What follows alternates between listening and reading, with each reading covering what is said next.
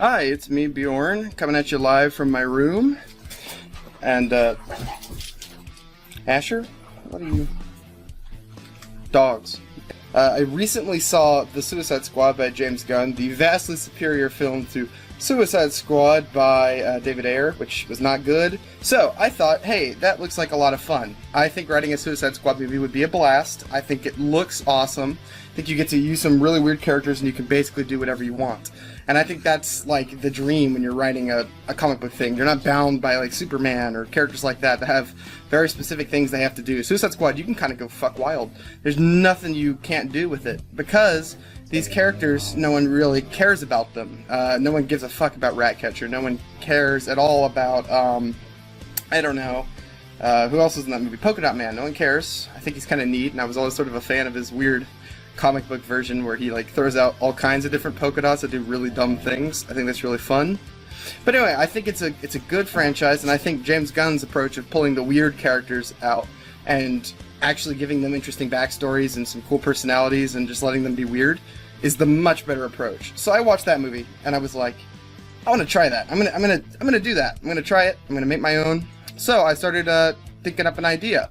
And I have been working on my own version of the Suicide Squad 3, or the Suicide Squad 2, or I'm going to call mine Suicide Squad The Point of No Return. I think you need at this point, you can't do the Suicide Squad 2 or Suicide Squad 3, it would be confusing. So I've just, a subtitle I think is the correct way to do this. And it's also sort of a reference to the first movie because they used Kansas's Point of No Return in the movie. That'd be a nice little callback. And so yeah, that's what I'm doing.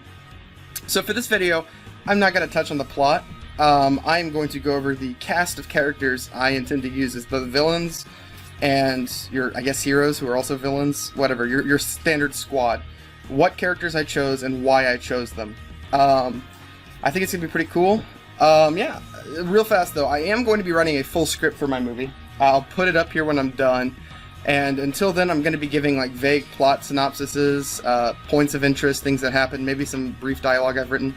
But I am writing a whole script just because I think it's a fun exercise and because it's good practice for writing a script.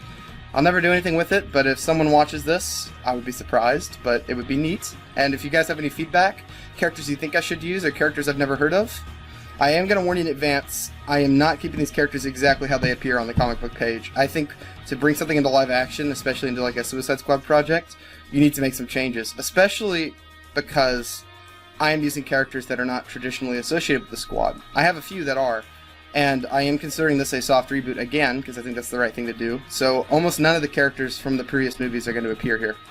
You're not going to get a Ratcatcher, no Bloodsport, and I'm not even including Peacemaker, because I don't know what's going to happen in his show. So I'm gonna leave him out so that my thing doesn't become weirdly dated as a alternate universe potential sequel that's probably terrible. Alright, so without further ado, go ahead and start playing Oh No by Grandson, because we're going to introduce our squad. And I feel like our first character we should introduce is a classic of the Suicide Squad.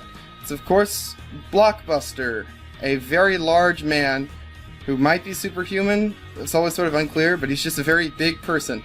And in my iteration of Blockbuster, he is also very, very dumb. I'm going to sort of use him to fill in the King Shark role of the sort of lovable sidekick.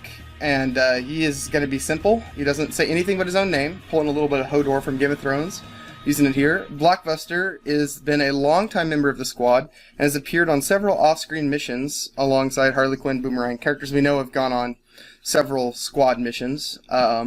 So he's a veteran. He's been on a few of these. We've just never seen him. We're gonna wink. Oh yeah, there was all these grand adventures like Obi-Wan and Anakin talk about in between movies. My next character I'm going to use is Harley Quinn. The classic Harley Quinn, you know, Margot Robbie. We're gonna take the one from James Gunn's version because, I mean, Jesus, she's so much better. And we're going to use her sparingly. I think Harley Quinn is often overused, and as much as I like James Gunn's version, I do think she is a little overplayed in that. I think she's best relegated as a funny side character that pops up from time to time, or she becomes very jarring.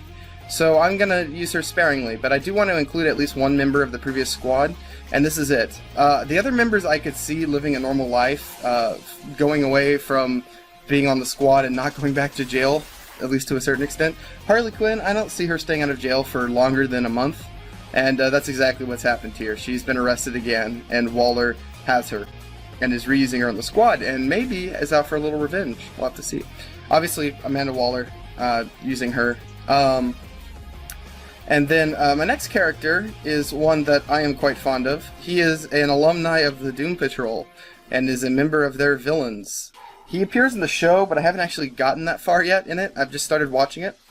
But I was reading on the villain wiki for DC characters, and I came across this guy, and I was like, oh, this is so perfect. This guy is so freaking weird. Why does this character exist? And the character I'm talking about is Beard Hunter. He's a man who hates beards. In the comic books, he can't grow his own. I'm not going to use that motivation. I don't think it really makes sense. I know in the Doom Patrol show he has a different motivation, but again, haven't seen it. In mine, he is just a crazy person who does not like beards. He has no motivation, and there's no reason he shouldn't like beards, but he hates them, and he will kill anyone who has one. He is a thing I think has been missing in the previous Squad movies, except for maybe Boomerang. He's just a crazy person, like an actual crazy person with no redeeming qualities whatsoever. Even if you think he's going to be a hero, the second someone with a beard shows up, he will kill them. There's no redemption here. There's no good guy here. This guy's just a crazy guy. And I think that's something that the Squad kind of needs a certain energy of. I think Boomerang kind of had it, but even he has these heroic moments. And I think he just needs straight up a nut job. Yeah, and this guy hates beards, so I should be very afraid of him. So Beard Hunter, yes, real DC character, really silly. And I'm going to be using him. My next character, Sportsmaster. This character's got a weird fan base around him. People actually are kind of fond of this guy, and I think he's really silly and fun. I am going to tweak his character and personality a little bit to make him fit here. His powers and abilities are still the same. He's good at really all sports. He can throw a frisbee, he can golf, he can shoot a basketball, and he can throw a football better than most quarterbacks. He is very good at sports. Was always perfect jock, and it went right to his head. He is your standard stereotype jock douchebag, sort of arrogant sports master guy. I think the traditional versions of him, from what I've seen, are very stoic and like standard villains stuff. I just like this idea that he's a sports master. He is literally perfect at sports, and there's stereotypes about that I think you can tap into for comedy. Mostly being just a douche, or like being really arrogant and overpowered of his abilities. Now, obviously, not all people who play sports are like that, but there's a film stereotype I can kind of tap into for some fun energy, and that's what I'm going for with Sportsmaster, the man who can throw a ball better than anyone. He's a really silly villain. I like him quite a bit. We're going to be using him. Next, I have a character of my own creation. This is not a comic book character. This is a guy I have invented, but I may do something unique with him. Just stay poised and watching attentively. This character is called Acid. He has modified super soakers that squirt acid, and he is in prison for killing the Falcone family.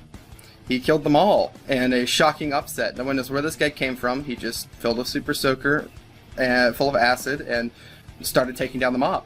And now he's in prison, and Amanda Waller wants to make him the leader of her new squad.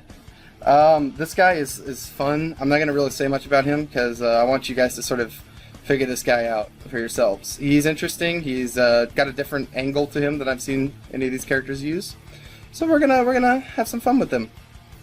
Our next character on the squad is Flatline. This is a new character, and I'm basically changing her completely. I like her look, and I like her aesthetic.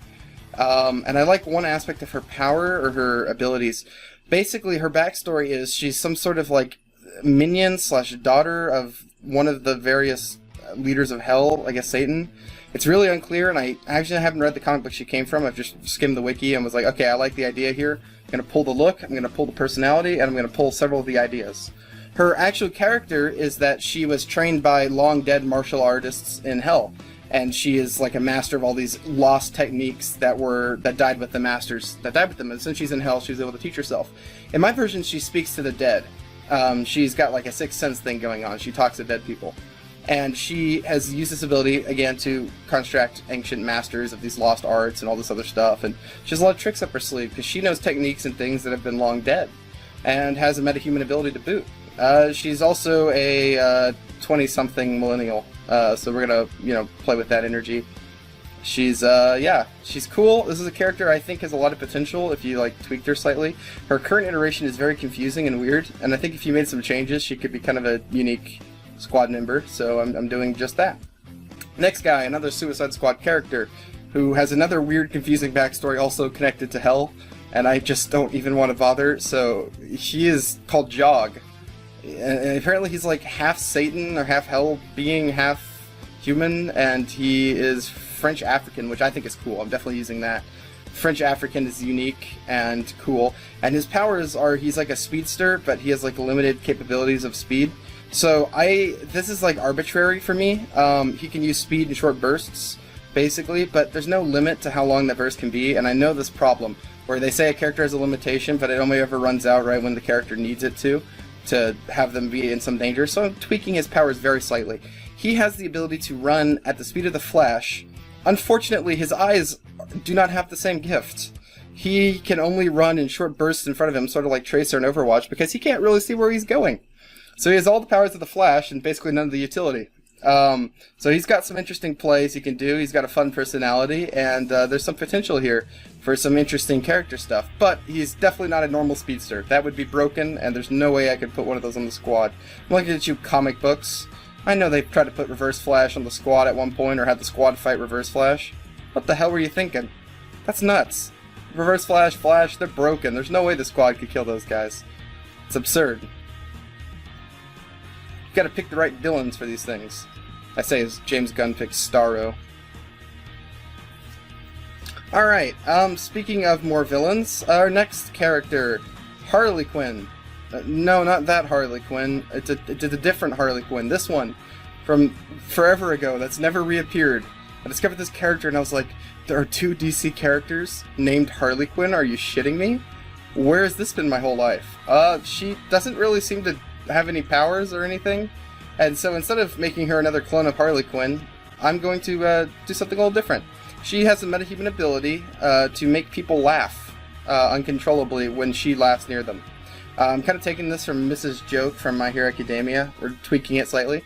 Her basic idea is she's in her 40s, and she has been Harley Quinn for as long as she's been a supervillain. And now there's this new upstart also called Harley Quinn, who's taking all of the limelight from her, and everyone is accusing her of being a ripoff, even though she was the first. And now she just so happens to be on a squad with the same Harley Quinn. Drama will ensue, as well as comedy. For those of you who don't know, this version of Harley Quinn first appeared in the 1940s, and was like a girlfriend to Green Lantern. She doesn't seem to have any powers, maybe she can hypnotize people. So I'm taking the hypnotization angle and sort of making it this laughing thing. I think it works with the aesthetic of this character. And I think it's really funny that DC had another Harley Quinn character before Harley Quinn, and they're basically unrelated to each other. Like, Harley Quinn we have now is not an iteration of this character. They're just completely different, and one is just gone from canon after the 90s. Basically, as soon as Harley Quinn was invented, this character just fell off the face of the earth, and I think that's way too funny to not use as a joke. So, that's why I'm including this character. And again, you're starting to notice we have a very large cast of characters here, and that's intentional. I think the angle to go with Suicide Squad is not 4 or 5, 6 characters. It's like a huge cast, and the reason you can do that is a lot of these characters would be irritating or grating in any large capacity. Some of the good ones you can have take center stage. I think James Gunn did that very well. But you also need a large cast so you can kill people a lot. I think that's a big key here. I'm going to kill a lot of people in this movie. I think that is a lot of the fun of a concept like the Suicide Squad. It's just murdering everybody. So we're going to be doing that. You can place your bets if you think who's going to die. Take a guess on which characters I plan on killing. I'm going to try to make it like up in the air. You never know who's going to die, who's going to live, when it's going to happen. Speaking of characters that are 100% going to die, I have a character called the Tin-Eyed Man. This is not one I made up. This is a real character. He has eyes on his fingers, and he's blind, except for the eyes on his fingers. And that's it. That's his power. Yeah, he's gonna be in here. He has eyes on his fingers. He's called Tin-Eyed Man. I think that's really all you need to know about him. He's got eyes on his fingers. Pretty cool, honestly. I like what we've got going on with him. Eyes on his fingers. There's not much more to say. Up next, we've got Metallo, classic Superman villain Metallo, man in a robotic suit powered by a chunk of kryptonite. In my version, that chunk of kryptonite is actually lodged inside of his heart, Iron Man style. and it keeps him alive, but also requires the suit to keep him sort of up and going. Mixing a little bit of the classic Metallo, Iron Man, obviously, and pulling in some Dr. Freeze. He's trapped inside the suit, and getting this kryptonite lodged in his chest was actually the fault of Superman. In an accident, he was robbing a bank. Superman stopped him.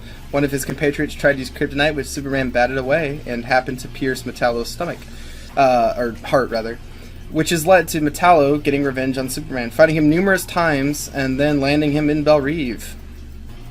Metallo is a fun villain. He's a classic Superman villain. I don't think DC will ever use him, considering that Superman's already fought Doomsday. I think we're a little past Metallo. So instead of wasting Metallo to the canon, like I think he might end up being like a character like Jimmy Olsen was in Zack Snyder's Batman vs. Superman, where he's like, I am apparently Jimmy Olsen, no one says my name and I die immediately. I kind of fear that might be the fate of a Metallo. So I'm going to take Metallo and I'm going to use him for something. This is going to be what I think might be my most controversial pick, because this character is traditionally a hero. Or at least what you could call a hero. I am going to take this character and make them a villain for once. They often serve as a sort of villain-hero role, like a person who unwittingly becomes the villain in their original story, but this character is not usually someone you would associate with the Suicide Squad or even villainy. In fact, again, this character is associated with the Doom Patrol. Why do I keep pulling from the Doom Patrol? Because they fight weird, zany villains that are just frankly perfect for this. The character I am talking about is Dorothy Spinner and her imaginary friend Candlemaker. For those who know, this character is awesome. I absolutely love her. She is a 13-year-old girl who was born deformed. I'm not actually going to use the deformity. I think that's often used to make her fit in with the weirder characters of the Doom Patrol. And I think it feels a little out of place in this context. So I'm just not going to use it for now. She is a metahuman who has the ability to bring to life imaginary friends that she creates. What's cool about her, besides, what I've already explained, is that often these imaginary friends are not her real friends. They're just things she imagines up. So if she has a nightmare or a creature she's afraid of, it becomes real. If she has a friend, it'll become real and help her. But not all her imaginary friends are on her side, and often they, clash with her. So it leads to this really cool sort of dynamic where you never know what imaginary friend is going to come out and if they're going to be helpful or not. And I think she's a perfect fit for the Suicide Squad. Although she's a little young, I'm going to have to explain how a 13-year-old is in Belle Reve, and I do.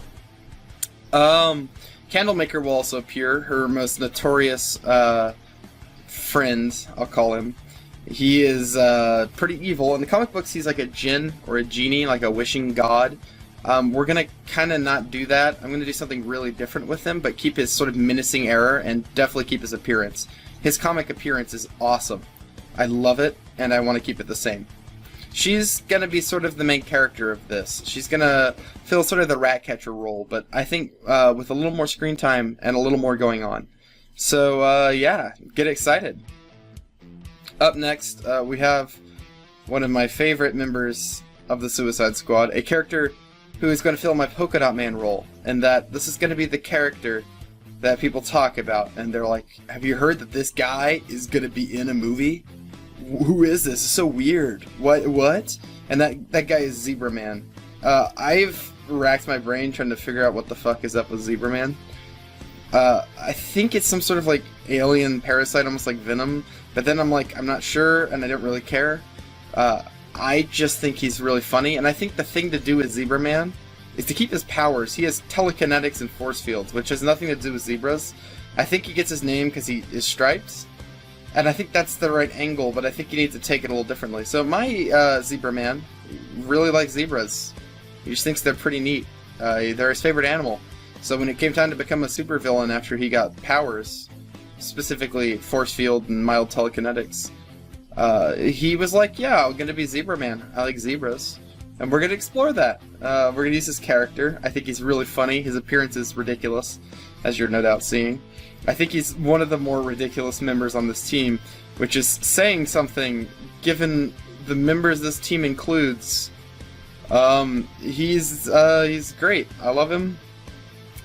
Next, we've got a big one. This is a character that is a Suicide Squad staple. She's probably the highest profile character I'm going to be using in this, besides Harley Quinn, of course. Maybe Metallo, but they're both pretty popular. This is Killer Frost, a Suicide Squad staple who is associated with one thing and one thing only, and that's betraying the Suicide Squad. In basically every iteration of the squad I've seen Killer Frost in, specifically the movies, the animated ones, she betrays them. It's kind of hilarious.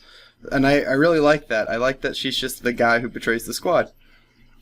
I know it, you know it, people who are familiar know it, so it's fun. And so yeah, I'm going to say Killer Frost will betray the squad. I'm not going to say when, where, or how. We're going to do it Hitchcock style, showing the bomb under the table instead of hiding it. That way there's suspense while you watch my shitty YouTube videos. When is she going to betray the squad? How's she going to do it? So yeah, Killer Frost, fun girl, ice powers, betrays the squad. Alright, last but not least is one of my favorite DC characters of all time. As far as like Suicide Squad members of the past, this is a comic book member, a long time. He's died a couple times on them. Clock King, first introduced to this guy in the Batman animated series. I've kind of always loved him. I think he's really silly. I really like his power, and I use the word silly a lot because silly isn't a bad thing. It's a good thing. Silly means that they have potential to be made great, to surprise you, to be a character that seems really dumb on the surface, but is actually really neat when you get down to it. And Clock King is one of those. His powers of extreme punctuality sound really stupid, and I mean they are, but he can actually be so cool and so useful, and his powers are surprisingly strong when you actually figure him out. And you'll see that a lot. I'm going to use him a few times for some fun action set pieces. Yeah, so Clock King is the last member of my squad. He's one of my personal favorite characters who's ever been on the squad. I've used a lot of my personal favorites from this mythos and some new characters I've discovered researching this. And I tend to give them all the sort of love and care I think they deserve before I murder them all. Because again, I'm going to kill a lot of people in this. I think a Suicide Squad with a large cast is best served because you can kill a lot of villains, you can kill a lot of characters, and people won't get too upset except for the fact that they've grown attached to these characters that they shouldn't feel attached to. And I think that's a really cool, magical thing that only this franchise can really do. Yeah. And so let's talk a little bit about who our villains will be fighting. Because obviously our villains need to fight something. And they're not fighting a monster in this movie. In fact, they're fighting a cult. I have based the plot of this movie on the Waco, Texas incident. For those who don't know, look it up. There's some really great videos. I'll maybe link one in the comments or in the description. The Waco, Texas incident was involved a cult fighting with the FBI and the ATF, and it was a bloodbath, and it was very controversial, and the exact sort of thing the Suicide Squad should be involved in. So I've used it for my script, and I'm using it as my main villain. So whose cult is this, and who might lead it? Well, I picked another silly villain who I think is popular among circles of, look at how weird this villain is. Crazy Quilt. The man who has mind control powers and wears crazy quilts. And I think he's really fun. I think this villain is great, and I'm doing something different with him. He's a cult leader, and he leads a few metahumans and a cult of normal people who have taken over the small Texas town of Comforton. Comforton is based on Comfort, Texas, small town here in Texas. Specifically, they have taken over this town that's sort of been abandoned. It's got small amounts of people in there. They've taken about 150 hostages. But what the town was once booming, it has a big mall left over from the 80s. We're going to have a lot of action set pieces there. And there's just this sort of ghost town that still lived in small Texas town. And the Suicide Squad can sort of have free reign trying to take down this cult inside of this town without being detected. And so we've got our members, we've got our location. So let's discuss some of the other followers of Crazy Quilt. We've got Mono, traditionally an alien. I'm making him a guy. He has the power to dissolve anything he touches, except for plastic and glass.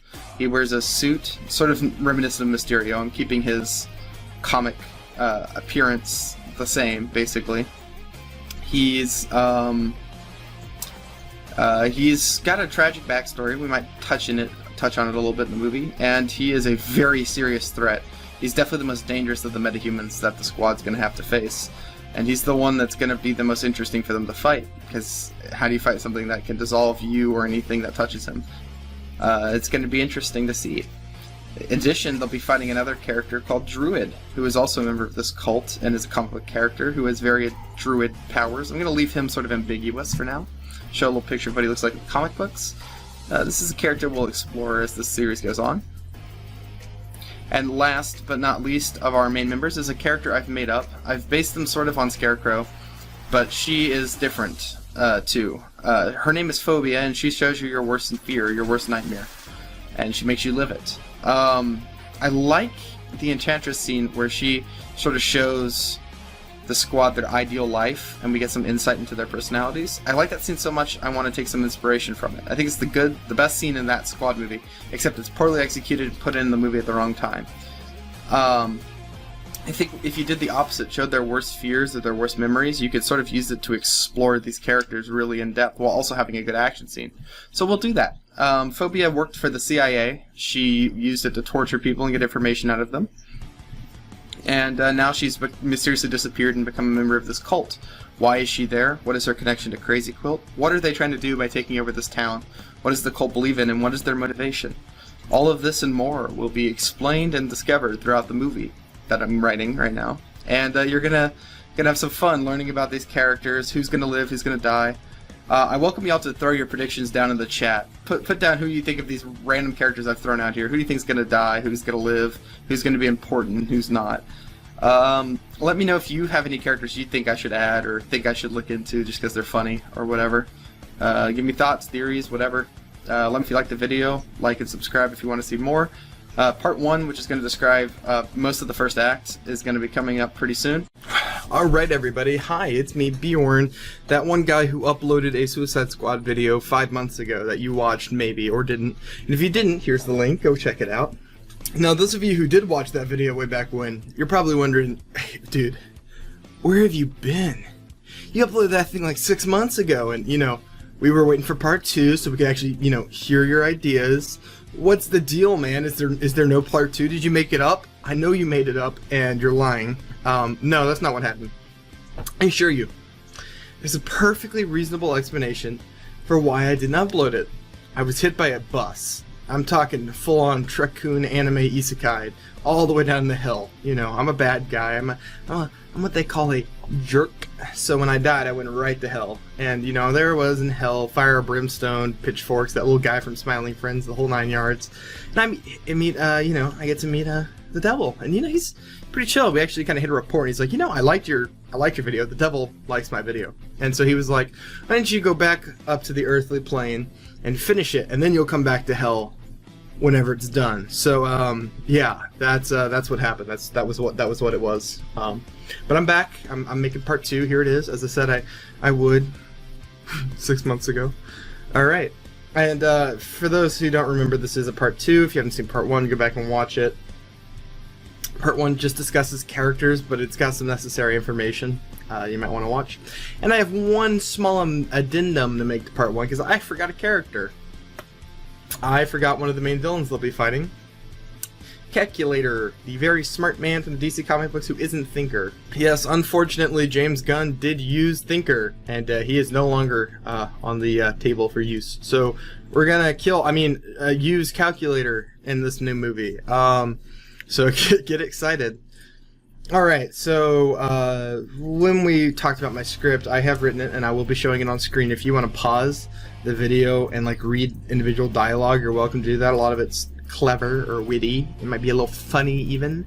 But I'm mostly going to kind of explain main plot points here. And if you want to read the script, you can just pause the video when I show the script on screen, and you can read it yourselves and see what you think.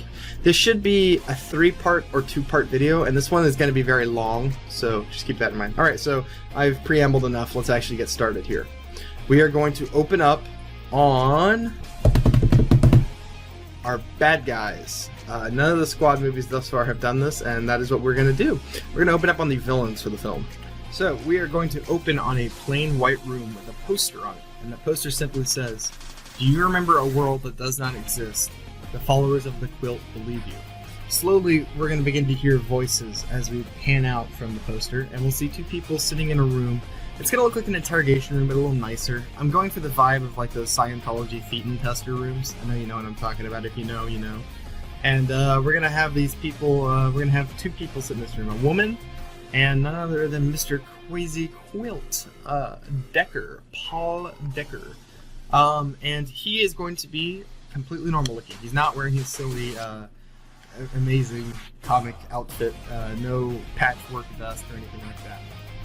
And he's going to be interviewing her.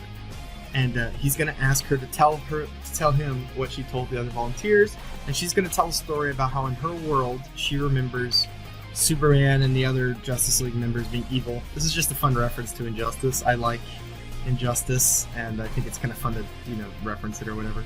So, what these cultists are doing is they are looking for people who are experiencing something like the Mandela effect, which I don't believe in, but I think is fun for fiction. The Mandela effect, for those who are uninitiated, are people who believe they have accidentally shifted universes from a world where they cannot remember the name of Fruit Loops to a world where they also cannot remember the name of Fruit Loops.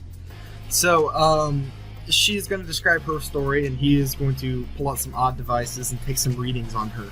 And we'll see it beep and light up. And then he's going to write on a piece of paper her name, a couple of identification numbers, and then the word dangerous, which he will underline. After that, he's going to hand her an odd set of glasses, like a device sort of, and tell her that it's going to take more readings. She'll put it on, stand up awkwardly, and just walk out of the room before he says, "Go join the others," as she walks out. Obviously, this is our first look at his powers. For those who don't know, he is a mind controller. He uses flashing color patterns. I'll say that maybe the glasses flash off some colors that you can see to mind control people. So she walks off. He starts to set his file back into its case, and we hear a knock at the door. We see none other than the forgotten calculator, who I forgot was in this movie for a bit there. Calculator is going to say, "Paul, it's happening. We've got the readings," super dramatically. And Paul, or I'll say Crazy Quilt from now on, is going to turn to Calculator and say, "Where?" "Comforton, Texas, a small town with minimal resistance." Crazy Quilt is going to say, "That's perfect. Ready the troops. We're going to take the town today." And then we're going to cut to the prison. Real fast, I'm going to mention that I have made a soundtrack to go along with this video. I'll link it in the description of this video. It's just got some songs that I'll probably use based on the script in my final movie, or it's just songs I think fit the tone that are nice that I couldn't find a place to sort of wedge in. There's some pretty good ones, some mildly obscure stuff, some not so obscure stuff. Whatever, it's interesting. You can go take a listen to it. But for our first song, we're going to use the song "Crazy," classic sort of older song, and we're going to play it in because, of course, we are in the insane prison for the insane super criminals. And we're going to pan in on Amanda Waller walking.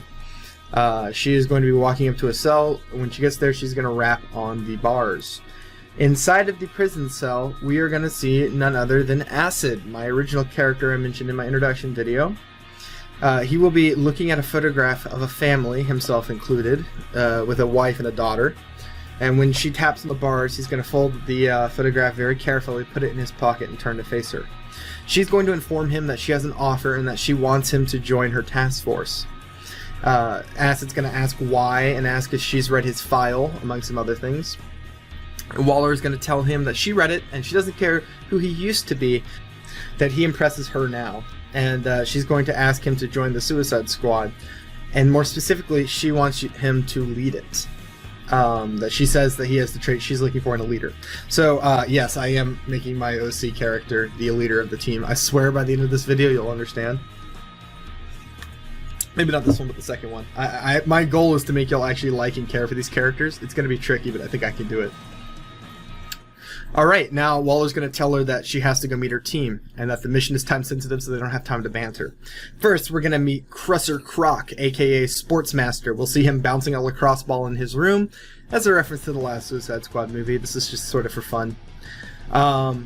She's going to tell him that he's an expert in all things sports, and Acid will ask, like football? And she'll say yes, among other things. He's more effective than he seems, that he's been on a couple missions for her.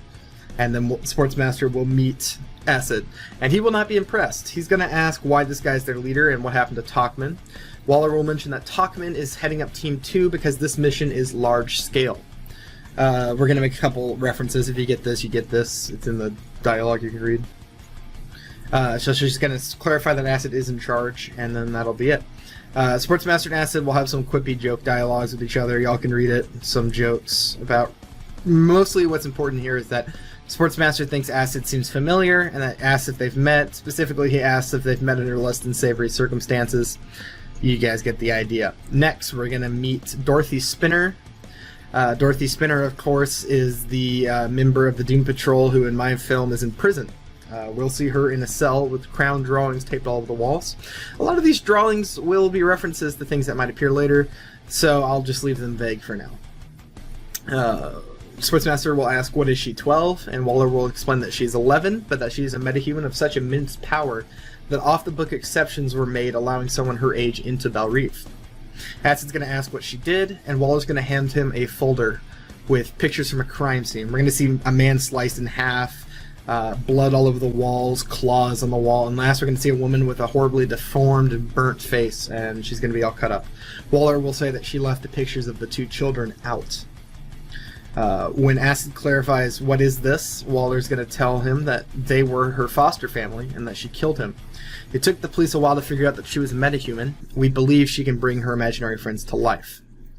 Sportsmaster will ask, what kind of friend does something like this? And Waller will say that with any luck, the kind you don't have to meet. Dorothy will now join them. This next scene, I'm just going to kind of skim over. Basically, we see Kite Man in a prison cell. Waller's about to put him on the team and decides not to. And we see Kite Man kind of upset about that. I just wanted to put Kite Man in, but didn't want to actually include him on my team. It's a sin that Kite Man has not appeared in a Squad movie yet. He's a classic character, in my opinion. Next, we're going to be introduced to Beard Hunter, who I haven't given a real name yet because I could not find one for the life of me. Everywhere I looked, he was just called Beard Hunter. So I'm just going to make up some pun name, but for now I just left it blank. She'll tell them that he kills people with beards and those without with some convincing, and that he has an impressive kill count. When asked how impressive, Waller tells him that he has killed 33 bearded individuals before capture, and that he's killed 2 more since he's been here, and that has landed him in isolation. Acid will say, 35, fuck me, no one on our team has a beard, right? Waller will say that's correct. Sportsmaster's going to notice that he has a razor, and he's going to say, you gave him a razor? And Waller will explain that he's easier to handle with it, and that if he grows a beard, he can become hard to control. Beard Hunter will step out and say clean shaven, and that he respects it, and that he was a little worried he'd have to lose a teammate right off the bat, and that would be a rough start to team building. As they walk, we do some more joking dialogue here. Most importantly, that Sportsmaster says some not so great stuff in front of the kid, and Acid makes a face at him, and he says that she's a murderer and that she can handle locker room talk. We see Dorothy. She looks at the ground and she says, I didn't kill anyone. It was Candlemaker. We're setting up Candlemaker, who of course will appear later. I already mentioned him. Next we have Metallo. I'm gonna breeze over Metallo for brevity, but he agrees to join, and that he is disappointed that their mission is not to take down Superman, because he wants to fight Superman and his life's work is to fight Superman, and that's going to be his character trait. Enjoy it. Waller will explain that he's half human, half machine, and that he's powered by a piece of kryptonite, just like the comic books. Alright, we're going to skim through. Y'all can read this dialogue. Again, if you want to pause the video, you can pause it and read any of this dialogue I'm skipping over. Sportsmaster is going to try to pry information out of Waller about the mission, and all she'll tell him is that they're going to Texas, and then we're going to hard cut to the briefing room. We're going to use the same one from The Suicide Squad because it looks very similar to the comic book one, and I like that.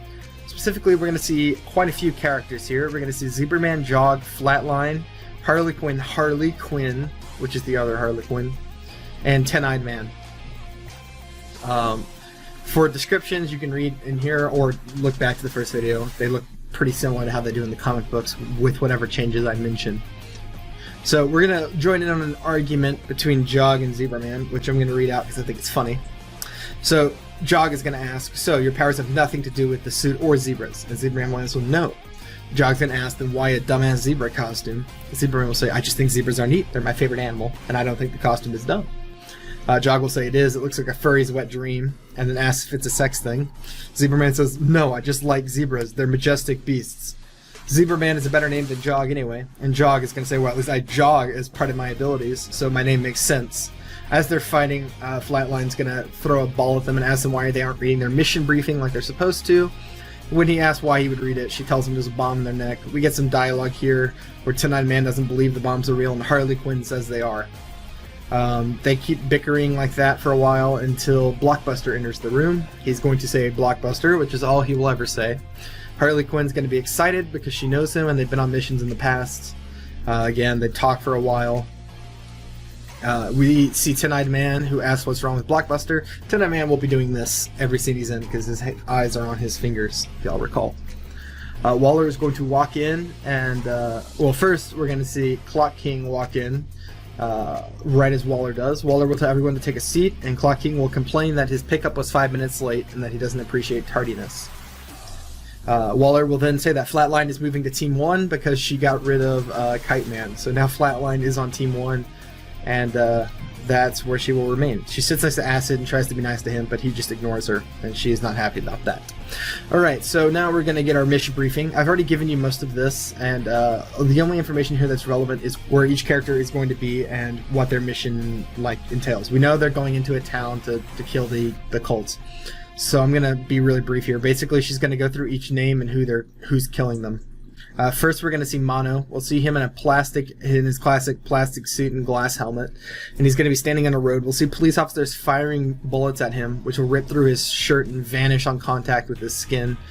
He's going to run up and grab an officer, reducing him to ash, and then Waller's going to pause the video, say that he is a metahuman who can dissolve anything, and that both teams will be working together to kill this guy and Decker, because he's basically the bodyguard to Crazy Quilt, and so that they'll have to take them out together. So both teams will converge at the end of the mission to take these two guys out. Morgan Hill, another OC character of mine, aka Phobia, that Waller will mention all the backstory already mentioned, and that she's taking up at the local VA hospital, and that Team 1 is going to be taking this character out. Team 2 has the objectives of killing Druid, who is an elderly man who has the ability to control plants and animals, who had a cult of his own before joining Crazy Quilt, and that he is taken up at the small Comforton Zoo, of course. Calculator, who she wants them to take alive, and then mentions that Team 2 has a secondary objective to retrieve their inside man, who is Killer Frost. I mentioned all of this. Then we're going to hard cut to the tarmac. We're going to follow Team 1 when they're leaving. Team 1 being Metallo, Acid, Candlemaker / Dorothy Spinner, Flatline, Sportsmaster, and Beard Hunter. I think that's all of them. I don't think I missed one. I said Metallo, I believe, already. So, yeah, that should be all of them. So we're going to get our classic team-up shot. This is going to be with Royal Blood Out of the Black as the theme song, which is a kick-ass song. You're going to listen to it on the playlist if you haven't heard it, and you're going to immediately go, yep, that is the team walking down the tarmac song. So we've got Metallo walking at the end of the squad. Light is reflecting off of him and blinding Flatline, who's trying to look away next to him. We've got Beard Hunter, who's checking his face for stubble with a small mirror. And next to him is Sportsmaster, who's catching a baseball with a glove. In the middle, we see Acid popping his neck and fiddling with gauges on his gun. Basically, imagine he has like a pressure washer backpack and a pressure washer gun that literally shoots acid at pressure washer speed.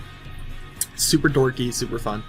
We got Dorothy Spinner. She'll be walking, and she's going to have a teddy bear dress in military gear riding on her shoulder. It smokes a big cigar. Beard Hunter will notice and just stare. As we pan around for the big reveal of the helicopters, we are not going to see helicopters, but instead we're going to see them being loaded onto a cow truck. Cows are being put into a truck. I live in Texas, so you see these things all the time, but basically they have holes in the side and they're just stuffed with cows. So it's going to say cow truck, and Walt's going to say it's the only way to get close to Comforton without raising suspicion. The cult has spies everywhere, and it's proven troublesome. They're going to join, they're going to hop on this truck, basically. We'll see them all get on. As soon as Metallo steps on the truck, the whole thing's going to weigh down. It's just a fun little joke. It's going to smell like, Sportsmaster's going to say it smells like shit, and Acid's going to say I think that's the idea. They're gonna banter a little bit and argue about all this stuff, and then a cow is going to walk in front of the camera, and I'm going to do the diegetic titles that James Gunn did. I think they're cute, and I want to keep doing them. So the cow will have like a brand on his side that says Suicide Squad: The Point of No Return, which again is the name of my movie. And eventually we're going to cut back to them in the truck with Beard Hunter staring at the bear on Dorothy's shoulder still. Beard Hunter is going to ask her to explain it to him and asks if it's a robot or a puppet. She's going to say no, he's Sergeant Stuffy, and that he's her imaginary friend. Beard Hunter is going to say imaginary. I don't think imaginary friends usually carry knives and smoke. Sergeant Stuffy's going to say some super generic dialogue that like an edgy war movie would say. And Dorothy will explain that he was based on Rambo, and that when she saw it as a kid, she thought up a teddy bear version of the character, and that ever since then has been her imaginary friend / bodyguard, basically. So Sportsmaster's going to ask if anything she can imagine comes real. Dorothy will say yes. Sportsmaster will tell her that she could literally bang anything she wanted to with that. Mention that she could do aliens and other freaky shit, and then say that there's money to be made. Beard Hunter and him are going to get into an argument over his treatment of her. And at the end, it's going to turn out that Flatline wants them to basically say the coolest thing they've ever done to prove who is the best once and for all. Sportsmaster will say that he beat someone to death with a football, and that it's harder than it sounds. Flatline will say that that's nothing, that she once ripped a man's heart out, and that she did it with her bare hands. And then she'll mention that he was the world's most unlucky mugger. Beard Hunter will say that he can cut the beard off a man in 23 seconds. Sportsmaster will ask him, what, did he time it? And Beard Hunter will say yes. When asked why, he'll say, so I could beat my record. Battella will mention that he once fought Superman and almost beat him. When asked what he has done, Acid will tell them that he killed the entire Falcone family in a single night, and that he melted the skin off their bones with his acid. When they all stare at him and make faces, like I discuss, and Flatline will mention that she remembered hearing about that, and that even the kids died. Acid's gonna look at the ground and say, yeah. When the truck finally comes to a stop, we'll do like a time-lapse thing. We're gonna hear the song Sleeping on the Blacktop start playing, as two guards open it up and point them in the direction of Comforton and tell them that it's about 12 miles away. We're going to watch the team sort of climb over the hills of Texas or whatever, get some cool shots, and then we'll pan over a cactus where the quills will spell out Part 1 Nightmares. We see them reach the edge of Comforton. The town is quiet, but all we can see are two guards moving along the streets. Sportsmaster's going to ask where their guy is, and they're going to look at a map and find the VA building on there. Flatline's going to say, what's the plan? And Aston's going to say, I said we just knock on the front door. So we're going to hard cut to the front of the VA hospital. We'll see two guards, each holding a machine gun. Guard 1 and Guard 2 will be their names. Lovely, of course. Guard 1 says, I'm telling you, Milky Way is the best. Guard 2 says, but have you had a Snickers? Guard 1 says, of course, but it doesn't change the fact that Milky Way is better than everything by a mile. Suddenly, a large metal discus is going to stick him in the throat, and we're going to see his blood spray all over the second guard. The second guard recoils back, only to have a javelin rip right through his chest. We see Sportsmaster walk up and recover his weapons, kind of like washing the blood off. Flatline's going to put in earbuds as the rest of the team gathers up, and we're going to hear the song Fly Day Chinatown. Now let me explain this, because I'm gonna explain this. When I was looking at Flatline, relatively new character who is kind of bad in the comic books in my opinion, not ideal. The one character trait they had, like her one thing they mentioned, is that she likes manga because she's supposed to be a hip, relatable child or teen. And I was like, okay, that's terrible. So I'm gonna change it to a love for to 80s, 90s, like Japanese city pop that she's gonna put through her ears, and we'll use it for some comedic effect in the fight scenes, basically. So yeah, I'm trying to honor the characters as best I can, but that was just really stupid. Like mentioning that she likes manga is just, it's so like cringy. I don't know. So this fight will follow Flatline's perspective for a couple reasons we'll see later. We're gonna get the team up shot following Flatline as our center of focus. Acid's gonna count down from 3, and when he hits 1, they're gonna burst in and chaos is gonna break out. She's going to run into the VA lobby where she's going to immediately disarm a guard with martial arts. I want her to be using full-on kung fu, punching, like, all kinds of crazy stuff. I want, like, really zany, over-the-top, like, kung fu, like, wire fu action with her. She's going to be a full-on kung fu guy. And the camera's going to kind of pan around her as she fights two guys. She's going to punch and kick. And we're going to see McTallow smash a guy's head with his bare hands, like kind of just popping it. We'll see Acid blast the guard in the face. We'll see his face melt and see smoke rising from it. Hopefully I could do some cool practical effects, like some kind of Cronenberg, like face melting stuff. 2 more armed guards rush from out of the room, and Beard Hunter shoots them in the head. None of them have beards, though. Lifeline's going to leap forward towards the next guard, jabbing him in the throat and slamming his head into her knee. We see a faint blue glow, and a translucent girl appears in front of her. This is another thing I mentioned. One of her powers is that she can see and speak to dead people. This is where it's going to be. The ghost is going to ask for help, And Flatline's going to ask her what happened, and the ghost is going to ask where her mother is and ask if she's seen her. Suddenly, a guard is going to rip through the little girl, like run through her spirit, and has a knife. He tries to catch, he almost catches Flatline unprepared, but right as he's about to kill her, Sergeant Stuffy, the stuffed bear, jumps on him and slits his throat like this, spraying Flatline with blood. We're going to go really gory because it's just super goofy. Sergeant Stuffy's going to say, "Watch your six. A careless soldier is a dead soldier." Flatline's obviously going to be confused by this. Then we're going to see Sportsmaster beat the last guard to death with a metal bat. Metallo is going to say that that was easy and that he wants a real challenge like the Man of Steel, continuing his one character trait. Flatline's going to say that they have different definitions of easy. She's going to look up and see a group of ghosts all looking at her. Each has parts of their skull removed. Some of their eyes are missing. They're all torn up and like cut up. They're going to ask her for help. Flatline's going to turn to the rest of the team and say, "People died here." Sportsmaster will say, "No shit, I killed 3 myself." Flatline's going to say, "No, I mean innocent people. They're doing something horrible here. Even children." Acid's going to tell them to focus and that there's going to be more guards as they go. Flatline's going to look over her shoulder as they move on, and we'll see all the ghosts just staring. They walk up to an elevator and get in. Acid touches his earpiece and asks Waller what floor the target's on. We'll cut to Waller. She'll say 5th floor. Acid's going to hit the button, and we'll all see them sort of like bunched up together. Shitty elevator music, instant comedy, haha. So then we'll see Flatline's going to ask if the acid just kills or if it maims, and he's going to say, "Oh, it kills. I make it special so that it can eat through a body in about 20 seconds. Metallo's going to ask about metal, and Acid say, "Don't know, I'm going to have to test it." Metallo kind of steps away nervously. I think it's a big joke that just a big giant robot man. The doors open up and they step off. 2 guards see them but are too slow. Beard Hunter's going to shoot one, and Sergeant Stuffy will throw a knife into the skull of another one. Both guards are going to hit the floor at the same time. And I'll say Beard Hunter and the bear make like awkward eye contact. We'll say Beard Hunter checks their faces and then throws up his hands. "Does everyone in this whole town shave? We're in Texas, for fuck's sake. I need one beard." Acid's going to push past him and start to move down the hall. We'll see Dorothy kind of walking up next to him.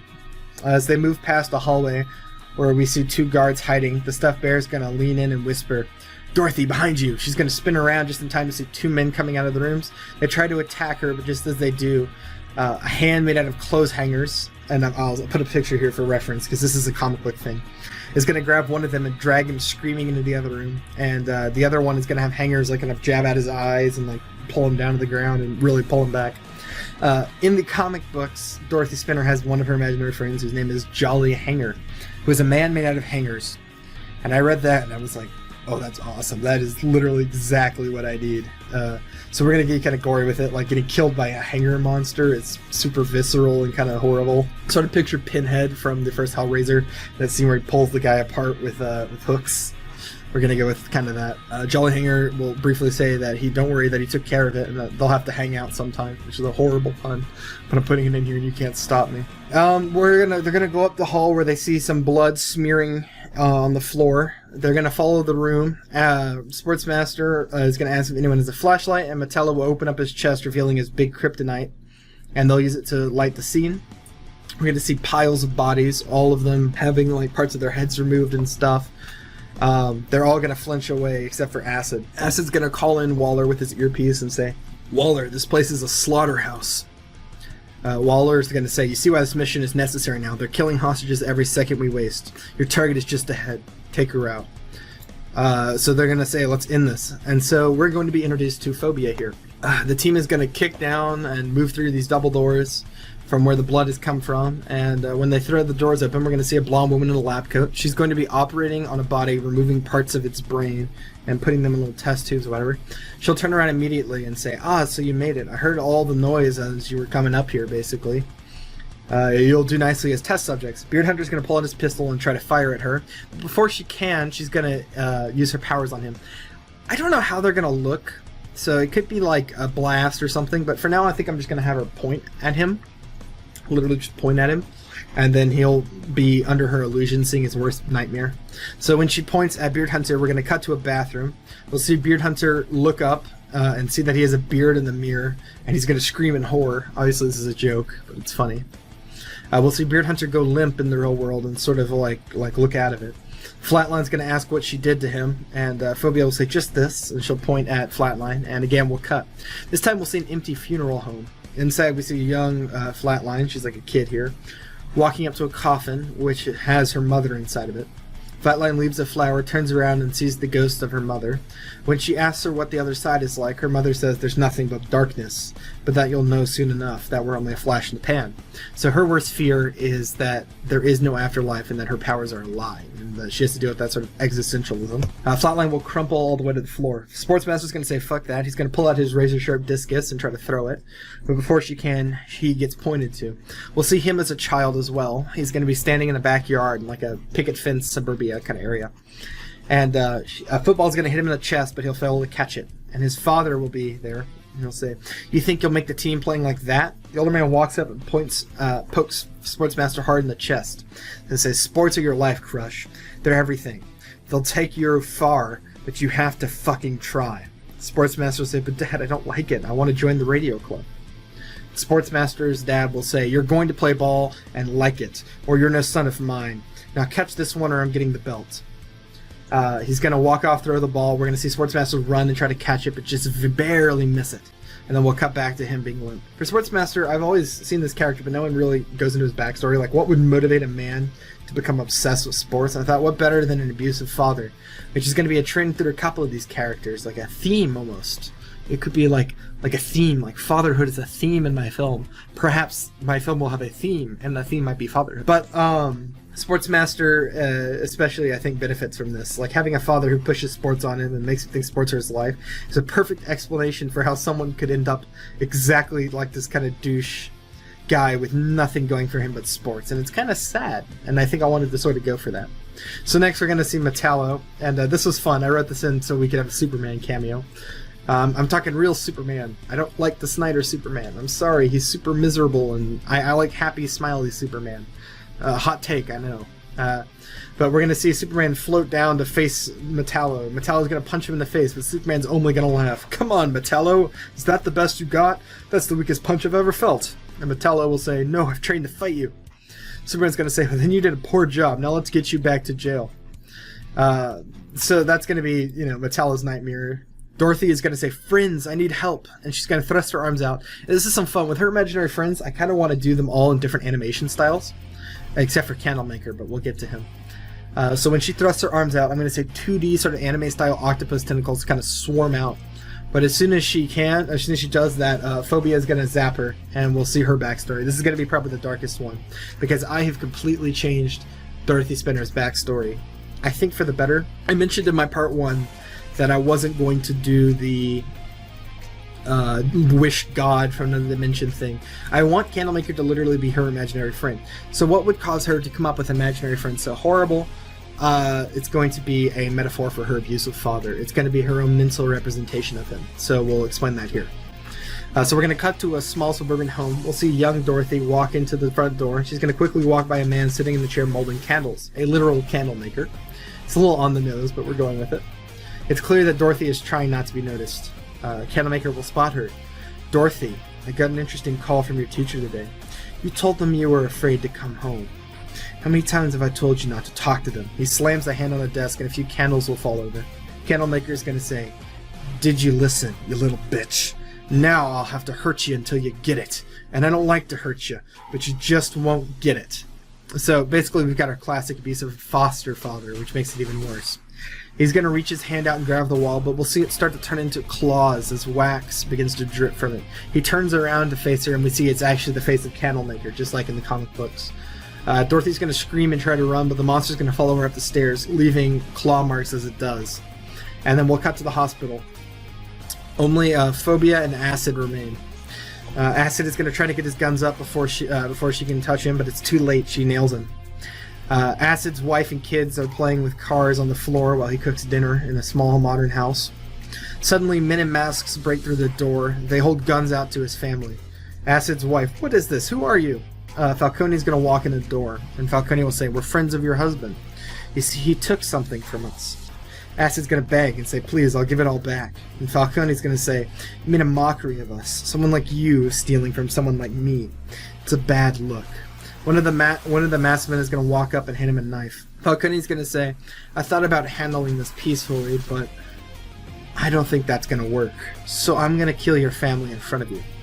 And then no one will ever fuck with me again." I thought about killing you too, but I think I'll leave you alive in such a way that you'll never forget what a joke you are.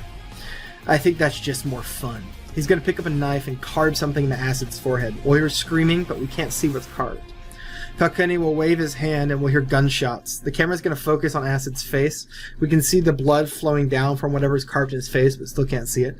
And we can see his dead family reflected in his eyes. We're going to cut to a hospital as Acid's hand drops to his side with his gun with it.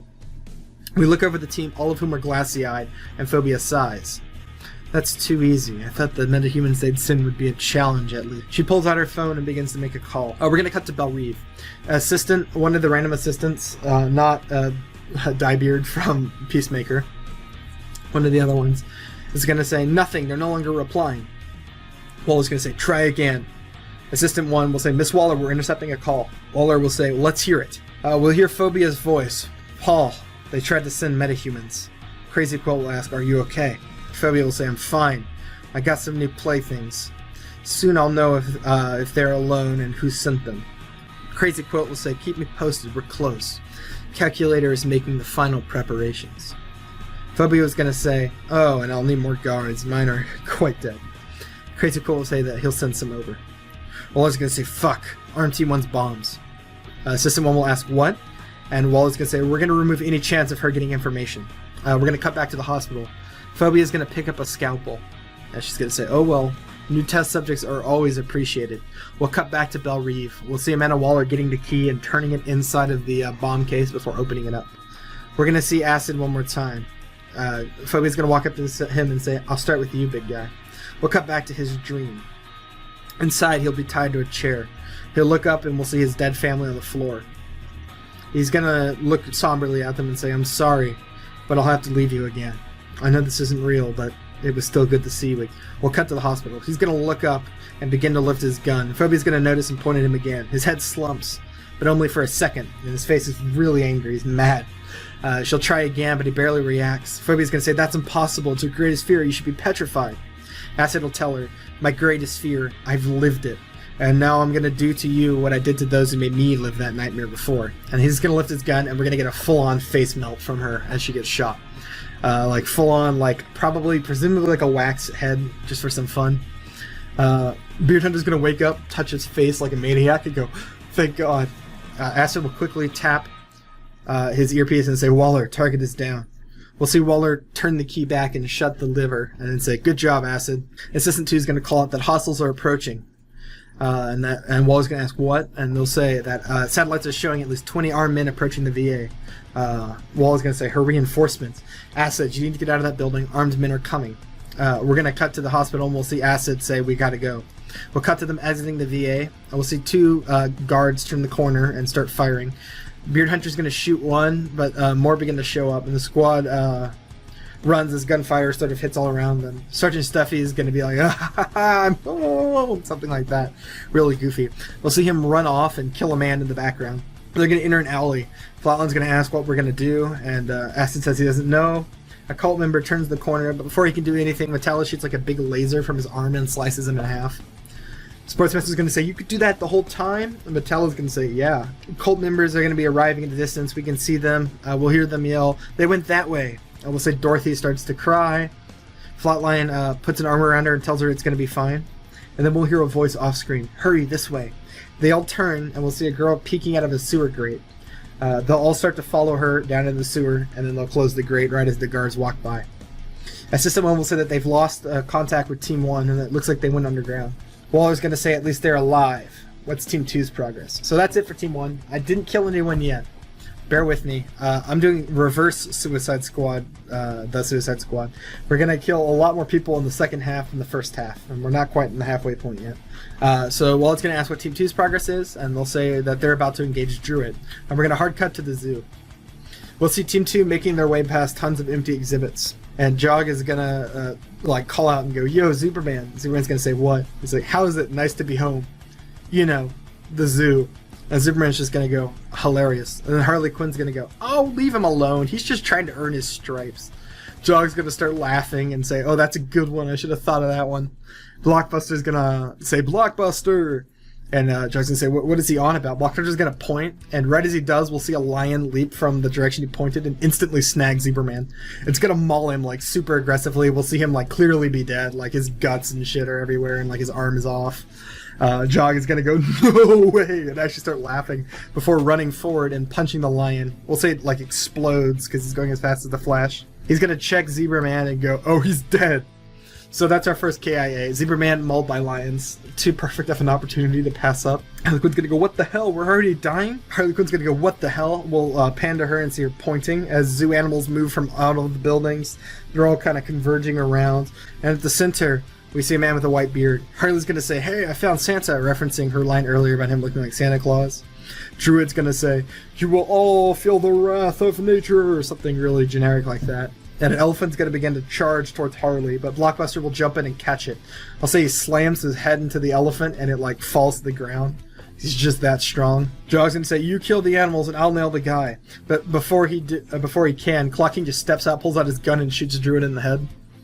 We'll say blood sprays across some of the animals, and they all scatter, running away from the gunshot noise. He's going to go, fucking amateurs. He was standing right there.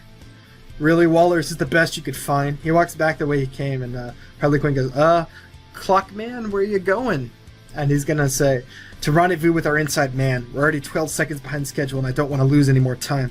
We only have 4 minutes and 43 seconds before this place is swarming with cult troops, if we're lucky. Harley's gonna shrug and sort of start to follow him, and then the others are gonna join there too. Hello, welcome back to Bjorn Does Movies. I am Bjorn, and I do movies. Welcome. We're continuing the Suicide Squad thing where I write a sequel to The Suicide Squad or Suicide Squad 2. I'm calling this one The Suicide Squad Point of No Return. If you have not seen parts 1 or 2, I would recommend at least watching part 2 because part 1 is just like an introduction of what characters I'm using and why, and part 2 is like the first chunk of the scripts. I really would recommend watching that. So just like put a benchmark in this one and then go back and watch that later. My dog is licking his ass. That's the sort of quality content you can come to expect from this channel. So, picking up where we left off, I'm just going to jump right into it. Harley Quinn and her team, which I believe I'm calling Team 1, I can't remember if they're Team 1 or Team 2, it doesn't matter. Harley Quinn and her team, led by Clock King, have just defeated Druid, the man who can control plants and animals. Quite easily, actually. And now they walk off. Jog is going to walk up to Harley Quinn for our introductory thing, and he's going to ask, how many teammates usually bite it? Harley Quinn is going to say, I don't know, half. Jog is going to be alarmed by this, obviously, and Harley will say that sometimes it's more. Harley Quinn, as in Harley Quinn, not Harley Quinn, is going to say, but you've survived every time. Harley's going to say, I guess I'm just lucky. And Harley Quinn's going to say, sure, luck. Harley's going to point out that she's picking up bad vibes from the other Harley Quinn, and she's going to ask if she did something to her. To which the older Harley Quinn will reply, did you do something to me? You ruined my life. Harley will ask what she did, and that she usually remembers, ruining people's lives. To which Harley Quinn will reply that you stole my name. I was Harley Quinn before you were even born. Now everyone hears my name and calls me a ripoff. Harley Quinn's gonna go, oh my god, your name's Harley Quinn too? That's so weird. Parents, am I right? Harley Quinn will ask, what does that mean? To which Harley Quinn will explain that her name is quite literally Harley Quinn. She was born with her name. But Harley Quinn and Jog are going to be really confused by that. They're going to say, Jog's going to say, that's shit luck. Is that why you dress as a clown? To which Harley will reply, nope, that's a coincidence. Which I think is really funny because it is, for all intents and purposes, a coincidence that Harley Quinn dresses like a clown. Harley is going to propose that they should totally team up because 2 Harley Quinns are better than 1, to which Harley Quinn, the older one, will begrudgingly agree. So now we're going to cut to Team 1. Okay, I guess this is Team 1. We're going to cut to Team 1 in the dark dripping sewers of Comforton, where we left them. They were fleeing after having killed successfully Phobia. And now they are following a 20-year-old girl who has led them into the sewers safely. The girl's going to say, those costumes, are you guys superheroes? To which Acid will say no. Flatline will disagree with him and say that they are, and that the girl should ignore him, and then say that they're here to take out the cult, but they need to find a way to get to the mall, which is where the leader of the cult, Crazy Quilt, is, and that's where their current objective is to get there. The girl will say, I can do that. Well, not me, my dad. He used to work down here. The sewers run through the whole town. If a pipe runs by the mall, he'll know. Acid's going to say that's great and ask to be brought to him, and the girl will agree and mention that they have a camp set up down here. As they go, we hear Sportsmaster grumbling about getting 10 years off his sentence, but they don't mention the shit in the sewers. He'll ask why the cult couldn't have taken over Vegas. Metallo will point out that he complains a lot, and Sportsmaster will snap back saying that he rusts if we're let outside, to which Metallo will reply that he's made of titanium alloy so that he doesn't actually rust. Sportsmaster will not be amused by this. Lastly, we'll see Beard Hunter whispering to himself. He'll be whispering awkwardly, just one more beard. Just one more beard, that's all I ask. Just one more and I can die a happy man. Sportsmaster will ask if he's okay, and Beard Hunter will say that he will be, he just needs a beard. I think we can all see where this is kind of going. The girl leads them to a cross-section in the sewers, and we see a large tent set up, sort of like a refugee camp set up down inside the sewers of people who escaped the cult when they first invaded and are now hiding out in the sewers to evade capture. The girl goes to get her father, and we see Flatline Dorothy have some nice conversation. Her pet teddy bear imaginary friend will mention that they used to use the sewers to sneak up on Charlie, and Dorothy will point out that he's only 2 years old, so that's not possible. The refugee girl will return with her father in tow. A group of survivors follow behind them, and we can see that her father has a beard. We all know where this is going. Before the girl can even finish introducing him, Beard Hunter is going to knock him to the ground and begin to rip his beard off with a knife.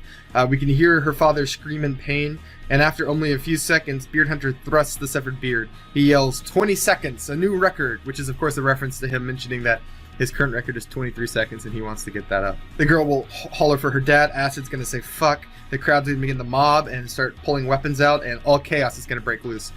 So we're getting the Suicide Squad versus a bunch of refugees. This is not a callback to the original The Suicide Squad. This is just a reference that they both fight refugees in both those movies. Dorothy's going to beg for them to fight, to stop fighting. As the chaos takes over, we're going to see the squad killing men.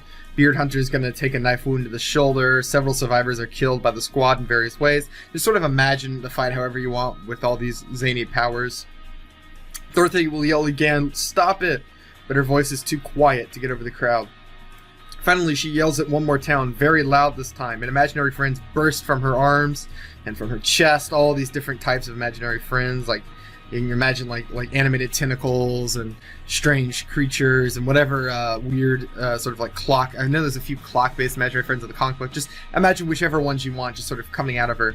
I figured if this was a real movie, I'd leave this up to the VFX team to just kind of go crazy, let them have some freedom for once. But then finally, as the imaginary friends separate all the crowd, an ominous thumping begins to come down through the sewers. We hear it thump, thump, thump, the sound of claws scraping metal, and Dorothy turns in horror and says, "Candlemaker." So we're finally going to get to meet good old Candlemaker, of course a classic of the Dorothy Spinner character. We'll see his claw grip the side of the sewer tunnel, leaving claw marks as he goes. His body will still be like cloaked in shadows, but we can see his hand dripping with hot candle wax. The Candlemaker is going to yell, "Dorothy," like a big bassy voice as he kind of climbs out. Eventually we'll get to see him in his entirety. He's going to look basically almost like exactly like his comic book counterpart. I love the design, so I'm not going to really change anything about it. I think it's pretty close to perfect. He's going to say, "I see you, Dorothy. What did you tell them?" And Beard Hunter's going to laugh with joy. This is the first time Beard Hunter is going to notice that Candlemaker does in fact have a beard. In a lot of his designs, he has this sort of waxy beard design thing, like dripping beard thing. I'm just going to go the extra mile and say it's a beard. If it's not a beard, then we can make it a beard. I will change his design slightly. Beard Hunter is going to begin to run right towards Candlemaker, and Dorothy will yell, "Don't, he'll kill you!" But it's too late. Beard Hunter ignores her and continues. He says, "A wax beard, a true trophy." As soon as he gets within range of Candlemaker, Candlemaker is going to swipe at him with one of his claws and slice Beard Hunter into 2 clean pieces as his guts spray across the wall. We're going really graphic, and we are killing the Beard Hunter. Sorry to all you Beard Hunter fans out there. I saw a couple of you in the comments who were fans of him. I planned to kill him from the beginning, so that's rough. Sorry, folks. Dorothy's going to yell, "Run!" And the squad is going to follow her, running through the sewers as we see Candlemaker growing close behind them. Sportsmaster's going to ask, "What the fuck is that?" as they run. And Dorothy will explain that it's Candlemaker, and that she made him. Sportsmaster will tell her to unmake him or we're fucked. Dorothy will tell him that that's not how it works. I don't control him. When he breaks free, he won't stop until he's satisfied. We see him catch one of the survivors. Candlemaker picks her up by the head and like one of his giant claws, and we'll see that he like oozes bubbling wax onto her. She's gonna kick and scream until she dies. Kind of imagine like Viserys in Game of Thrones when he gets a golden crown for a golden king. So, you know, Candlemaker's gonna throw her corpse to the side. Sportsmaster's gonna say, fuck that. Acid's gonna say, Metallo, that laser you used earlier, can it cut stone? Metallo's gonna say, I suppose it could. And Acid's gonna tell him to bring down the tunnel on top of Candlemaker. Flatline's gonna say that it could work, or it could crush them all. Sportsmaster will reply that he doesn't see much of a choice. Sportsmaster's gonna take out his javelin and throw it right at Candlemaker. It sticks through his chest, and just kind of gets stopped by the wax. Candlemaker's gonna pull it out and toss it aside, as the hole fills almost immediately with wax. Sportsmaster's gonna say, damn, that was my favorite javelin. Acid's gonna yell, Metallo, now! Metallo's gonna thrust his hand out and shoot a laser from it, destroying the roof and bringing rubble down, blocking the sewer tunnel. Metallo will remark that now that he can cut stone, if only he could cut steel, then Superman would be his. Sportsmaster will tell him that he needs a better hobby. Acid's going to tell them that they have to move, and Dorothy will tell them that he's still there and that she can feel him. So they continue out to the sewer, and we're going to cut back to Team 2. And they will be inside of an abandoned movie theater. Assume it's the Comfort Movie Theater. We're going to see Harley Quinn and Blockbuster are stealing candy bars from the concession stand, and Clock King watches the door and taps his foot. Clock King will say, she's late. Why is everybody late? Harley Quinn is going to say, I already told you, Frosty's not coming. Clock King's going to try to call in Waller. He's going to say, Waller, can you read me? And then he'll say, she's not picking up. Harley Quinn is going to say, something's wrong. She usually picks up. And then the other Harley Quinn will say, I have to agree with the clown. I think we should just wait for orders somewhere else. Blockbuster will, of course, say, Blockbuster, as he usually does. And Jog will ask her to translate that. Harley Quinn will say that she doesn't actually understand him, that she just kind of guesses, and that she's thinking he wants popcorn, which she says will take about 10 minutes to make. Clock King is going to look at his watch and say, no more waiting. We're already too far behind. We're going after Decker, who is Crazy Quilt, for those who don't remember. Tin-Eye Man will say, aren't we supposed to wait for Team 2? We'll see him move his hands around like this, as he always does, looking for support from the others. Clock King will say, for all we know, they're dead. If they aren't, they'll meet us at the mall. We stick to the plan. And then we're going to cut to the villains, who we have not seen in quite a while. We are going to follow a cult leader, a cult follower, like one of the cult members with the flashing mask, you know, the gimmick here. And he will say, sir, we found Phobia. She's dead. It's the same with Druid. The metahumans killed them and vanished. We don't know where they are. Crazy Quilt will say, I want to know who they are. And then we'll hear Killer Frost from behind him. They're called the Suicide Squad. Crazy Quilt will turn and stare as Killer Frost appears for the first time. Crazy Quilt will ask, who are they? Killer Frost will say, criminals with bombs in their head, first to serve Amanda Waller, and by proxy the United States. And Crazy Quilt will ask her how she knows this. Killer Frost will turn around and lift her hair, revealing the scar where her bomb is. Killer Frost will say, I used to be a member. I wanted out, so I came to you. Crazy Quilt nods his head. Crazy Quilt will say, did you know? My father was a metahuman too. He could see the future, but only through arts. So he did what he was best at and made a quilt. I know it's silly, but what he weaved came true. And Killer Frost will ask what he predicted. And Crazy Quilt will say, I never did show you. Come with me. He leads her into a room with a quilt hanging on the wall. And I'll say, like, we see tons of cult members, like, on their knees worshipping it like it's some kind of god. And we'll see it shows all sorts of strange things, but most importantly, at its center, it shows Crazy Quilt standing in front of a portal as all men bow down to him. Crazy Quilt will then say, my father showed me the way. These drawings here are mathematical equations for a device that opens a door. Killer Frost will ask, to what? And Crazy Quilt will say, you'll see soon enough. All that matters is the prophecy.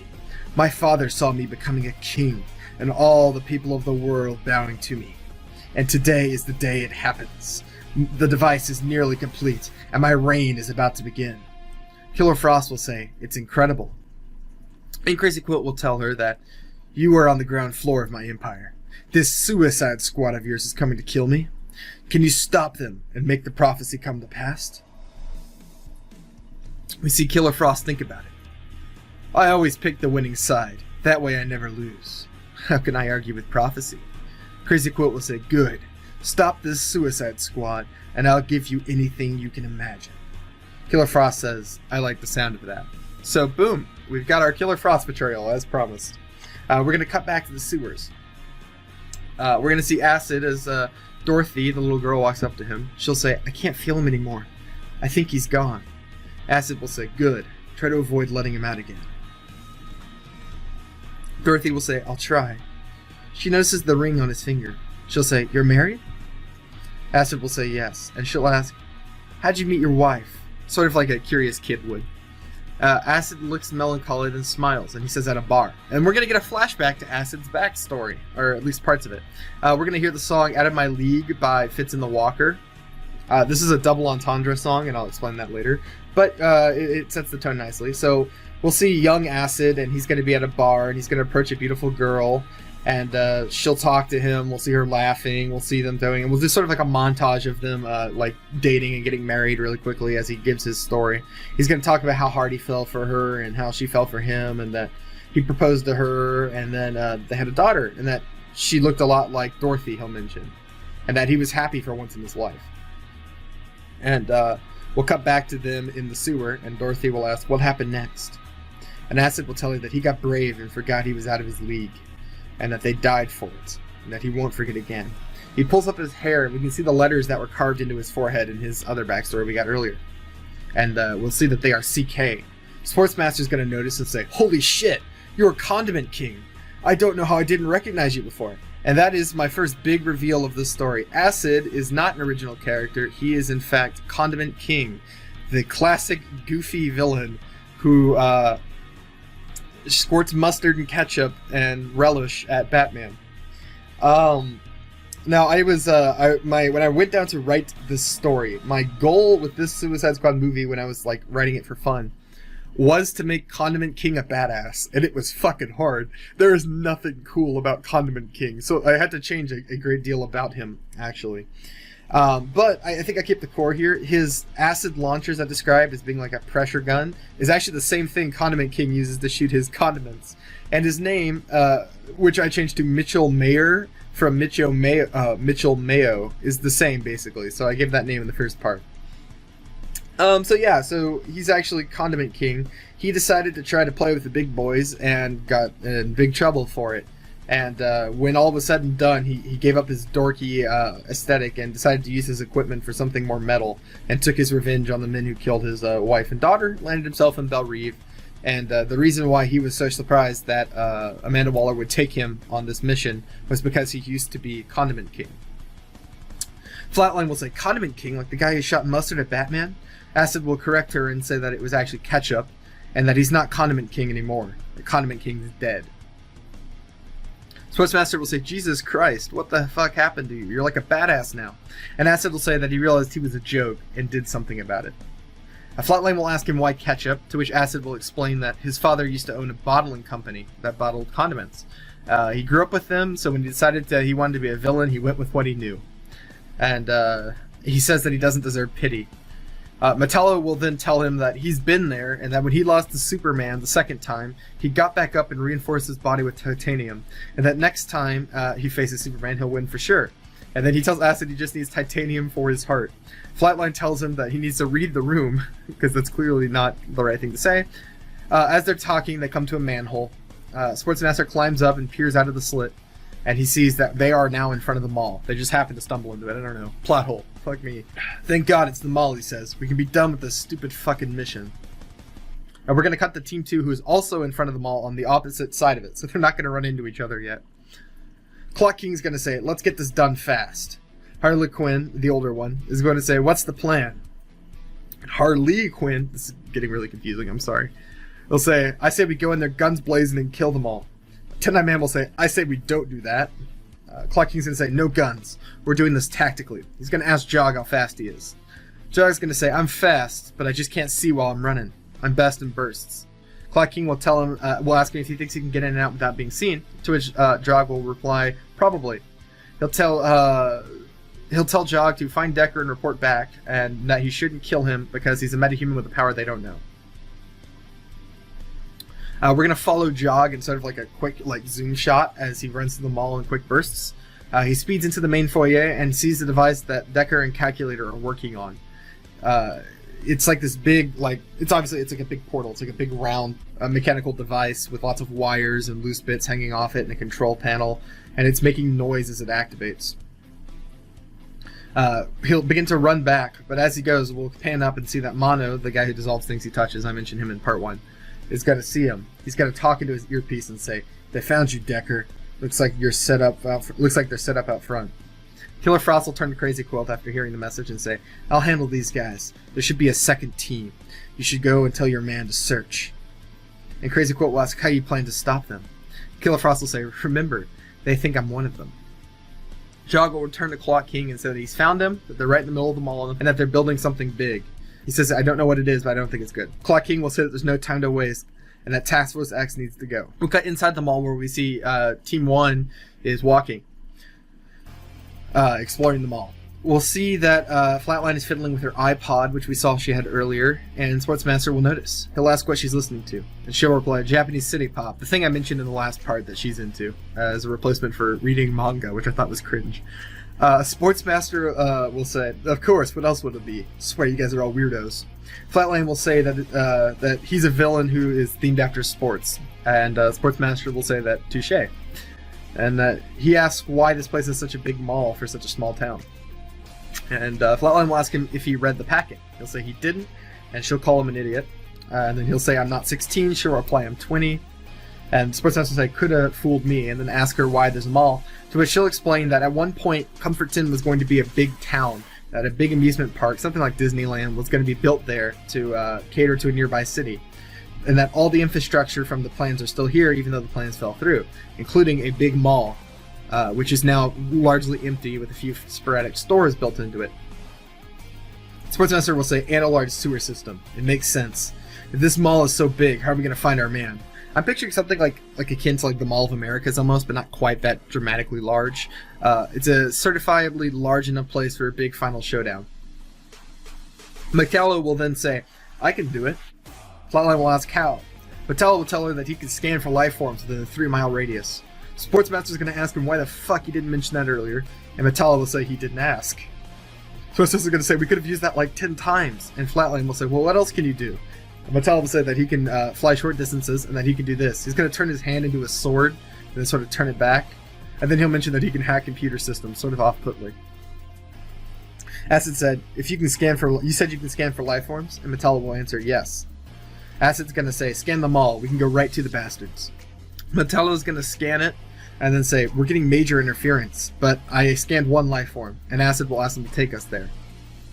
As they walk through the mall, we'll pull out and see a billboard above the mall with the name of the mall, which I think is probably the Comforton Mall, or something like that, or the Comforton Mall, whatever, you get the idea, something else. And above it, we'll see the graffiti spray painted on that says, "The Suicide Squad in the Comforton Mall." This is going to be our diegetic title card for the next segment. We'll cut to Team 2 inside the mall. They enter, they're walking around looking for Crazy Quilts and heading right to where he is because they know because of Jog. And they come across Killer Frost. Clock King will tell her that she's late and that she'll say she got held up and that they know you're coming. Clock King will turn and stare at Jog, and he said, "Hey, I said I probably wouldn't get seen." Clock King will say, "We continue as planned. Frost, do you know what they're up to?" Killer Frost will say, "No idea. He keeps everyone in the dark." They continue through the mall, and we see Blockbuster look to his left and get excited. Here in this old mall, we see a Blockbuster video store. He runs over to it excitedly, and Harley Quinn follows him. "What are you doing?" she asks. As Harley starts to follow him, Harley Quinn, the older one, asks, "What are you doing?" Harley Quinn is going to say, "I'm going to get the big guy back. Cover for me." The older Harley Quinn rolls her eyes and follows the others. Harley Quinn asks, "What is it, Blocky?" He points to the sign and goes, "Blockbuster!" He runs right through the window of the store, smashing the glass. Harley follows him through the unlocked door, and we follow him as the song "Can't Take My Eyes Off You" starts to play. We'll hear him laugh as he dances and runs around the store saying his name, Blockbuster, more and more excitedly. As the song hits its chorus, if you listen to it, you'll hear the part. We see him spinning around from above like a shot in a big romance movie or something. Really dramatic. And then we are going to cut to Team 1. We see the squad walking into the mall. Suddenly, we see Mono appear in front of them. He says, "Stop there." Flatline says, "Oh god, it's the disintegration guy." They're genuinely scared because, again, they have no idea how they're going to kill this guy. Dorothy asks what they're going to do, and Sportsmaster says, "You guys go on. I want to take this one." Flatline says, "You do?" And he says, "Yeah. His voice reminds me of my dad. I always wanted to beat the shit out of my old man." Sportsmaster's going to pull one of his metal frisbees from his disc, the thing we saw earlier, and he'll tell them to go. He starts to run the other way, and Mono turns to follow them. The disc shatters into his glass helmet, then disintegrates on contact with his face.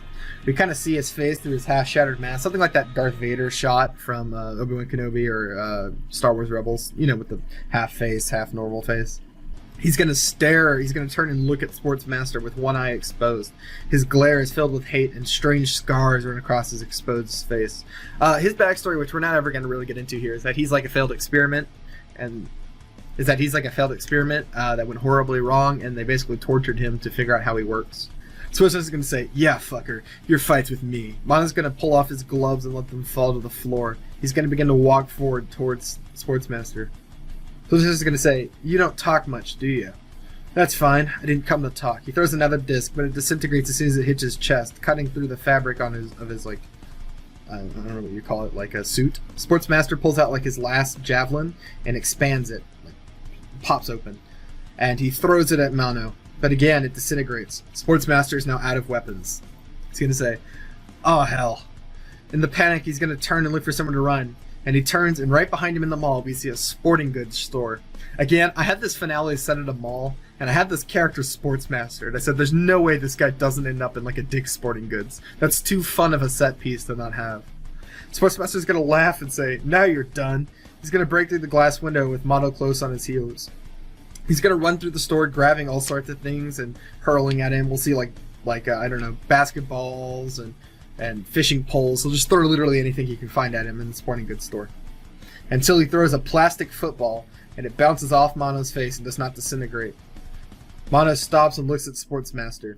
Sportsmaster thinks about it internally and realizes that Mono wears a suit made of plastic because he can't disintegrate plastic. Sportsmaster will say, "I've got you now." We'll see him run as Mono follows. As Mono follows him, he's going to reach out and disintegrate the shelves. Sportsmaster reaches a plastic wiffle ball bat and plastic balls. He uses them to hit Mono in the face with the balls, like he throws them and blocks them into him, but they're going to just bounce off harmlessly because it's, you know, a plastic wiffle ball. Until one of the balls hits a shard of glass hanging from Mono's helmet and forces it into his face. We're going to see it cuts him and draws blood. Sportsmaster quickly grabs a rubber lacrosse ball from the shelf and begins to run. He finds a lacrosse stick and grabs it from one of the shelves. Mono is getting closer though. Sportsmaster finally reaches his goal, the golfing section with the glass case. I don't know if you've ever been in a sports center, but they always have a golf ball section or like a section with like more expensive items that they'll have behind glass. Sportsmaster's going to shatter the glass and start sticking shards into the plastic lacrosse ball. Just as he finishes, it's a rubber lacrosse ball rather. Just as he finishes, Mono comes around the corner. Sportsmaster puts this new lacrosse ball filled with glass shards into his lacrosse stick and throws it straight into Mono's face. The shards of glass disappear into his face as the rubber ball vanishes. Mono screams in pain and recoils back. We see the shards of glass stuck all in his face. But he isn't dead. He begins to crawl towards Sportsmaster, and as he does, the floor dissolves around him, like he's crawling and like pits of the floor are vanishing. Sportsmaster's going to say, "You won't die." Sportsmaster grabs a big shard of glass and runs towards Mono. Mono tries to grab him, but Sportsmaster dodges. He sticks the shard of glass straight into Mono's skull, killing him. Sportsmaster yells with victory as Mono dies. And we're going to cut to Crazy Quilt in the mall. He's going to say, "Calculator, is it ready? We're running out of time." Calculator says, "Yes, I think it is." He flips a couple of switches and the machine turns on and begins to flash. Calculator is reading out numbers on a thing and says, "It's stable, you've done it." Crazy Quilt's going to say, "We've done it. You have made history today." Calculator says, "What data set should we use?" It's going to say, Crazy Quilt will say, "We're under attack, Calculator. Pull from the dangerous set." "Are you sure? Some of those would be disastrous. We could end the world." Crazy Quilt says, "We have the prophecy. We know the future. Do it." Calculator's going to say, "As you command." He opens the box and pulls out one of the large files labeled dangerous. He begins to enter numbers into the machine. It makes a loud noise. After a moment, a portal opens in its center, just like a normal, like Rick and Morty portal, whatever you want to call it, just a standard portal. Opens in its center and then stabilizes. All of the cult followers bow down before it. Crazy Quilt stands in front of it, and we see him silhouetted against the portal. He begins a speech. "This is only the beginning. We will take this power and conquer the country, and then the world. Everyone will bow before the quilt." We cut to Tin-Eyed Man using his powers to peer around the corner of the building, watching this display happen. Clucken's gonna ask, "What's he doing?" Tin-Eyed Man's gonna say, "He's just talking. They've opened some kind of portal." In the background, we're going to see that Harley Quinn and Black Buster are still missing, and notice that Killer Frost is missing for the first time as well. We cut back to Crazy Quilt. As Crazy Quilt talks, the portal begins to waver, and we see Crazy Quilt thrust his hands up. The prophecy woven into the quilt at last reveals itself. "Look and tremble as I rise to the throne of the world." The portal begins to ripple faster, and then Superman emerges, followed by the OG Superman theme, like the da da da da da, like really triumphant moment. We're gonna cut to Tin-Eyed Man, still peering around the wall. He's gonna say, "We're saved! Superman is here." We'll cut back to Crazy Quilt. "So you are my path to power, the man of steel. Bow before your king." Superman will say, "King," like a question. He floats up to Crazy Quilt, and we see him blow his frost breath all over Crazy Quilt. We hear Crazy Quilt try to scream, but then his head is frozen. Superman slams a fist through it, shattering it into bloody pieces, and we quickly realize this is not the Superman we know. Superman's going to say, "Some king, and Kansas, they raised them better." From the portal, the rest of the Justice League appears. We see the Flash zip out and stop next to Superman. Next, Wonder Woman and Green Lantern float out. Lastly, we see Captain Boomerang. A little bit of a wild shot, but I wanted to bring that character back, and this is the only way I could think to do it. They do like a dramatic team-up shot. I'll say the designs are slightly off. They don't even have to be played by the DCEU like Justice League actors. Since they're from another dimension, we could literally just cast an all-new Justice League just for this scene, and it would be kind of fun. Of course, this is a callback to the opening scene of my script, in which we saw a woman from an Injustice-like world where the Justice League is evil. Crazy Quilt entered the number from her case into this machine and inadvertently opened a portal to another universe, which contained an evil version of the Justice League who quickly came and killed him. As they do the team-up shot, Superman's going to say, "Kill them. Boomerang, you better impress me. Remember, your membership is at risk." Captain Boomerang going to say, "No need to tell me twice." We'll see him toss a boomerang. It's going to slice the head off of two of the cult members, who are now gearing up to fight the Justice League, to no avail. Wonder Woman launches out and slices a man in two. Superman cuts a couple people in half with his laser vision, and the Flash shoots forward and runs straight through a thug, blowing his guts all over the walls. And we'll see that those guts and gore just spell out the Suicide Squad versus the Justice League. We'll cut to Team 2 and see Acid and watching this all go down. He's going to say, "Oh, fuck." And that's where I'm going to end it for today, folks, on a little bit of a cliffhanger. Next time, we will see the Suicide Squad fight the Justice League and end the story. Yeah, this is the part I've really been excited to. I've actually built this whole movie around the Suicide Squad fighting the Justice League, because I saw the trailer for that new Rocksteady game where they're playing the Suicide Squad game they're making, and they're fighting the Justice League in that. And the team is like King Shark, Captain Boomerang, Harley Quinn, and Deadshot. And I have no idea how that team is supposed to defeat the Justice League. There's also way too few of them. Like, none of them can actually die because we'll lose a character, right? I haven't played that game. I don't know. Maybe they'll add more tertiary members later. But I was like, I want to do my own version of how the Suicide Squad could beat the Justice League or lose to the Justice League. I actually don't know how this is going to end. And you don't either. So you'll have to wait till next time when I do this. Hello, I am Bjorn, and welcome back to Bjorn Does Movies, where I do movies. Today we are going to be doing the final part of the Suicide Squad video, the thing I've been working on for almost a year now. Yeah, it's going to be pretty exciting. This is the part I've been most excited to do. This is the big third act action extravaganza. This is where a lot of the characters are going to bite it. This is where all the fun is going to be. So I've been looking forward to this quite a bit. So, without further ado, let's get started. Now, this is part 4 of the series, and so if you have not watched part 3, 2, especially 2 and 3, those are the actual story beats, or part 1, which introduces my characters and why I've used them, you might want to circle back and go watch those real fast. Just put a bookmark in this, or whatever you call it on YouTube, and come back later. Remember, if you are a new viewer or you're not subscribed, like and subscribe. That really helps out the channel. I'm really trying to build up a community here, and I'm working on some other stuff. So without further ado, let's get right into it. We're going to pick up right where we left off. The Justice League has just appeared through a portal and have killed a lot of the cultists, and they killed Crazy Quilt, our fake villain. Got you, nerd. Now we are going to see the Suicide Squad's reaction. We're going to see Acid, and he's just going to say, "Oh, fuck. Is that the fucking Justice League?" Which I think is an apt reaction to the Justice League miraculously appearing from a portal and killing people. Metallo's going to say, "It's more than that. It's the Man of Steel at long last," fulfilling his one character trait as promised. He's going to run right towards Superman. Metallo's going to yell, "Superman!" We're going to see Superman turn to face him. Superman's going to kind of raise an eyebrow. "Metallo, I forgot that this is a new world. I haven't killed you yet." Metallo's going to say, "That's right. Your greatest rival has come to face you." Superman's just going to laugh. Then he's going to look past Metallo at Acid, Flatline, and Dorothy. Superman's going to say, "You brought backup. Lantern, take care of the others." Lantern is going to say, "As you command." And the Green Lantern is going to turn to face Dorothy, Flatline, and Acid. Dorothy's going to say, "Oh no." And Acid's going to say, "Run." Dorothy nods her head and starts to turn to go. But Flatline stays. Acid's going to say, "You too." Flatline's going to say, "No. You need me for this."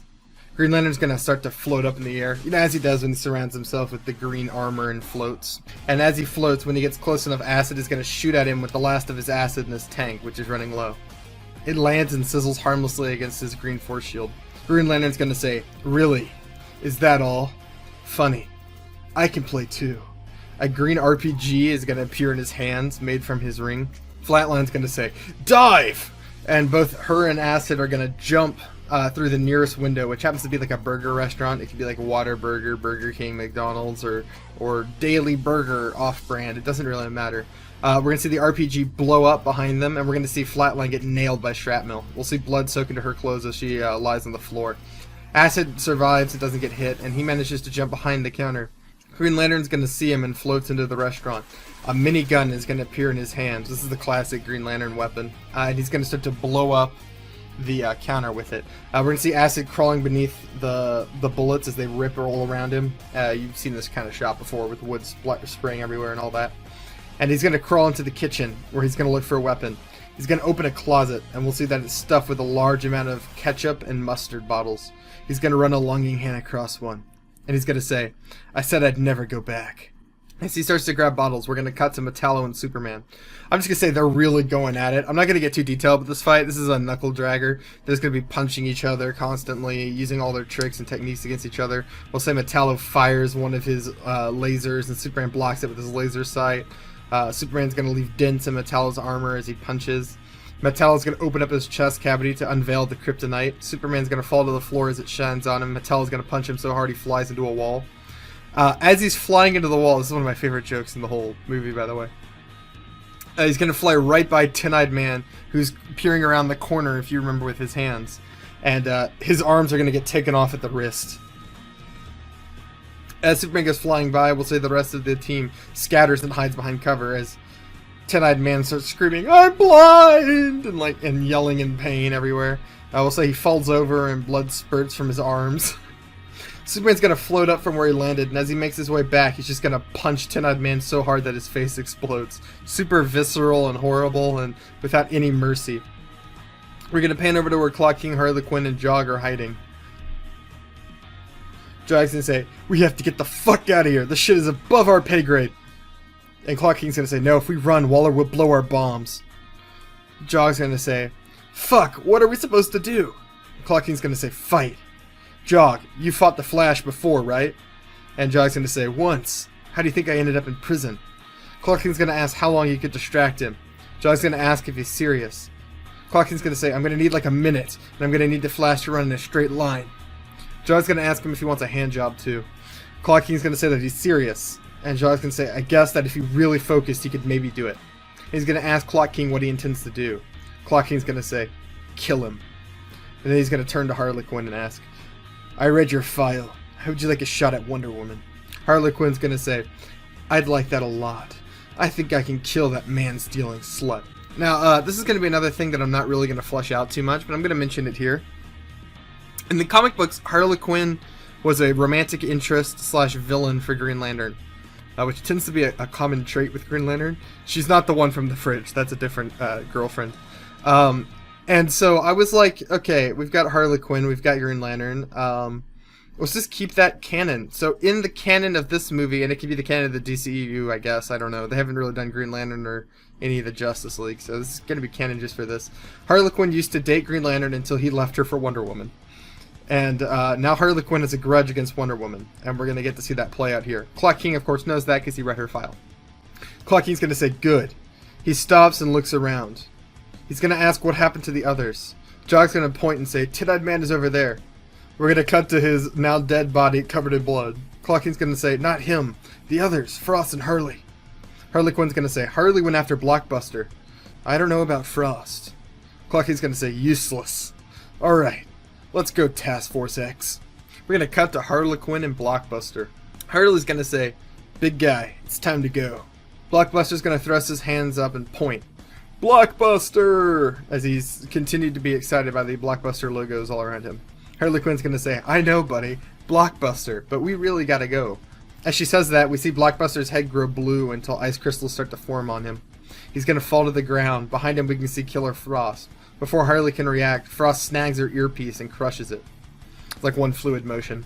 Harley's gonna say, what the hell, Frosty? You killed him! Killer Frost is gonna say, I'm sorry it had to be you, Harley. But the signal just went live again. Killer Frost touches her earpiece. We're gonna cut to Belle Reve. Waller, we have signal again. We're getting a transmission from Killer Frost. Waller's gonna say, give me audio. We're gonna hear Killer Frost. She's going to be doing her best desperate voice. Harley Quinn is off the rails. She killed Blockbuster. Waller's going to say, get me Blockbuster's vitals. We're going to see Assistant 1 say, Blockbuster is KIA, Miss Waller. We still have no signal from his implant. We have no signal from his implant. Waller's going to try to channel him to Harley. Harley, respond immediately. I'm warning you, I will detonate your bomb. Of course, Harley can't hear because her earpiece has been destroyed. We're going to cut back to the Blockbuster.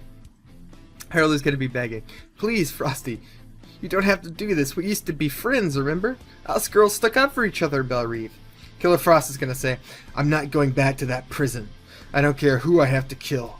If it means anything, it isn't personal. As long as this squad loses, I'm safe. She's also unaware that the Superman and the Justice League have appeared to kill her ticket out. We cut around back and see that Harley is slowly reaching for a knife that's worked into the back of her outfit. Waller's going to say, that's it. Key. Her assistant's going to hand her the key. She's going to open up the bomb box. She flips the metal switch and hovers over the red button. Waller's going to tap into her comms again. To tell you the truth, Harley, I've wanted to do this ever since you deserted in Corto Maltese. Thanks for the excuse. She's going to press the bomb button. We're going to cut back to Harley Quinn and hold on her wincing. Her bomb never goes off. Killer Frost looks confused. Behind her we see a dark shape rise from the ground. Blockbuster! Killer Frost tries to react, but it's too late. Blockbuster slaps his hands together like this, and Killer Frost's head is like completely crushed, like a grape. We'll see Blockbuster kind of do this to get the gore off his hands. Harley's gonna say, Blockbuster, you're alive! And he's just gonna go, Blockbuster! So Blockbuster, in my version, I said was like super strong. I don't think Killer Frost, freezing his head would actually kill him. So in my version, he's just kind of fine. He just kind of walked it off. We're going to cut back to the main mall area. And we'll see text that says 5 minutes ago, keeping the theme from the Suicide Squad where they played with time a little bit. We're going to see Clock King talking to Jog and Harley Quinn where we left them. Let's go, Task Force X. Jog's going to say, fuck me. He vanishes in a burst of speed. He finds the Flash killing cult members. Jog runs up and hits him in the face. The Flash turns and vanishes, and we're going to start like a speedster chase. You've seen these in the Flash show. Jog is going to be doing his bursts of speed, barely keeping in front of the Flash. He's catching up with him every second. Then we're going to see Harley Quinn approach Wonder Woman. Harley Quinn's going to say, hey, bitch. And Wonder Woman's going to say, do I know you? Harley Quinn's going to say, people keep asking me that. You stole my man, asshole. Hal was mine. Wonder Woman is going to say, I don't know who you are, but no one talks to the Queen of Themyscira that way. Prepare to face your death. Wonder Woman walks towards Harley Quinn. Harley Quinn gives her a wry smile and starts to laugh. Sound waves surround her, and soon Wonder Woman is laughing too. Harley Quinn stops laughing, but Wonder Woman keeps laughing hysterically. "What have you done to me?" she says through laughter. Harley Quinn's gonna say, "Just a bit of laughter. I'm gonna give you a taste of the power you called weak." Harley Quinn starts to laugh harder, and the shockwaves surround Wonder Woman once more. Wonder Woman starts to laugh even harder. She falls to her knees. "It starts off weak enough, but soon you find it becomes hard to do anything. Then you find you can't breathe anymore. You laugh until you asphyxiate. It's a terrible As she says that, Harley Quinn's head explodes in a burst of gore. For those of you who might be confused by this, when they blew up Harley Quinn's bomb, they blew up the wrong bomb.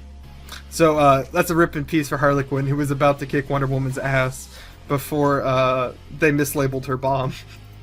A little bit of a running joke, because we had two different Harley Quinns. This is too easy of a slam dunk, and so I put it in here. I think it's fairly funny. Blood is going to spray across Wonder Woman's face. She's going to stop laughing and stumble up. We're going to cut back to Clock King.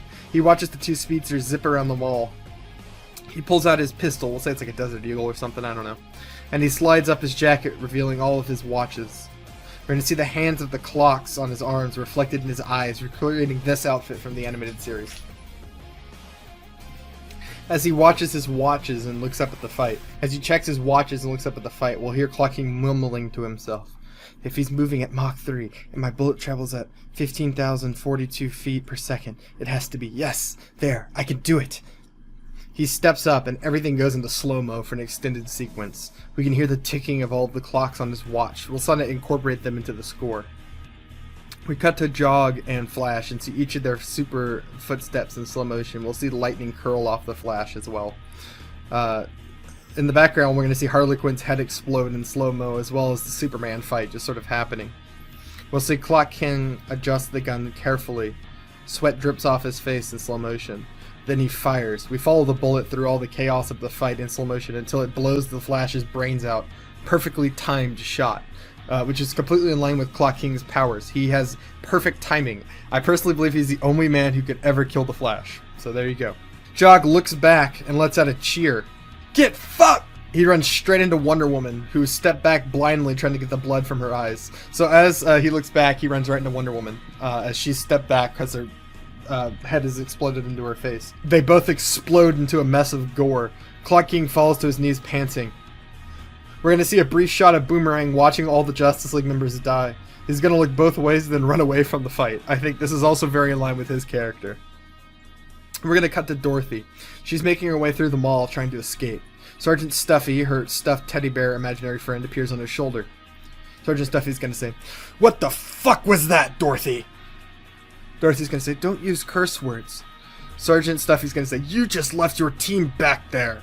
Never leave a man behind. That's the rules of war." Dorothy's gonna say, "They told me to go. Besides, what can I do?" Sergeant Stuffy's gonna say, "It doesn't matter what you can do. You don't leave others behind. Your parents left you behind, Dorothy. How did that feel?" Dorothy's gonna ask, "What am I supposed to do against that?" Sergeant Stuffy's gonna say, "There's only one thing you can do. You could let out Candlemaker." We're gonna cut to Superman and Metallo's fight. Superman punches Metallo, throwing him back into the machine. It's broken apart and crashes to the floor, the machine being the portal, by the way. Metallo quickly opens his chest, weakening Superman. Metallo hits him with a laser. He's gonna say, "I've trained my whole life to beat you, Man of Steel. Today is my day." Superman's gonna say, "No, it isn't. You didn't even notice." Superman pulls out a piece of rebar from the rubber and throws it like a spear. It's gonna strike Metallo right in the chest and rip through him. It's going to come out the other side with his kryptonite heart in tow, and it's going to stick into the wall and fall to the floor. Metallo's going to fall to the ground dead. Superman's going to say, "I was just weakening your armor." We're going to cut to Acid in the burger joint. We see Green Lantern check behind the counter. He sees that Acid isn't there. Green Lantern's going to say, "Just come out. I know you're out of tricks. Let's just end this." We're going to see Acid resting his head off the wall in the kitchen. His acid launchers are now filled with mustard and ketchup. Acid's gonna say, "Let's." He steps out and starts firing condiments at Green Lantern. Surprisingly, Lantern's shield falls away wherever the mustard lands. He's gonna yell, "Yellow! How did you know my weakness?" Acid's gonna say, "What? Are you fucking with me?" He's gonna look genuinely confused. Lantern's gonna fall to the ground. Acid's gonna keep spraying him until his armor completely falls away. Almost as soon as the last of the green armor vanishes, we see a fist launch through Lantern's chest. His heart is grasped inside of the hand. We'll say it's still pumping like a like a cartoon. Leonard's gonna fall over dead, and we'll see Flatline covered in blood. She's clearly very hurt and stumbles to the ground. Acid rushes over to her and looks at her wounds and grimaces. He says, "It's bad." So Flatline finally gets to rip someone's heart out. It's the one thing they say she does in the comic books. She talks about it in this script several times, and now we finally get to see it. And she gets to rip out none other than Hal Jordan's heart. As Acid rushes over, I forgot to mention this in the script, but I'll say it here. The ring is going to fly off Hal Jordan's finger and just sort of zip away, as happens whenever a lantern dies. Acid's going to say, "It's bad." And Flatline's going to say, "I know. Hey, if that asshole Sportsmaster is still alive, tell him I totally ripped a guy's heart out." Acid's gonna say, "I will. But you can tell him yourself. I'm gonna get you out of here." Flatline's gonna say, "No. They need you out there. That little girl needs you. It's okay. I've seen the other side. It's not that bad." Acid's gonna say, "You're a good kid." And Flatline's gonna say, "I'm not a kid. Did you get my iPod? It's in my pocket." Acid's gonna reach into her pocket and grab it. She's been using this to listen to music this whole time. He hands it to her. She puts in the headphones. She's gonna say, "Thanks. Now get out of here." We see Acid leave, and then we watch Flatline pick a song.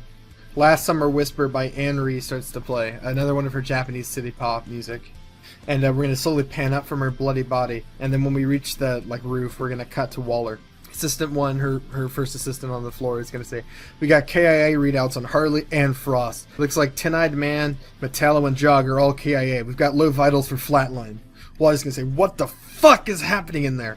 I need eyes, damn it." Her second assistant's going to say, "We're working on it. Most comms are still down. We've got massive interference around the whole building." "Well, work fucking faster. I need it 10 minutes ago." We're going to cut to the mall. We'll see Dorothy walk up to the upper levels of the mall. So if you can imagine this, I should have probably explained this early on. The mall has got the big center foyer, and then it's got upper floors and balconies with stores up there. Dorothy is on one of the upper floors.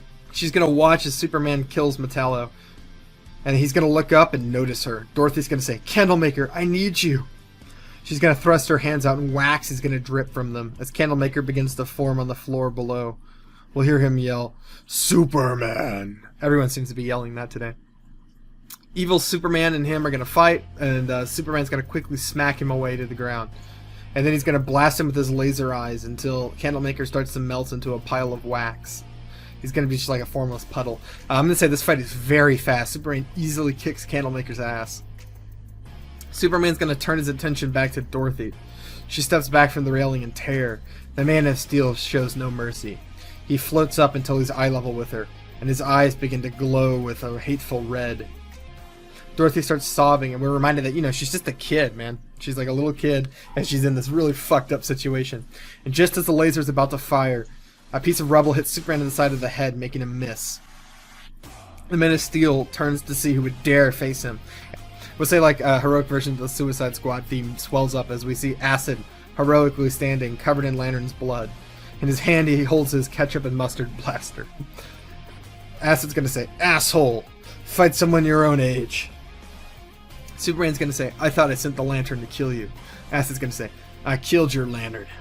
Superman's gonna say, "Oh well, the ring will pick another, and you won't be alive to kill the next." Acid's gonna say, "You don't scare me. You're nothing compared to what I've seen." Superman's gonna smile and say, "You remind me of that bat in Gotham. He was strong-willed too, but he died like the rest. Who are you to stand up to me?" Acid's gonna say, "I am the Condiment King," really triumphantly. He's gonna rush forward and squirt his bottle of ketchup. It's gonna hit Superman's suit and do nothing. The Man of Steel is gonna smirk, then swoop down in a blur of motion. He's gonna grab Condiment King rough by the neck and hoist him up. Anger's gonna fill Condiment King. You can see it in his face. It's all the frustration from men like this who have bullied him his whole life, men like Falcone and the other criminals who made fun of him. It's about time one of them knows what it's like to lose. We're going to pan around Condiment King for the first time. We're going to realize that he's got a piece of kryptonite hidden in his left hand. The piece that was blown out of the back of Metallo. We can hear Condiment King struggle to breathe as he fights for his life as Superman crushes his windpipe. Superman's going to laugh. "It always goes this way. You talk a big game. You act so heroic. But when the time comes for action, you can't save anyone. What a joke." We can see the hatred burn in Condiment's eyes. His whole life he's been called a joke. In his last act of defiance, he spits in Superman's face At the same time, he swings the kryptonite with all of his might, right for the heart of his enemy. But Superman catches his arm and breaks it in two. We see his bone and hear him scream. The kryptonite falls to the floor. Superman tosses Condiment King like a doll. He lands against the upper wall behind Dorothy with a crack and a thump. We can see that the wall is kind of cracked. He hit so hard. We see him slump down, barely breathing. Superman's going to kind of cackle. Weak and predictable. Even behind your back, I could feel its pull. He turns and disintegrates the kryptonite with his laser eyes. We're going to cut to Acid slumped against the wall. Blood runs from his nose and mouth. He looks up weakly and sees Dorothy. She's crying with her head in her lap. She's flanked on either side by a man and a woman. They whisper to her. Her fake mother says, "It's okay, you'll be fine." And her fake father says, "Your mother's right. Candlemaker will take care of it." Dorothy looks up and notices Acid for the first time. She yelps with surprise and the two people vanish. Dorothy's going to say, "You're hurt." And Acid's going to say, "A bit. I think my back is broken." Who were they? Dorothy's going to reply, "My parents. Or at least, how I imagined them. I never knew them." Acid's going to say, "You look just like my daughter. I couldn't save her, but I can save you. Listen, Dorothy. He won't stop unless we stop him." Dorothy's going to say, "He defeated Candlemaker. I saw it. How am I supposed to defeat him?" And Acid's going to reply, "Candlemaker is imaginary. He can be whatever you want him to be, whatever you need him to be." Dorothy's going to say, "I've never been strong enough to control him. He's too powerful." And Acid's going to say, "You can do it. He can't hurt you if you don't let him. You're in control, not him." Dorothy's going to still be unsure, but she's going to say, "I'll try." Before she stands, she tells him that he's a good man, which is something he grappled with and said that he was a bad man in the sewers, something she heard him say, so it's just a sweet moment between them. Dorothy's going to step up to the balcony. "Candlemaker, hear me. I need you." We'll cut to the pile of wax as it begins to stir. A claw reaches out of it and scratches across the floor as Candlemaker pulls himself back together. We see Superman turn and look at her. "You again." He flies towards her, but Candlemaker hits him, knocking him aside. Superman begins to shoot lasers at Candlemaker. His wax begins to melt away again. Dorothy stands tall and shuts her eyes in concentration. "The Candlemaker is evil," she shouts. "He's a monster. His skin is as strong as steel." We see Candlemaker move against the laser blast. It's no longer melting him away, and his claws are as long as cars. We see Candlemaker's claws grow until they're massive. He swipes at Superman, but they harmlessly graze off him. Dorothy says, "And they're made of kryptonite." We see Candlemaker's claws glow a bright green. This time they leave long gashes across Superman's chest. Superman cries out in pain and surprise. "That's impossible," he says. He looks up and tries to fly away. Dorothy yells, "He's as tall as a mountain." Candlemaker grows massive, smashing through the roof of the mall. He snags Superman out of the air and rips him apart with his claws. We see Superman's body fall to the floor. We're going to cut to Belle Reve for a second. Assistant 2's going to say, "We've got visuals!" And we'll see Diebeard, I forget his real name, so I'm just going to call him Diebeard, from Peacemaker. And he's going to walk into the room with a donut just in time to see Candlemaker smash the roof. He's going to say, "Holy fuck! It's another kaiju!" As a callback to the last movie, which also had a giant monster smashing through a roof. We'll see Candlemaker shrink down slightly. He turns towards Dorothy and yells, "Dorothy, who did you tell?" The thing he says earlier in the script. Dorothy's going to stand tall and say, "Most importantly, he obeys me." Candlemaker swipes a claw at her, but stops before hitting her. He lets out a hellish shriek. Dorothy's going to yell, "Go away, Candlemaker!" And we'll see him, let out a cry of anguish before he vanishes. Dorothy's going to excitedly turn to Acid. "I did it!" But as she turns to look at him, we can tell he's already dead. His injuries were just too much and he died. Dorothy's going to say, "Mister?" She sits next to him and holds his hand, but he doesn't reply. She's going to start to cry, and we're going to fade to black. When we fade in, we're going to see the police and the FBI and everyone just arriving on the scene immediately. They've all been on the outskirts of the town waiting for their opportunity, and now they have it. We follow paramedics checking on the dead and injured as the song "A Beautiful Crime" by Tamer plays. This is a really nice song, and it's not got too many views, so I recommend listening to it. It's pretty good. It's on the playlist with the rest of the music from the script. We see that Flatline is still alive. The paramedics check her pulse, and they're like, "She's still alive," and they put her on a rack and carry her out. We'll say that the paramedics find Acid and Dorothy. They're going to put Acid on a rack and cover his body with a white cloth, as they do. Dorothy's going to leave the mall and find the rest of the surviving squad. She's going to walk up to them, and we're going to see Sportsmaster, who leans against the wall. He kind of got lucky. He missed all of this big fuck up in the middle area because he was too busy fighting Mono in the previous scene. Dorothy's going to say, "They all died."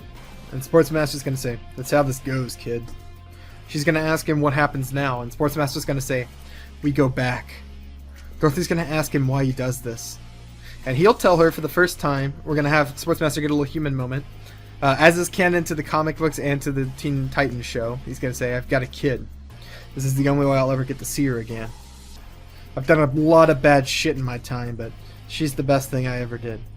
Dorothy's going to say, "You never told us you had a kid."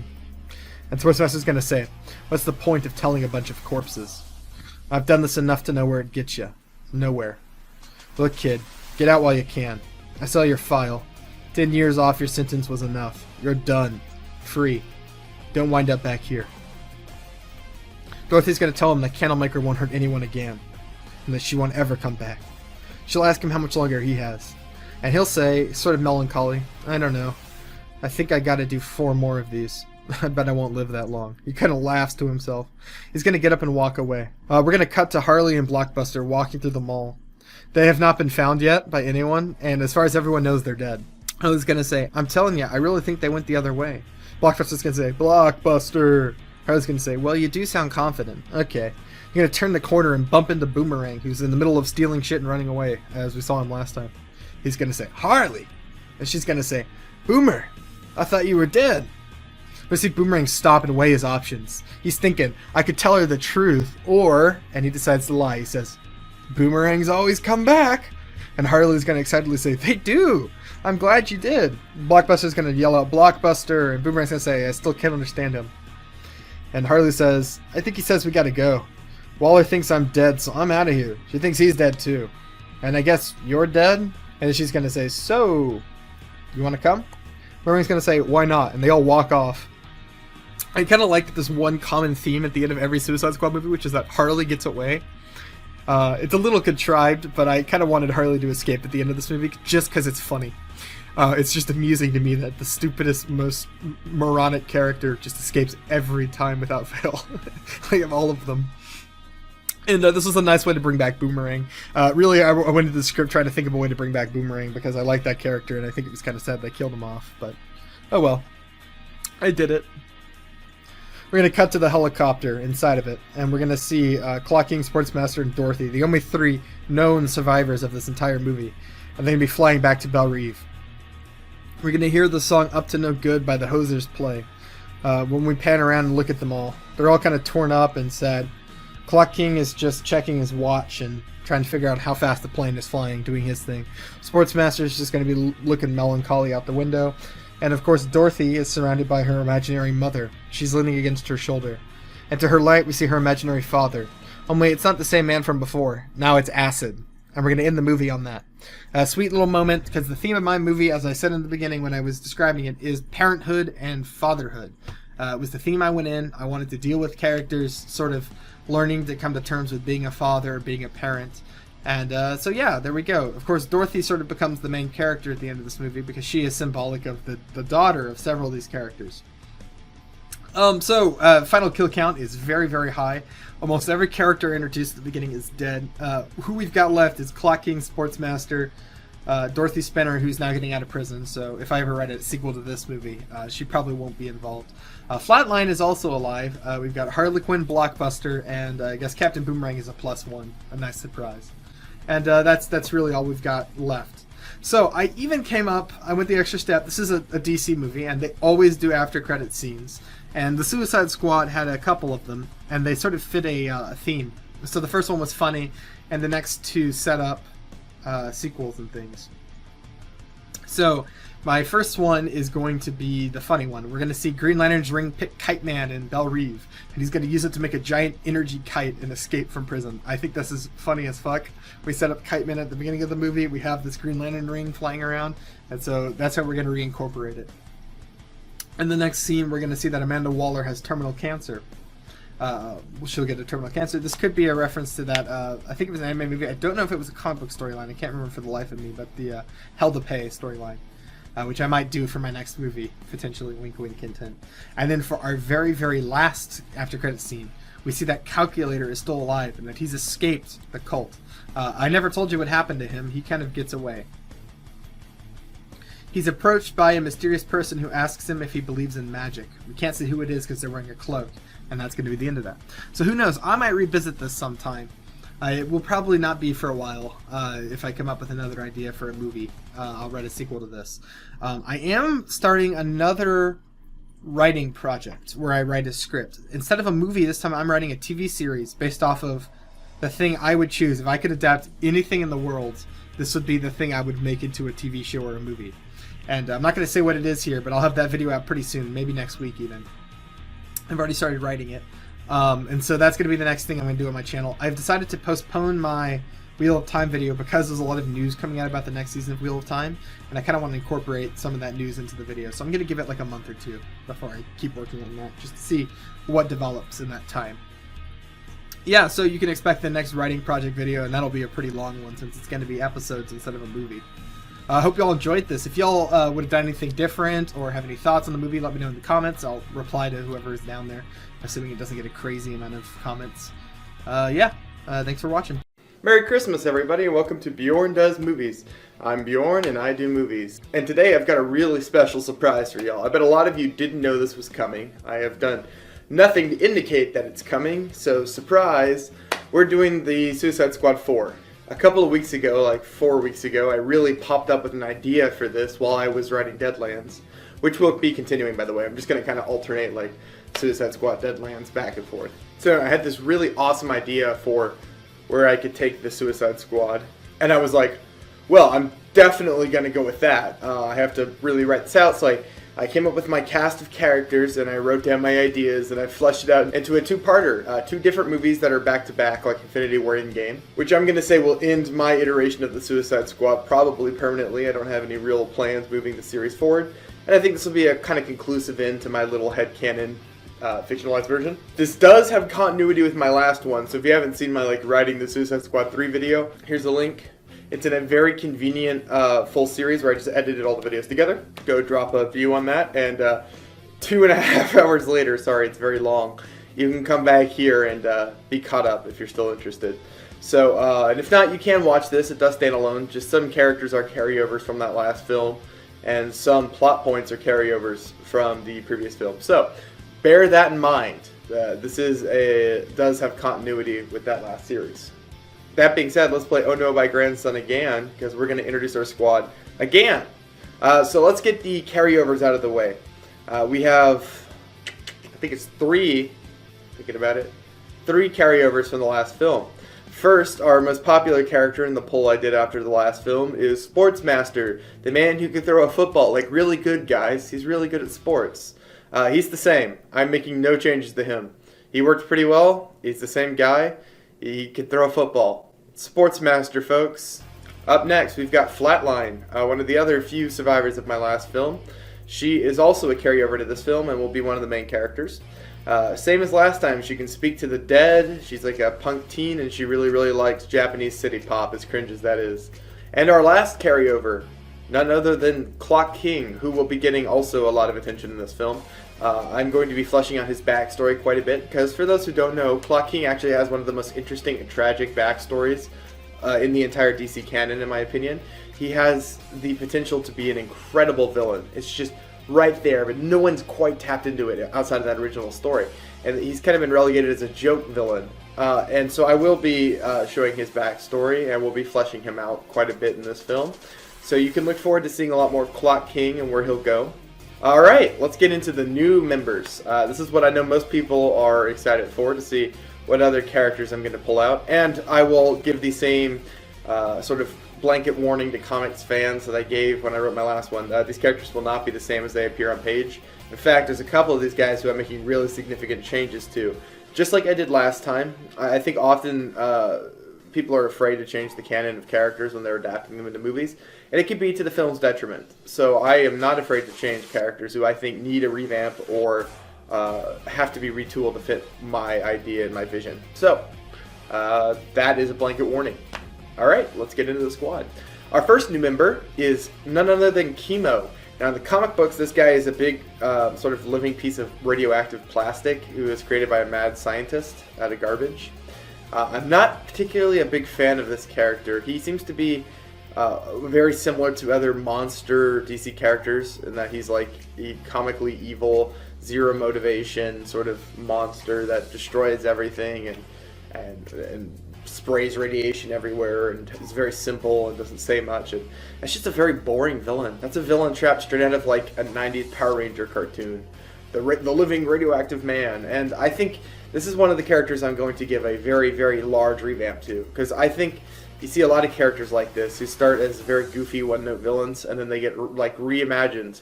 I would point to Dr. Freeze as a big example and an inspiration for what I was going for with my revamp of this character.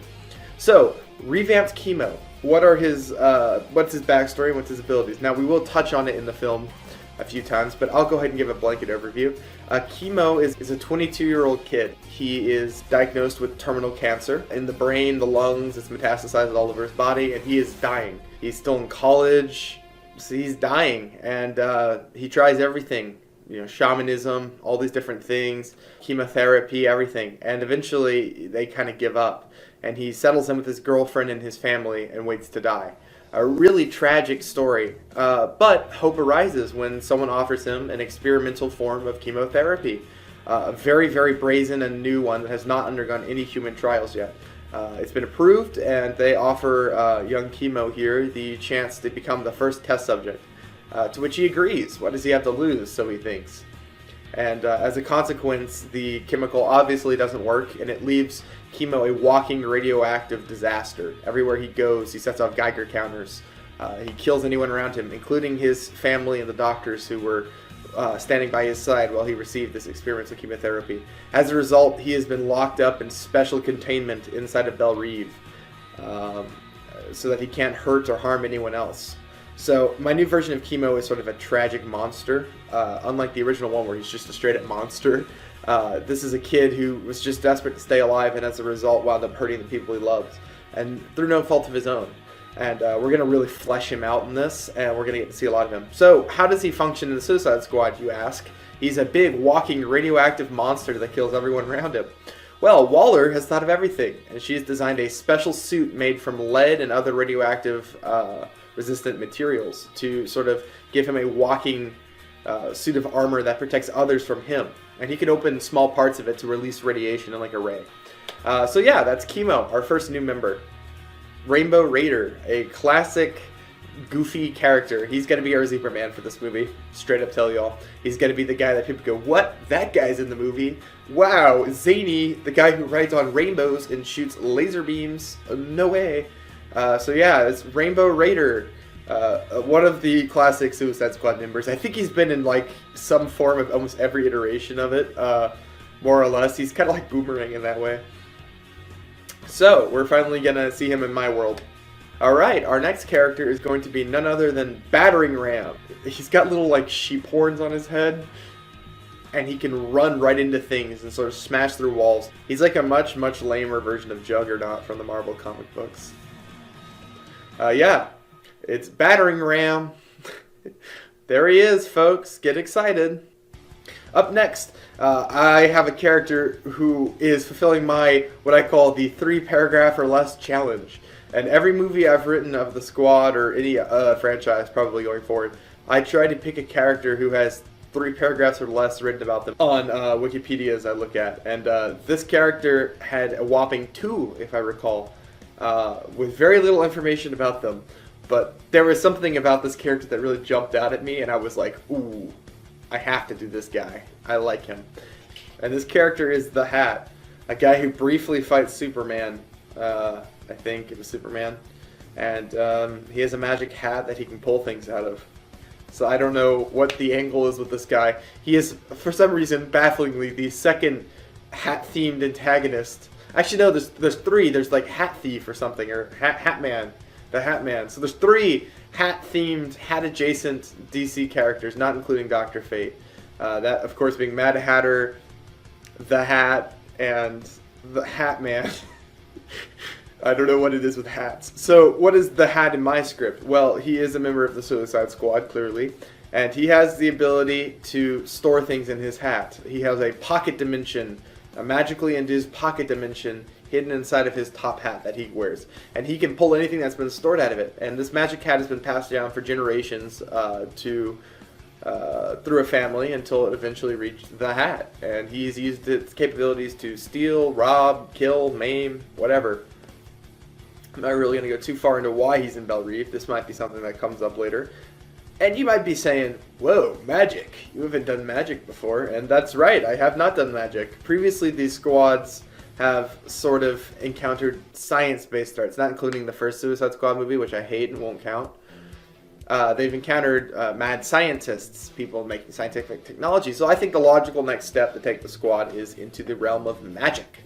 The DC Comics universe has a huge supernatural sort of back catalog, and I flipped through several of the characters and then eventually sort of amalgamated a bunch of them into one character, who we'll get into when I talk about what the squad will be fighting. But for now, know that this story does involve magic, and we will see the squad encounter magic in a big way. Alright, so that is the Hat. So who's next? Our next character is none other than Electrocutioner 3. This is the third guy to wear the Electrocutioner suit, and the brother of the original Electrocutioner. He has, he's Electro. Let's just be real here. He's worse Electro. He has a technologically built suit that allows him to emit large amounts of electricity from his body, and he fights Batman and Robin, and he robs banks and is a mercenary. He's exactly what you're imagining. He shoots electricity from his body, and maybe there's more to him than that, maybe there isn't, and maybe we'll get into it. I don't know, and you don't know. I like Electrocutioner, and I had actually contemplated using Bolt. A commenter recommended that character to me, and I settled on Electrocutioner instead. But, mind you, commenter, you know who you are. You commented on my last video. I did take some influence from you to pick another character on this list. I looked down all the characters you recommended, because I hadn't heard of a couple of them, and I settled on one. So that's really cool, and thanks for that. I appreciate it a lot. If anyone else wants to recommend me characters, the sequel to this, I'm still building my cast, so if you've come out with someone I've never heard of, that's really cool. Hit me up with that, because I will definitely take a look. Up next, we've got a classic Suicide Squad character. This guy has appeared never as an actual member of the team, but someone who helps them, and will be pivotal to our plot, especially in this towards the end of this movie. And that is Shade the Changing Man. He comes from an alternate dimension called Meta, and has a magic sort of technological magic fusion suit that allows him to project himself as your worst nightmare, sort of like a Boggart from Harry Potter. And he is going to play a pivotal role in helping the squad against the particular threat for these movies. One other character that will appear is Lilith Clay. This is a character associated with the Teen Titans and has been both a hero and a villain. Currently she is in Belle Reve because she was a villain in this universe. She has the ability to see someone's future as long as she's interacting with them. Which Waller has been using to predict her own death, and when it'll happen and how it'll happen. Alright, we've got one last character to talk about, and then we'll get into the villain and the actual plot. This guy is a vigilante. He's a Batman character, and he carries around big scythes that he uses to kill people. He's basically like what would happen if Batman just straight up murdered people and had no, care for life. And he's kind of fun in that way. We'll get to see him a little bit in this movie, so be on the lookout for that character. That is the Reaper. There he is, folks. So, let's talk about our antagonists. I know I've said this a lot with several different things, but this movie is a heist. I like heists, and I always find that they lend themselves very well to the Suicide Squad characters. I haven't done a Suicide Squad heist yet, although my Deadlands series is technically a heist. Although the heist hasn't actually started yet, where that is. So, let's talk about what they're stealing. Amanda Waller has been chasing ghosts and rumors for a while because, as I revealed in my little fake in-credit scene from the last movie, she has been diagnosed with terminal cancer, much like chemo. And she does not want to die. Amanda Waller is sort of a coward. She will do anything and everything to save herself and help her own. So she has been following rumors about something that will allow her to resurrect herself from the dead. A solidified piece of the Lazarus Pit, sort of like a magic stone.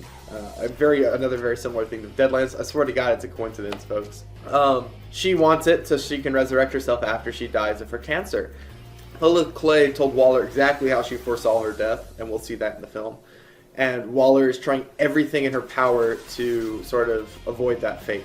So Waller has been trying to pursue this magic Lazarus stone all across the world, and has been using Lilith Clay to see how close she is to, you know, getting it. So let's get into our antagonists. Who are they? Who is the squad up against? Well, a rival heist group has been stealing the stone seemingly at every point and harassing Waller and the squad. Every time the squad gets close to taking it, it just vanishes again as this organization takes it away. This organization is led by Nightshade, a woman with shadow powers. You know, the ability to control shadows and do all these things with shadows, teleport through shadows. We're not going to go too far into her. I'll put a pin in her until the actual script comes out, because we're going to pop into her motivations. But she is not alone. She has a daring team of fellow heisters, who we'll see two of in this film. Our first one is Gentleman Ghost, a man who has the ability to turn himself into a ghost, who also happens to be from the 1800s and has lived for a very, very long time. A fun character. Calculator. Calculator is returning from my previous movie, as I teased at the end of that series, and we're going to get to see some more Calculator and his misadventures since he somehow escapes the cult. What's he up to? How does he handle the loss of his previous leader? And how does he factor into this gang of thieves? And then, of course, a classic DC villain, Orca, a woman marine biologist who has the ability to transform herself into a gigantic orca whale man. Pretty cool. So those are our villains. Waller and the squad are trying to go across the country to several different locations to find and steal this Lazarus stone before Waller dies. So we've got a ticking clock element, and this other rival heist organization is pursuing them at every point. And maybe that's all the story is, or maybe there's something deeper and more interesting going on. Maybe they've just scratched the surface of a large conspiracy. You'll have to find out. And again, this is a two-parter, which means it's got a larger and more over-encompassing story than my previous film. It is going to be a little more smaller scale in that I have a smaller team, as you might have noticed. Do not be mistaken, I'm going to kill a lot of people. I did it before and I'm going to do it again, so don't get too attached. As for the theme, I always talk about the themes of my movie. And my theme for this two-parter is fear of death and facing one's own mortality, and a theme of learning to become a hero. Like we've seen in the previous Squad movies, this is a pretty common theme, but I'm going to really flesh it out in these movies. And in addition, there'll be some other themes going around. Maybe I'm keeping the cat in the bag for a little bit until we get more into the story. So that is my pitch. We are going to be writing the script as is typical. I've already started, and probably before Christmas or just after Christmas, I will have recorded and uploaded the first part. So y'all who are fans of my previous series will probably get a kick out of this. So you can look forward to that. There is a lot more material in this that I can actually talk about in this. I'm trying to avoid spoilers, as you can tell. I'm kind of grinning because I can think of all the fun things that are going to happen in this and where the story is actually going. And so yeah, you all can look forward to that. Let me know what you think. Suggest characters. Give me some ideas. Just generally, I'll try to answer every comment. Like and subscribe if you enjoyed this video. Alright, that's all. I'll talk to you all later. Hi, I'm Bjorn and I do movies, and today we are recording part 2 of my Suicide Squad 4. That's going to get really confusing really quickly. Today we're going to cover the first act, and I'm not really going to waste a lot of your time. Just remember to like and subscribe if you're enjoying the video, leave a comment, let me know what you think, and let's go ahead and jump right into it. I'm calling this movie The Suicide Squad Society of Shadows. We are going to open on the Las Vegas skyline as the song A Good Song Never Dies by Saint Motel begins to play. We zoom towards a casino and see it's called Gallios. This is a reference to supervillain Anthony Gallo, who will appear briefly in this movie. A nice car pulls up and we see Flatline exit. She's dressed in a black and silver dress. Flatline makes as if to sweep away a loose hair and then activates a comm in her ear. She says, "I'm in place." We're going to cut to the sewer. We'll see Electrocutioner and Battering Ram wading through water. Electrocutioner taps his earpiece. He says, "The sewer team is in position and ready to be out of here." We're going to cut back to Flatline as she walks into the casino. She's going to say, "Clock King, are you still good?" We'll cut to Clock King as he slides on a waiter's tux from an unconscious waiter. We see Rainbow Raider tying a rainbow-colored tie onto his. Claw King notices. What is that? That's not standard issue. Rainbow Raider says, relax, nobody's gonna notice. I have to have a rainbow. It's my thing. He pulls out a packet of Skittles and tries to offer one to Claw King. Just take a Skittle and don't think about it. He tries to hand over the Skittles again. Claw King says, take it off, and refuses to take a Skittle. Rainbow Raider says, no, I already told you it's my thing. Claw King says, if your fucking tie blows this operation, I'll kill you myself. Rainbow Raider just smiles and straightens his rainbow tie. He pops a handful of Skittles into his mouth. Claw King taps his earpiece. We are in position. Claw King and Rainbow Raider then split up and head towards separate hallways. We're going to cut to the sewers as Electrocutioner starts to cut through the pipe with his electricity. He taps his earpiece as he does and says, I'm starting to cut. Let's see if Flatline can make sparks fly. We cut to Flatline and she approaches a man at the bar. She taps her ear slightly and says, that's a groaner, Lester. My target is in sight. The mission is a go. Flatline sits next to the man at the bar. She orders a drink, then turns to face him. Do I know you from somewhere? I swear I've seen you before. He turns and looks her up and down. Maybe you've seen my face on the news. I own this place. Flatline says, that's it, you're Anthony Gallo. I'm a big fan. He says, oh really? And what do you think of my casino, miss? She says, Miss Christine, I think it's lovely. Of all the casinos I've been to, this is my favorite. I've visited 3 times now. Gallo says, a repeat guest. I'm glad to have your business. Flatline says, how about some more? Can I buy you a drink? And he says he'd like that. We're going to cut to Rainbow Raider. He walks up to a door and then scans a key card that he took off one of the guards. He enters a large security room. A guard sits in a chair and watches the screen. He turns when Rainbow Raider enters. He says, who are you? He says, I'm your relief. I'm supposed to take your post. The guard says, no one told me I was getting relieved. Rainbow Raider says, well, they told me. They want you on the casino level. The guard says, what? They've been getting weirder about postings. Rainbow Raider says, tell me about it. Guard looks him over and says, what's with the tie? You're not supposed to wear that. Rainbow Raider looks awkwardly to side to side and says, what are you talking about? The guard stands up. Not to be distrusting, but can I see your ID? We see Rainbow Raider reach towards his suit pocket.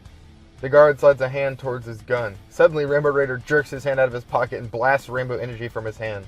It makes a giant hole in the guard's chest. Blood splays everywhere and the dead guard flops over. We're going to cut to the bar. We see several empty drinks in front of Gallo. You know, dangerous men like to lurk around Vegas. It can be very unsafe for a woman without a guide. Flatline says, they should be afraid of me. I'm a dangerous woman. Gallo laughs and smiles. I'm in fear for my life. Flatline says, oh, believe me, I'm worth dying for. She reaches over her hand and slides a card into his pocket. We see as she does, she pulls another card out. My extra room key card, 605. Visit me tonight. She gets up and walks away. When she's a good bit away, she taps her ear. She says, I got the card, heading to the rendezvous point. Claw King says, good work. How's everything on CCTV? We cut to Rainbow Raider as he slowly drags the body away. He props it behind a file cabinet. He says, I'm so fucked. He turns and looks at the camera. He wipes blood away from a couple, then taps his ear. Everything's good on my end. All perfect here. Claw King says, good. Let's keep it that way. We don't want any unnecessary attention. We see Rainbow Raider sort of awkwardly look towards the dead body. We're going to cut to Claw King. He walks down the hall and sees Flatline. The two join up. Flatline says, that guy was as sleazy as they come. Waller understood him. Did all that work for nothing. Claw King says, you did well. This is all going very smoothly. Flatline says, a dangerous thing to say. They enter the elevator and scan Gallo's card, and then select the button labeled Vault. The elevator begins to move down. We see Claw King pull out a pistol and slowly screw on a silencer. He says, now for the hard part. The elevator door dings and then opens. Claw King turns and shoots a security guard before he can react. Claw King taps his watch. Team 3 is running late. They should have been here. As soon as he says it, a huge chunk of the wall blows open. We see Battering Ram run forward and stop. The Electrocutioner climbs in behind him. Flatline says, you made it. Electrocutioner says, I'm never going into a sewer again. Couldn't even use my suit in there if I wanted to. I'd fry everyone. Flatline says, relax, Sparky. I've done it before. It's not so bad. Claw King taps his watch. No time for chatting. The vault's just ahead. Battering Ram looks at it and says, this puny vault won't stand a chance. Time won't be an issue. They enter the vault room. We see a large steel vault door. A guard turns from his station to see them. Electrocutioner fires a bolt of electricity from his suit. It engulfs the man in flames, and we see his eyes explode, which, by the way, in case you didn't know, is what happens when you get electrocuted with no water. Electrocutioner says, oh, fuck, I thought I had that on stun. Claw King says, we needed him alive, damn it. He's the one who's supposed to open the vaults. He knows the codes. Electrocutioner changes a dial on his arm. It won't happen again. Battering ram says, we don't need him at all. I can handle this vault. It doesn't look like it's made of the strong enough stuff to stop these horns. Flatline looks at it and says, it looks like it's solid steel. You sure you're up to it? Battering ram says, I've destroyed worse. This is a piece of cake. He steps up and puts his head down. He runs full speed at the vault. He hits it hard with a ding, then bounces back. You hear the crack of his neck as it breaks. He falls to the floor dead. Flatline looks at him for a second and says, well, he's dead. Clock King says, I can see that. That's just great. We're following the real backup plan now. No more deviations. Electrocutioner, open up the vault. He says, sure. He drops a welding helmet over his face, and electricity arcs from his hands and forms a sort of giant electric torch. He starts to cut through the vault like it's a lightsaber. On the casino floor, we see a woman in a white and black dress approach a guard. She says, sir, I saw someone unusual enter that back area over there. He didn't look like a security guard. Guards say, oh, I'm sure it's nothing to worry about. Probably just a drunk. I'll take a look. As he walks off, we see the woman grow a sly smile. He heads right for the security room. We're going to see that Rainbow Raider has his feet propped up and is looking at the ceiling. He checks the monitor and we see a guard approaching. He says, fuck. The door opens and the guard walks in. Rainbow Raider spins to see him. Hey, how are ya? Guard says, can't complain. My wife's birthday is tonight, so I'm going to have a good meal for once. And cake. It's the little things, you know. Rainbow Raider says, I hear that. The guard says, you see anything unusual on the monitors? Got a report of someone stalking around back here. Probably a drunk. Rainbow Raider says, I haven't seen anyone. You're welcome to take a look. Guard says, no, I'm sure it's fine. He looks over Rainbow Raider and says, what's with the tie? Rainbow Raider is going to kind of panic. He's going to go, corporate thing. Guard's going to say, I didn't hear anything about that. Rainbow Raider's going to go, yeah, it's part of the LGBTQ rights push. They sent a memo. Guard's going to say, oh, okay, I'll have to get myself one. The guard looks towards his feet as we see a pool of blood there. It's running from the dead man in the corner. The guard slightly turns and sees the body. He slams the panic button on his belt just as Rainbow Raider kills him. Rainbow Raider touches his earpiece. Fuck, they found me! Put your asses in gear. We're gonna cut to the vault room. We'll see Electrocutioner finish cutting into the vault. He kicks the door and it opens up. We see Flatline dragging Battering Ram's body into the sewer. Clock King enters the room. We've been made. Rainbow Raider got himself seen. Flatline says, damn, we still have the inner vault. I knew we should have put someone else on cams. Clock King says, without the combos from that guard, we're fucked. Flatline says, I got it. She walks over to the guard's body and touches it. We see a ghost with no eyes and burn marks. It glows blue. I can't see. Where am I? It's so cold. It whispers. Flatline says, hey, focus up. Can you hear me? The ghost says, where am I? It's all blackness. Flatline says, I know. I can help you. I just need some help from you first. Today's codes for the vault. What are they? I don't know where I am. I can't feel anything. Flatline says, I know. You have to focus on today's codes. What are they? I wrote the number down in my drawer. The combination that opens it is 743. I just want to go home. Flatline turns to open it and then stops. Do you have any last words or want anyone to know something? The ghost realizes that he's dead. He looks down with sorrow and says, I'm dead. That's right. A man killed me, my wife. Tell her I'm sorry that I couldn't be there to see our daughter. Tell her I love her. Flatline says, I will. Don't worry. The other side isn't so bad. She touches his chest and he vanishes into blue smoke. Flatline moves to the drawer and puts in the code. She takes out the sticky pad with the code to the vault and hands it to Clock King. As he takes it and enters the vault. Flatline pulls out a piece of paper and begins to write down the man's last wishes. We're going to cut to Rainbow Raider. He's running through the halls of the casino. Two guards turn from a hallway behind him and begin to shoot at him. He blasts rainbows back at them, killing one. He throws another rainbow at his feet and begins to write it. This is his classic comic book thing, you know? He's sliding up and down on the rainbow, avoiding bullets. He bursts into the main casino floor. People are manically running away as guards come out with machine guns and open fire on him. Rainbow Raider blocks and weaves with his rainbows while occasionally firing back. He shoots one right in the face. He laughs. Taste the rainbow, bitch! The security doors on all the windows and doors begin to shut. Rainbow Raider says, fuck. He sees one of the final doors is closing. He shoots towards it at full speed. He's so close to freedom. Then we see a guard step out with an RPG. Rainbow Raider sees it too. His eyes sag as the rocket fires. It hits him and he explodes. All we see of him is his rainbow tie fluttering to the ground. I am so sorry to that one guy who really likes Rainbow Raider. I swear, this was the plan all along. I didn't do this just to fuck with you. You have my condolences for Rainbow Raider. He was one of those guys who gets killed right at the beginning. We're going to cut back to the vault. We watch as Clock King carefully opens one of the safes inside the vault. Electrocutioner, you get it? Clock King says, yeah. He opens the safe, except it's empty. Only a small piece of paper is inside. He lifts it up and we see it says, nice try, Waller. He turns it and on the back we see the words, courtesy of the Society of Shadows. He says, someone beat us here. Flatline walks in and says, that's impossible. We've been watching this vault for days. Clock King says, I'm looking at an empty fucking vault. We hear a ding as the elevator begins to lower itself to their level. Electrocutioner says, we have to go. Flatline says, no need to tell me twice. She starts to go through the hole in the side of the room. Clock King and Electrocutioner follow her. As they run through the sewer, we see the tunnel behind them explode. Rubble fills the hole they escaped through. We cut back to the card inside the vault. I hear we're going to do the diegetic title drop. You know, it's a staple of these movies at this point. We're going to see the word The Suicide Squad above the word Society of Shadows. We're going to cut to a doctor's office. We'll see a doctor sitting in a chair with a young man in front of him. He's going to say, do you understand what I'm saying? We'll see Chemo, who is the young man, and he'll say, the chemotherapy isn't working. I have a month to live, maybe 2.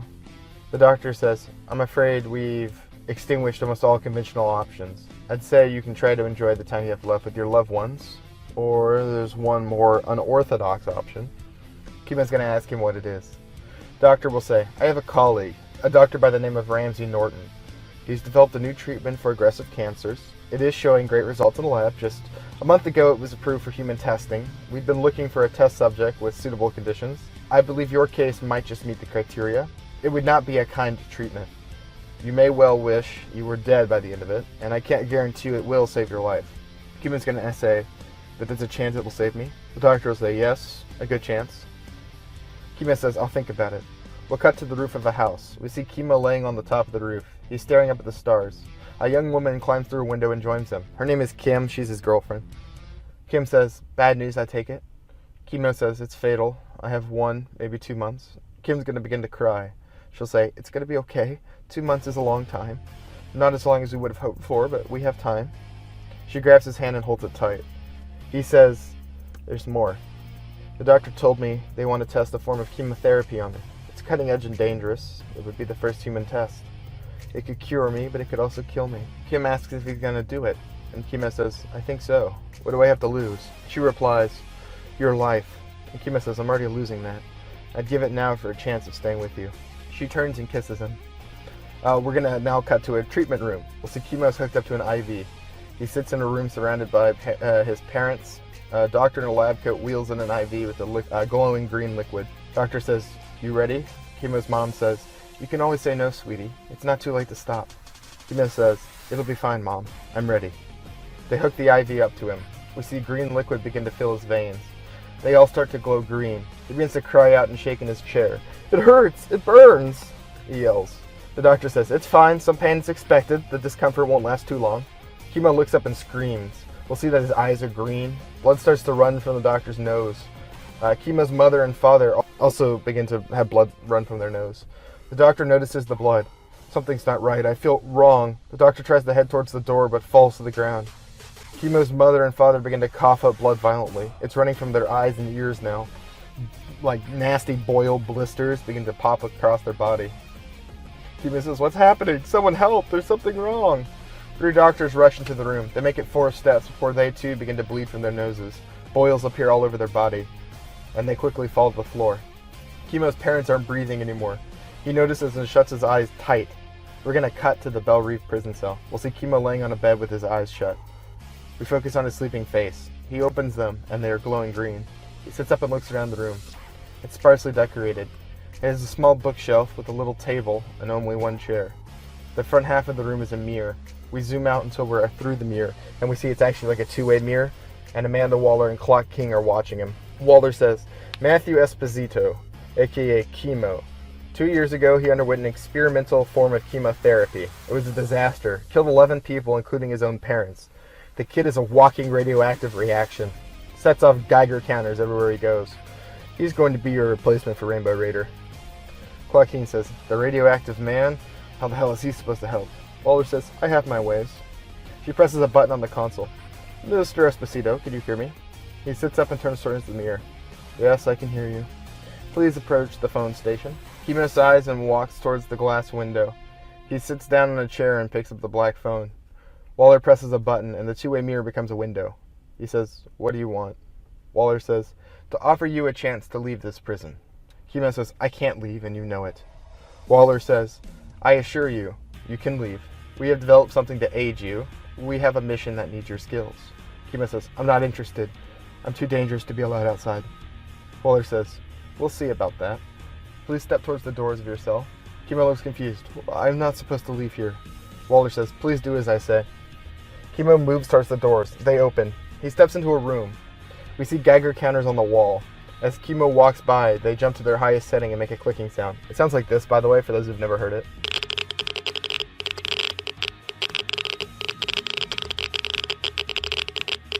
It's a pretty eerie sound. Waller and Clock King move down the hall a little bit more until they come to a second window. They see Kimo in the room. Waller presses a button on a different panel and a metal suit slides out of the wall. Its back opens up to reveal a sort of diving suit looking thing. This is his protective suit I was talking about. I would compare it to like a diving suit with a plain glass window face so you can see his expressions and whatnot. Just if we had an actor, you could allow him to actually act. Waller says, "Please step into the suit." Kimo looks unsure, but then climbs into the suit. Waller presses a button and it shuts tight. We hear hissing, and then the Geiger counter stops ticking. Waller presses a different button, and another door opens. Kimo steps forward towards it. Waller says, "Let's go meet your new team member." She and Clock King walk up to him. Kimo says, "You're not dying." Waller says, "No, we're not. That suit is made entirely of radioactive resistant materials. It is an armor designed to keep others safe from you. It can only be opened remotely from here or by another willing party. I doubt you'll find someone willing to remove it for you." "What does this mean? Does this mean I can leave here?" Waller says, "I'm afraid not. Unlike the others, I can't promise to let you out of here, but I can offer you something else." "What is it that you desire?" Kimo says, "Anything?" Waller says, "Within reason." And Kimo says, "I want to see my girlfriend. I don't know where she is, but I'd like to know that she's okay. But I'd like to let her know that I'm okay." Waller says, "What's her full name?" He says, "Kimberly and Drew." Waller says, "I think that can be arranged if you agree to help us on our mission." Kimo says, "What sort of mission?" Waller says, "We'll explain that later. Let us track down your girlfriend, and we'll allow you to visit her." We'll see Waller and Clock King walk into the control room. Clock King says, "Are you sure allowing this kid around is a good idea? He seems unreasonably dangerous." Waller says, "Yes, he's dangerous. That's why I picked him. He's an extremely powerful metahuman whose power is entirely controlled by us. He's perfect. He's also good-tempered and well-meaning. Best of all, the kid's no criminal. Give him what he wants and bring him back. Call it a trial run." Clock King says, "As you say." Then Waller replies, "Talkman, tell me, what do you make of this?" She gestures to a video of a man in a mask. He walks through the hall wall of the security room where the vault was, and then heads right into the vault room. He walks through the walls as though they're nothing. He snags something from the vault and then turns back to the camera. He bows before slipping a piece of paper into the vault. Clock King says, "He didn't even open the vault. Clearly the man is efficient and experienced. He also knows about you and isn't working alone, judging from the message." Waller says, "You're correct, he wasn't alone. He had a female accomplice and another male accomplice who tipped the guards off to Rainbow Raider. We're working on getting an ID on both." "The Society of Shadows," Clock King says. "A silly name. Juvenile. What did they take? What is it that we've been after, Waller?" Waller says, "It's none of your business, Talkman. Take the kid to see his girl and avoid as much attention as possible." Clock King says, "The kid is a walking radioactive robot. I think we'll find that difficult." She hands him a piece of paper, her address and place of work. "You'll make do. You always do." Kimo and Clock King are in a car now. They pull up to a record store. Both of them step out of the car. We see people looking oddly at Kimo. Clock King says, "Make it quick and try not to cause a scene." Kimo says, "I will." He approaches the store, and he stares through the window. We see Kim. She smiles at a shopper and shows them a vinyl disc. Kimo sighs, then walks into the store. We're going to begin to hear the song "The Nightly Met" by Lord Huron, I think. He approaches Kim, and she jumps when she notices him. "Oh, I'm sorry, your outfit." Startled, she notices his face. "Oh my god, Matthew." "What?" He says, "Kim, it's good to see you. I missed you." And she says, "You were alive. I thought you were dead. They said you were all dead. What are you wearing? How are you here?" Kim says, "I can't tell you that, but I'm okay. Honest. I just was worried about you, wanted to make sure you were okay." She wraps him up in a hug, and he hugs her back. He says, "I missed you so much. It's been so lonely." Kim says, you don't have to be alone anymore. But I do, Chemo says. I have to go, Kim. I made a promise. Kim says, no, but you can't leave me again. Don't go. And Chemo says, I have to. This is just going to hurt you again, isn't it? We're going to smash cut to Chemo watching Kim from the window. Now we're going to realize this was sort of in his head. He was playing out in his mind how this might have gone if he went in there to talk to her. And he realizes, probably correctly, that he would just hurt her by talking to her. So he turns away from the window. We can go. I got what I needed. You sure? Chemo says, I am. We're going to cut back to Belle Reve. We'll see Waller walking down the hall and approaching his cell. She opens it and we see a redhead woman sitting on the floor surrounded by painted runes. This is Lilith Clay. I mentioned her in the first video. I knew you would come. You want to ask the same question as always. The answer will be the same. Waller says, maybe. Tell me how I die. Waller holds out her hand and Lilith takes it. We see flashes of images. Waller dead on the floor. Blood runs from her mouth in pools. Lilith Clay says, it is the same. You are dead in a pool of your own blood. That is your future. Waller says, thank you, Miss Clay. She turns to leave. Lilith Clay says, it won't change, you know. So many others have tried, and it never does. Waller says, the others weren't me. We're going to cut to the car with Clock King and Chemo. Clock King's going to ask him why he didn't talk to her. And Chemo will say, she seemed happy. Maybe she was able to move on her own way. I'd only leave her again. Why reopen old wounds? The last thing I ever wanted was to hurt her. And Clock King says, it was a good choice. What we do is dangerous. There's a chance you'll be dead before the month is out. Chemo says, it's funny. I've heard that before. He says, just what is it that we do? We're going to see Flatline lounging on a chair with her feet up. She's listening to music. Suddenly, Sportsmaster walks into the room. Flatline looks up and smiles. We're going to cut to the briefing room with the projector. You know the room. Flatline says, it's Sports Douche. I see Waller's letting anyone on this mission. And he's going to say, you're one to talk, emo Emily. Then he's going to make a not safe for YouTube joke about cutting because she looks like an emo. Flatline's going to say, oh, good one. Really creative. I'll have to write that down so I don't forget it. Oh, shit, I must have misplaced my pen, she says after patting around herself. Next we see Electrocutioner walk in and take a seat. He turns and looks at them and says, Flatline, is this the same wild goose chase as before? Flatline shrugs. Don't know. I haven't been told. She never tells us shit. Electrocutioner says, shocking. Flatline snorts a laugh. You and your puns. I'd swear you're the corniest man alive. Electrocutioner just shrugs. Clearly you never talked to Rainbow Raider. Flatline says, I did say alive. Electrocutioner laughs out loud. Oh, that's bad. You know, sooner or later it's going to be one of us that gets fried. Sportsmaster says, maybe one of you two. I don't plan on dying. This is my last gig, and I won't be a cliche. Well, the dead never do. I would know. I've asked. Chemo and Clock King walk into the room. They each take different seats far from each other. Sportsmaster and Flatline study Chemo. Sportsmaster whispers to Flatline, you seen him before? And she says, nah, he's new. Sportsmaster says, I hope he's not another cyborg. I've had enough of robots. Flatline says, I'm gonna go find out. She starts to climb over the seats until she's sitting next to Chemo. She offers him a hand and says, yo, I'm Nakia, but you can call me Flatline. He says, I'm Matthew, but they've been calling me Chemo. What is this? Flatline says, oh, you're fresh off the boat, eh? This is the Suicide Squad, and we do things for Waller. Chemo says, like what? Flatline says, I fought a cult once. For Waller, that is. Chemo says, that's cool. And Flatline says, I know, right? She says, so what do you do? Chemo stops and thinks about it and says, I'm radioactive. And Flatline says, like Chernobyl? And Chemo says, I guess. She looks uncomfortable. Should I be this close to you? Chemo says, Waller says the suit keeps you safe from me. Flatline asks if it works, and he says, if it didn't, you would already be dead. Flatline says, not exactly a ringing endorsement, and Chemo says, what about you? What do you do? She looks at him, raises her eyebrows, and says, I see dead people. She laughs. It was good to meet you, Matthew. Hopefully you don't die. She climbs back over to her spot next to Sportsmaster. Suddenly, Waller enters the room with the hat in tow. He's a Japanese man, probably, 28, 30, and he's got a big top hat on. The hat takes a seat as Waller turns on the projector. She says, hello, everybody. She clicks a button, and security footage of a mysterious woman appears. It's the same woman who was wearing black and white we saw talking to the guard that got Rainbow Raider in trouble. She says, this is Grace Barlin, a marine biologist who specializes in research involving dolphins and other marine mammals. She was employed at Gotham Aquarium until it was shut down 7 years ago. She became a ghost until she appeared at Gallows to ruin our previous mission. We believe she is deeply connected with the organization we're calling the Society of Shadows. Waller clicks the button again, and a satellite photo of Gotham Aquarium appears. We have tracked her to the very same aquarium she used to do research with. It's abandoned and run down, but we suspect she's using it as some sort of headquarters. Your mission is to apprehend Miss Boleyn and interrogate her for any information she might have on the Society of Shadows.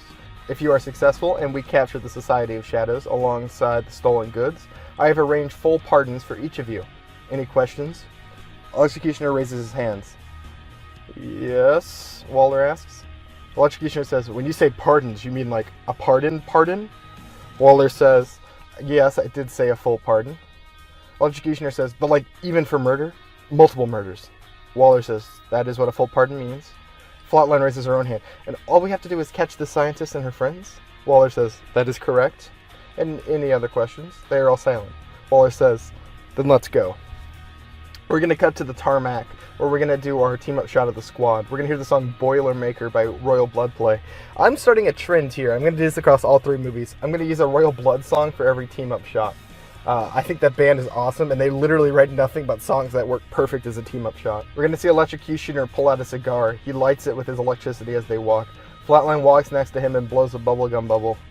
Clock King checks his watches as he walks. The Hat pulls his top hat off his head and pulls out a bottle of booze. He shakes it, then throws it, because it's empty. It shatters on the ground. As he pulls out another one, he pops the cork and starts to drink. Chemo stops and looks up at the sky. He smiles as he sees the sky for the first time in 2 years. The camera pans around, and we see it's an RV, not a helicopter, continuing the trend of them never getting in a helicopter again. Flatline says, oh, it's a road trip. Great. Sportsmaster says, beats the cow trucks. Flatline says, that's a good point. It could always be worse. Sportsmaster says, I miss the helicopters. Not subtle enough for Waller, I guess. Electrocutioner says, you guys rode in helicopters? Sportsmaster says, once or twice. Electrocutioner said, damn, I never got that. I'm shocked. Flatline points out that he already made that pun. Electrocutioner shrugs. There are only so many electricity puns you can use.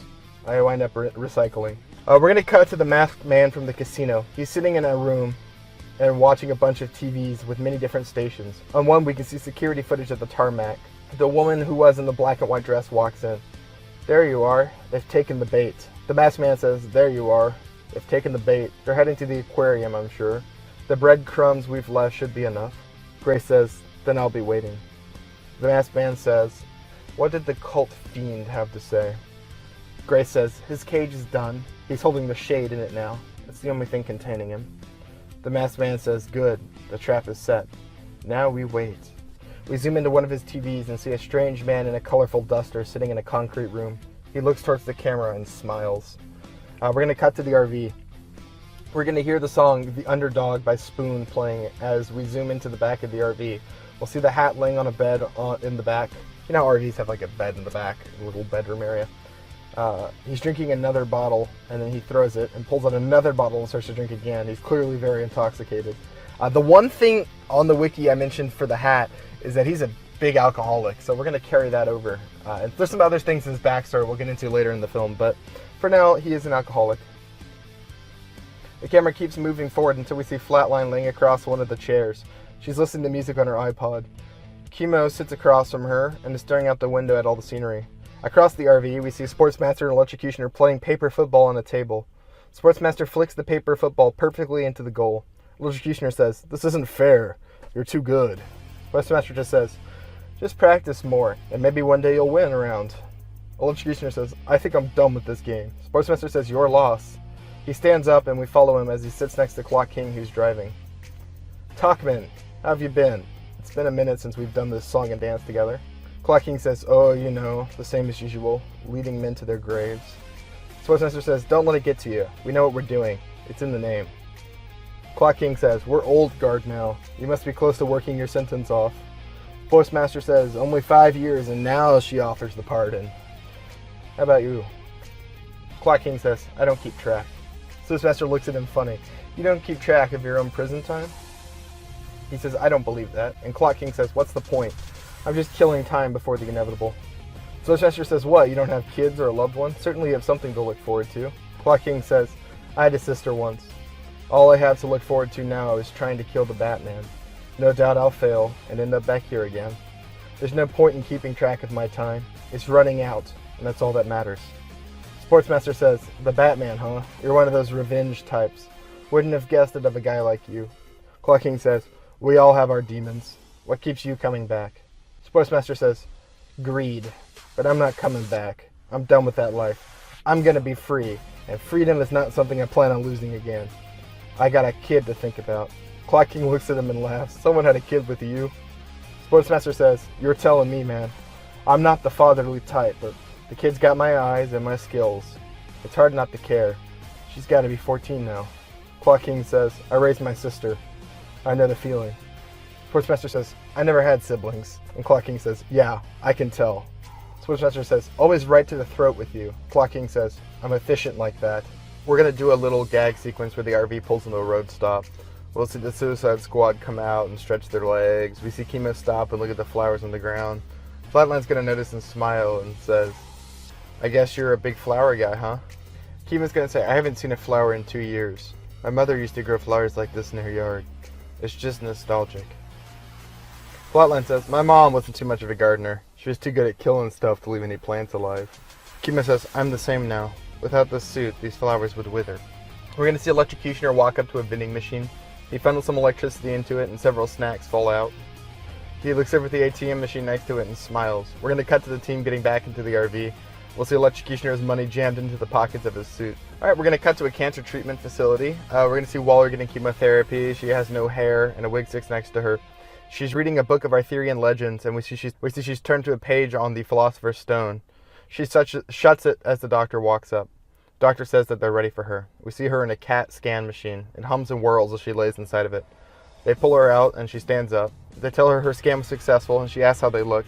The doctor tells her that they won't know for a few days. I'm going to kind of breeze over this scene. We see the gang go to Gotham. They pull in and they talk about the Batman for a while, and they each talk about how they could probably take him on. Waller informs them that they don't have to worry about the Batman, that she waited until the Justice League had an operation. And now we're going to see them walk into the aquarium. They approach the aquarium. It's a very large building surrounded by a chain link fence with private property signs. It's covered in graffiti. The Hat drunkenly sits up from his bed and asks if they're there. And then they team up. Electrocutioner says that he should stay with the car because electricity doesn't really agree with water, and an aquarium might not be the best place for him. Clock King tells him to stay here and be ready. Electrocutioner says, sure. We watch the squad unload and enter the aquarium. Then we see Electrocutioner smile and look behind the RV at a strip club. He pulls out some of the money from the ATM and heads over. The inside of the Gotham Aquarium is falling apart. A large model of a whale hangs from the ceiling. It's covered in mold and graffiti. The walls are fitted with aquariums with water that have gone green. Flatline says the place is a dump, and Chemo agrees. He says, I used to come here as a kid. What happened? Clock King says that they lost funding. Sportsmaster comments that Central City has a better aquarium, and that Gotham can suck it. The squad moves through the maze of exhibits until they come to a large underwater tunnel. You've seen these if you've ever been to an aquarium. The sign outside the tunnel says, Orca Whales. And someone has graffitied above them to say, beware of. So it says, beware the orca whales. They stop and nervously study the tunnel. Sportsmaster chuckles and moves into the tunnel. What's to be afraid of? Look at that water. There's nothing living in that. The rest of the team follow him. As they move, we see something swimming in the murky water. Chemo stops and turns to look into the water. He says, I think there's something out there. Sportsmaster says, I already told you there isn't. Chemo leans in and looks. Suddenly a black shape launches from the depth and smashes through the glass of the dome. It's Orca, the villain, as the actual Orca. She grabs Chemo and smashes through the other side of the glass tunnel, dragging him into the depths. The entire glass tube begins to flood and crack. The squad is in danger. Flatline, Clock King, and the Hat run in the way they came. Sportsmaster is cut off by the rushing water. He clicks his boots together, and this board pops out. I'll say it's like a built-in snowboard / surfboard in his boots. It's super goofy, and it's something right out of the comic books. So he's going to start riding the water like a wave, and he's able to quickly zoom to the other side of the aquarium before he's, drowned or anything. The others aren't as fast. Glass above them begins to shatter and starts to flood in with water. The Hat pulls his hat off. He reaches inside and pulls out a silver spear. He throws it down and it explodes. The water stops its movement and the glass stops breaking as his time has been frozen in a tiny bubble. The Hat says, that won't hold long. We have to run. They make it to the staircase just as the tunnel starts to completely flood with water. Inside the tank, we see Chemo getting slammed into the tank's floor by Orca. He punches her with his metal fists. Orca lets him go and vanishes into the murk. He tries to contact Waller. Waller, can you hear me? Do you see this thing? Let me open my suit. Waller doesn't reply. We hear only static. Suddenly, Orca reappears from the darkness and clashes into Kimo again. She drags him against the floor. Again, Kimo punches her fruitlessly. And then, suddenly, he's struck with an idea. He finds her eye and jabs it with a finger like you're supposed to do in a shark attack. Orca lets out a howl and leaves him again, vanishing into the darkness. Kimo turns and sees the aquarium wall. A metal ladder is bracketed there, and he starts to climb. We're going to cut back to the other team, and we'll hear the hat say, "What was that? I've had a bit to drink, but I'm pretty sure I saw a big fish." Clock King says, "I saw it too. No doubt a creation of our marine biologist." Flatline's going to ask if they think Kimo is dead, and Clock King will say, "Could be. I can't seem to reach Waller." Flatline's going to say, "What do we do?" Clock King says, "We find the target and capture her. If this creature is hers, then we'll make her stop it for us." See Sportsmaster climbing through a plaster coral reef.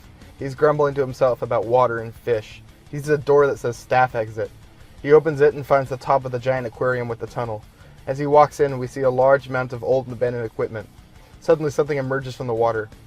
Sportsmaster pulls out his razor frisbee and is primed to attack before we see it's Kimo climbing out of the tank. Kimo says, "It's in the water." "I got that. What is it?" "It looked like a big fish." Right as he says it, Orca leaps from the tank and lands between them. Sportsmaster says, "Oh, fuck. It's more of a whale." He throws his razor disc. It leaves a scratch on her shoulder. Orca turns to face him and snarls out words. "Big mistake." Sportsmaster goes, "Oh," it talks. He turns and runs as Orca jumps back into the water. As he runs, Sportsmaster looks down into the murk. We see briefly that something is moving in the water. Kimo is running after him. "What's the plan? I couldn't reach Waller to open the suit." "No plan. We kick its ass." He turns and notices some rope on the wall. He pulls out his expanding javelin from the previous movie. Ahab style. Under the water, we follow Orca as she hunts him. We can see one of her eyes is bleeding from the gouging and she has trouble seeing. She limps up out of the water and trying to snag Sportsmaster, but misses just as he jumps away. He spins and sticks her with his javelin. She lets out a monstrous shriek and then vanishes into the tank again.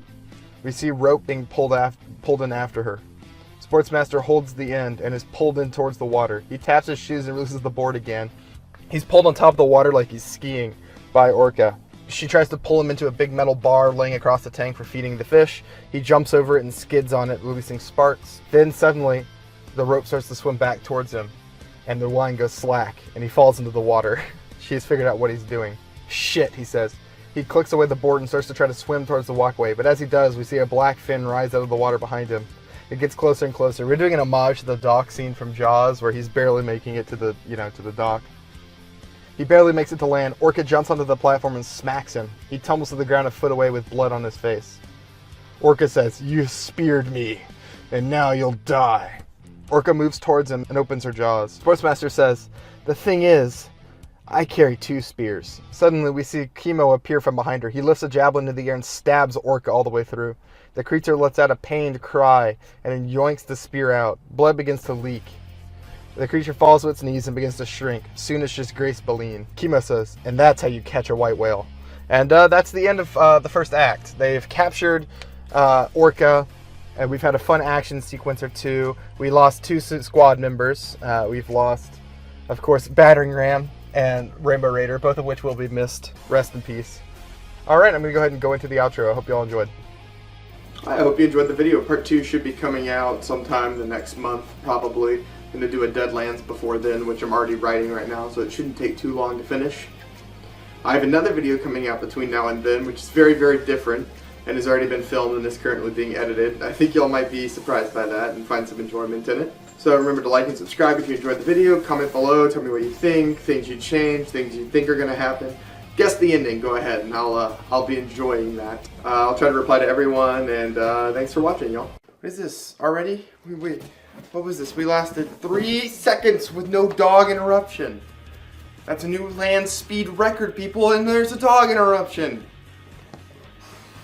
Okay, are you done?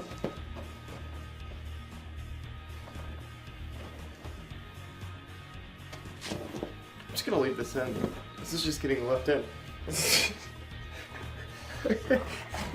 Alright, sit. Okay, whatever. Hi, I am Bjorn and I do movies, and today we are doing the second act of the Suicide Squad 4. I've written the script, it is finished. This is going to be a long one, I suspect, although I haven't actually recorded me speaking out the script yet, so let's go ahead and do that. Alright, we're going to go right into it. Remember to like and subscribe if you enjoy the video, And leave a comment. Let me know what you think is going to happen. Let me know what you think, yada yada. We are going to open where we left off. We'll see Grace Balleen, aka Orca, slowly waking up and realizing she's bound to a chair. She struggles and tries to break free of the bindings. We hear Clock King. I wouldn't do that if I were you.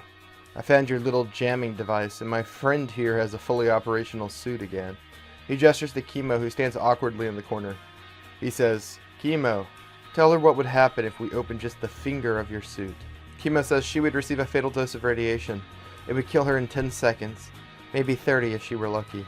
Or, I guess, unlucky. Gray says, you think that scares me? And Clock King says, it should. I took a look at the kid's file. You should have seen the mess he made of a hospital. I didn't realize a body could turn to liquid so quickly. We see Chemo kind of grimace for a second. And then Grace asks, what is it you want? Clock King says, that seems a good place to start. I want what you stole, and I want the names of your accomplices. Give them to me, and you will be free to go. Grace says, no. And Clock King says, okay. The average person can withstand torture for around 4 minutes and 35 seconds without breaking. Just to point out, I couldn't find a statistic for this. Shockingly, there is no statistic that exists for this. So I just took a rough guess on how long I thought the average person could last, and I put it in here. This isn't a real number. The real number doesn't exist, unfortunately. Also, I landed myself on an FBI watch list for Googling that. He says, but you seem exceptional. Normally I'd give you an hour, but I am no average torturer. So here's how this is going to work. I'm going to start with your nails. I'm going to rip them up by the roots. And when I finish with them, we're going to cut off your ears. Then, I'm going to peel the skin off your fingers before I remove them completely. By then, you will have given me what I need to know. Clock King pulls up his sleeves and clicks a button on one of his watches. He starts a timer. I just set a 5-minute timer, and when it finishes, I'll start with your nails. I promise that I will break you. You should just save yourself the pain and tell me what I want to know. Gray says, I don't know what you're talking about. Clock King taps his watch. Time is ticking. The Shadow Society. Who are you? Gray says, I've never heard of them. Clock King says, well, we have you on CCTV. Bullshit won't work. I know you're lying to me. He clicks another button on his watch. I just changed your time to 2 minutes. Next time you lie to my face, I'm going to start with the nails. Suddenly an explosion rips through the side of the building. Chunks of rock shatter across the floor and dust fills the air. Clock King and Chemo are thrown to the floor. We're going to cut to the strip club. We'll see the electrocutioner getting a lap dance from a stripper. He throws money at a girl dancing. And the stripper asks him, did you really rob a bank? Electrocutioner says, of course, baby. Stripper says, that's so interesting. You're like really interesting. Electrocutioner says, it's my electric personality. Women can't resist me. He laughs to himself as though he said something really funny. Suddenly the explosion happens. He jumps up, spilling the girl to the floor. He says, oh fuck. And he starts to run towards the door to the aquarium. We're going to cut back to the aquarium. We see Chemo look up from the floor. A woman is helping Grace out of the now open wall. Armed men rush through the hole. Chemo slowly starts to get to his feet and the men start to shoot him. The bullets tink harmlessly against his suit. He goes to his comm. Waller, open my finger. Waller says, you have approval, through his earpiece. We'll see the finger of his suit pops open with a hiss. He points it towards the men shooting at him. Boils begin to appear on their skin and blood seeps from their eyes. They fall to the ground within seconds. The finger of the suit closes itself automatically. Clock King is stirring. Blood runs from a wound on his head. Flatline and Sportsmaster run into the room. Clock King says, get her back. Chemo says, okay. He grabs Flatline and Sportsmaster before jumping through the hole. He lands 2 stories below. The concrete cracks where he lands. We see the woman is getting into a car. It starts to drive off. More armed men fill the lot. They fire on the squad as the car drives off. Flatline and Sportsmaster use Chemo as cover. Sportsmaster peeks around him and throws one of his razor frisbees. You know, these are the things we've seen him use a couple times. He takes the top of a man's head off, and then the other man has to reload. Flatline makes a run for him. She kicks him in the balls and then catches him by the neck as he falls. She rips out his jugular. Pretty brutal kill. Flatline says, not the usual necking I give men, but I guess that works. Another man opens fire at her from behind a tree. Flatline uses the dead man's body as a shield. Bullets rip through it. One of them grazes her arm and we see blood start to drip from it. Another man jumps out of a car and is about to open fire on her from her flank when Chemo appears. He blocks the bullets with his body, then kills the man with a blast of radiation. Sportsmaster throws a spear, pinning the last soldier to a tree. He's literally stuck there trying to escape as he's pinned into the tree. He falls limp and dies, still pinned to the tree. Sportsmaster says, "Holy shit, I totally Michael Myered that guy. I've never done that before." He walks over and pulls his spear free, causing the body to fall to the ground. We see Chemo bend over and pull the dead body off Flatline. She looks scared. Chemo offers her a hand. "You okay?" he asks. And she says, "Just grazed my arm. You saved me. I owe you." She takes his hand and stands. Chemo looks towards the car that's now gone. He says, "The white whale escaped after all." Sportsmaster gives him a sinister smile. "Not quite. We may have given the whale a bit of a surprise." We're going to see Clock King limp out into the courtyard, followed quickly by Electrocutioner, who is out of breath. Clock King's going to say, "I put a tracker under her skin. She's going to take us right to her team." Flatline looks around. Where's the guy with the hat? We're going to cut to the hat. He's sleeping next to a statue of a dolphin inside the aquarium. An empty bottle of booze is in his arms. We see Sportsmaster kick him. "Wake up, asshole!" The hat drunkenly opens his eyes. "Where am I?" he asks. Flatline says, "He's totally shit-faced." Electrocutioner asks where he even got alcohol. That they've been in the RV this whole time. There's no way he could have gotten any. Clock King says it doesn't matter and tells Chemo to pick him up. Chemo picks him up and starts to carry him off. We're going to cut to Belle Reeve. We see Waller standing in front of the mission control screen. She says, "What a mess. Tell me that tracker works." Her assistant says, "We've got signal. It's moving down the highway headed towards the warehouse district." Waller says, "You hear that, Task Force X? You're going to the warehouse district." Sportsmaster says, "Aye, aye, Captain." And then we see the squad heading towards the RV. They all begin to board one by one. Just as Electrocutioner is about to board, Clock King pulls him away by his vest and slams him into the side of the RV. Electrocutioner says, "What the fuck?"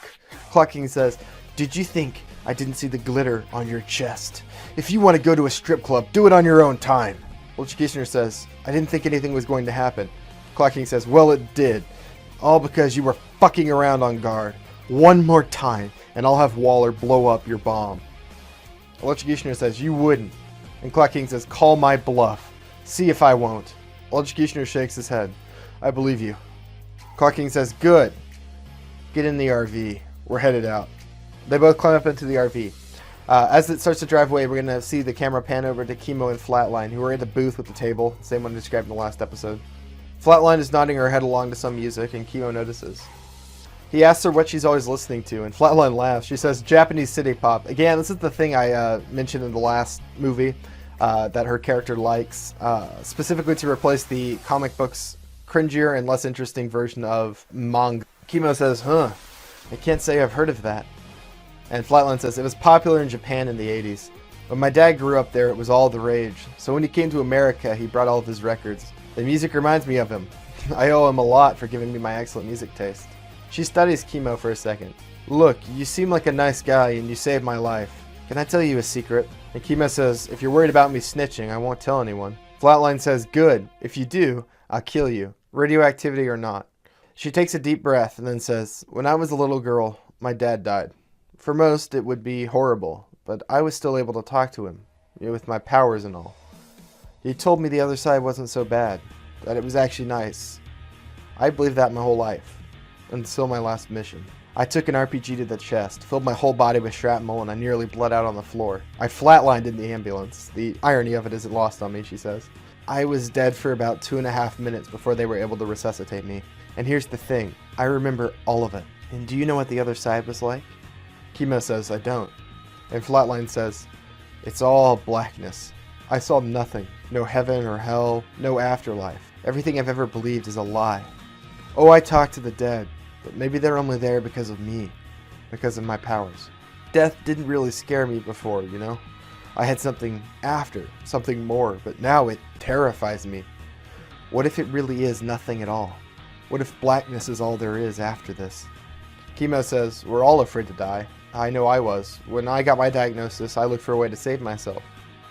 As someone who's lived through what you are, sometimes it's better to just accept your life as it is. Live whatever time you have left and try to be happy.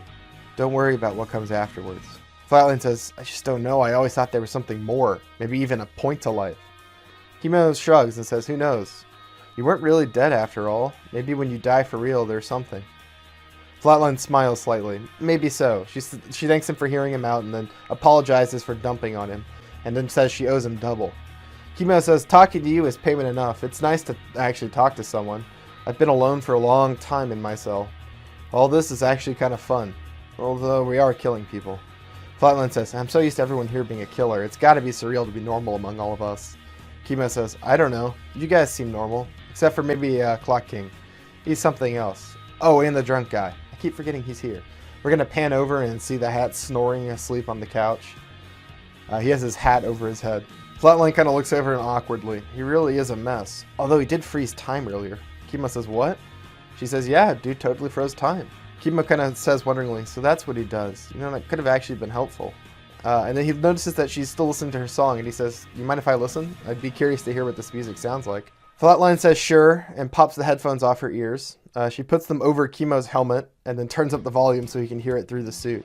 And we hear the song Goodbye Boogie Dance by Anri, another Japanese city pop song. Which I'd like to point out here for a second. I'm not actually even that big of a fan of this genre.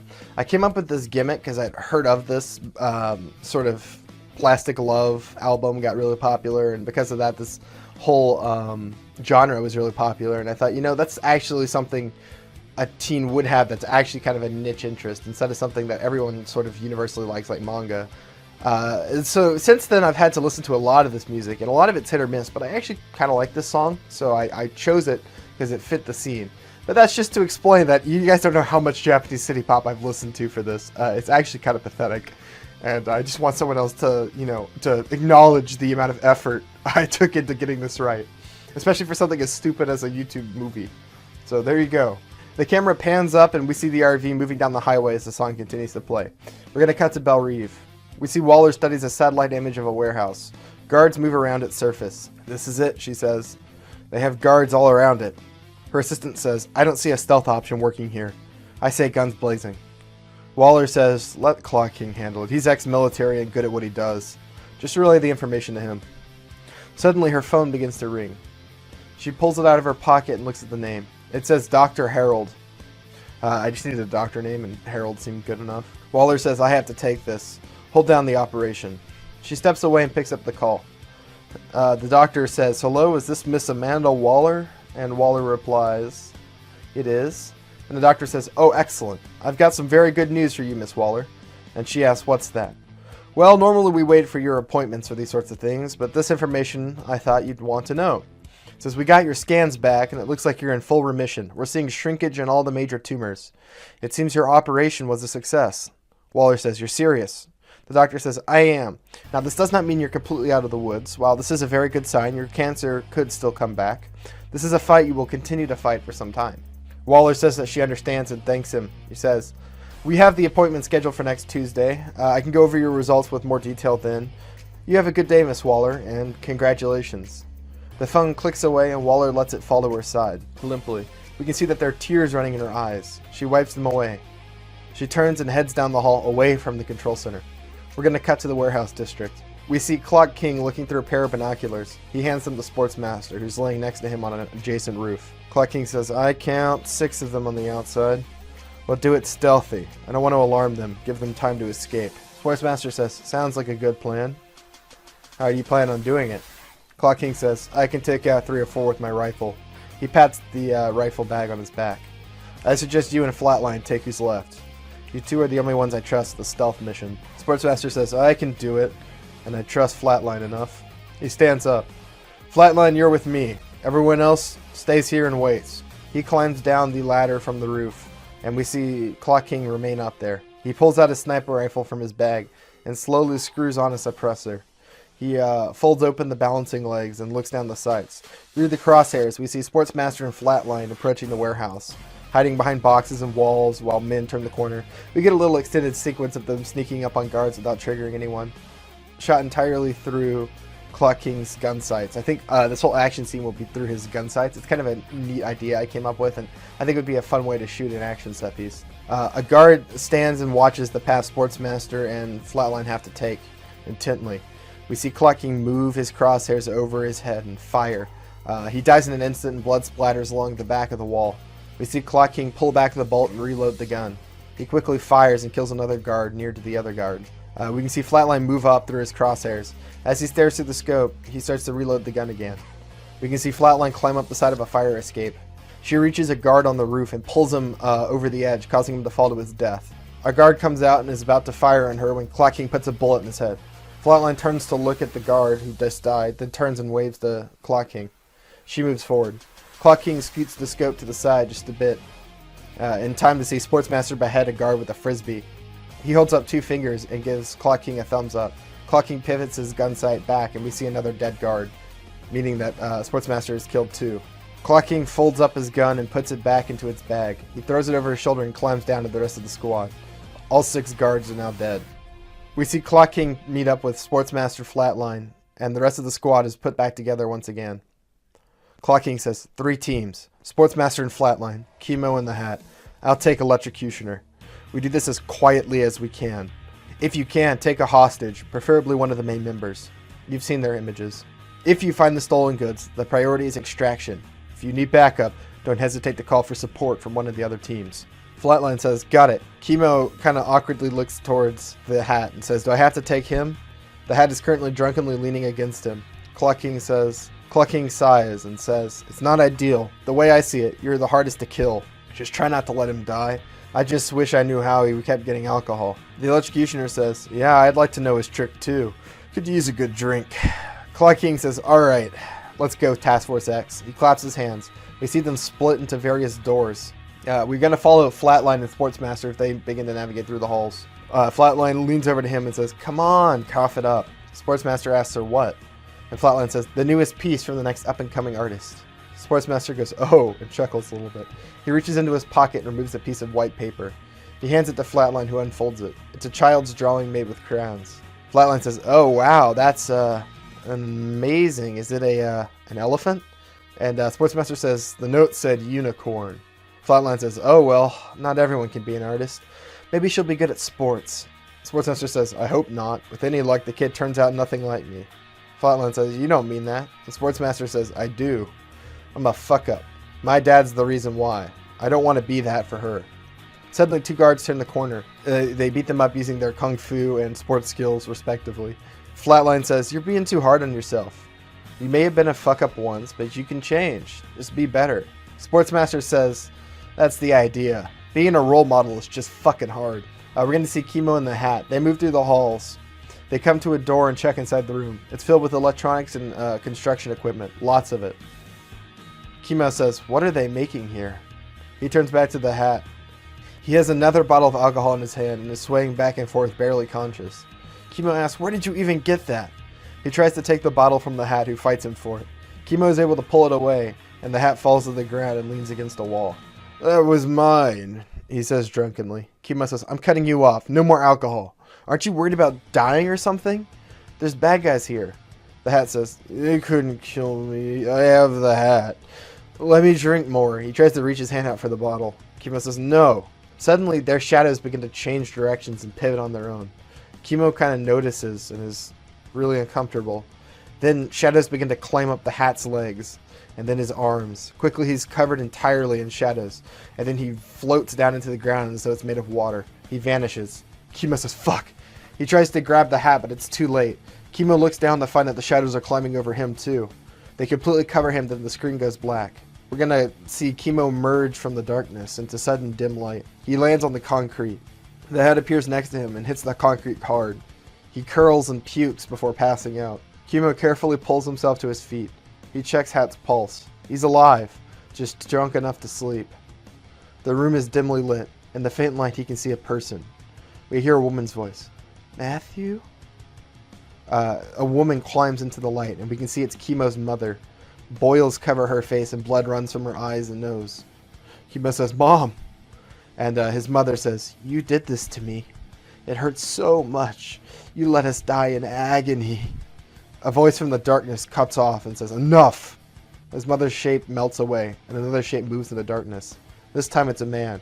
He steps into the light and reveals Shade the Changing Man. He wears his classic colorful duster and looks more than a little malnourished and pale. Shade says, she's not real. I'm sorry, I didn't know you weren't a threat. Chemo asks, what was that? And Shade says, what scares you most? The duster does it on its own. I have no control over it. I'm still trying to learn to use its power. And Chemo says, who are you? And Shade says, I am Shade, and you don't look like one of her men. Chemo says, I don't know what you're talking about, but I'm a member of the Suicide Squad. We came to take down something called the Shadow Society. Shade says, then you fell for the trap. We're going to cut to the upper warehouse. We see Flatline moving through a hall with Sportsmaster. 2 more men turn the corner and Flatline starts beating them up with her martial arts. She throws one guy back to Sportsmaster, who catches him on the end of a spear, killing him. Sportsmaster says, this isn't right. Flatline says, what do you mean? Sportsmaster says, I mean, this is too easy. These guys were legit before. They robbed a bank without us knowing. They kicked our ass at the aquarium. They had metahumans. Now we find their base and we're able to move through it this easily? I don't like it. But Flatline says, now that you say it, it is odd. She taps her earpiece. Clock King, Electrocutioner, you guys good? We hear Clock King radio in. Yeah, we're good. Almost no resistance. Flatline says, yeah, we noticed. We think something isn't right. What about you, Chemo? You got that drunk bastard handled? No response comes in. Chemo, you there? No response again. She says, I think we're being played. We hear Nightshade behind her. Aren't you clever? Suddenly the shadows start to cling around Sportsmaster. He's pulled down into them as though he's just jumped into the ocean. Flatline wheels around in time to see him vanish. She says, what the fuck? She pulls out a rope knife, which for those who have not seen one of these before, they have one in Shang-Chi, but it's just a knife on the end of a rope. And you can spin it and direct it with your arms and feet to, like, impale people at a range. Nightshade says, that's pointless. Flatline turns around and finds Nightshade standing where she wasn't before. She quickly throws her knife rope and it passes right through Nightshade as though she wasn't even there. What are you? And Nightshade says, not your enemy. But you aren't ready to understand that yet. Shadows begin to cling to Flatline and she's drugged down. She appears inside the room where she finds Sportsmaster and Chemo. She says, oh, you guys are okay. Chemo says, yeah, some lady attacked me and the drunk guy. We found ourselves down here with him. He gestures to Shade, who looks up. That would be Nightshade. One of her followers laid this little trap for you. Clock King says... Suddenly, Clock King and Electrocutioner appear in the room. They look just as confused for a second, then see the rest of the squad. Clock King asks, what is all this? Sportsmaster says, a trap apparently. This guy's about to tell us. Clock King asks, and who is he? And Shade replies, I am Shade, from the Dimension Meta. Kima says, wait, did you just say Dimension? Shade says, yes, I am not from your world, and neither is Nightshade. Kima says, holy shit. And Flatline says, how did you get here? Shade says, recently something happened to weaken the distance between your multiverse and others.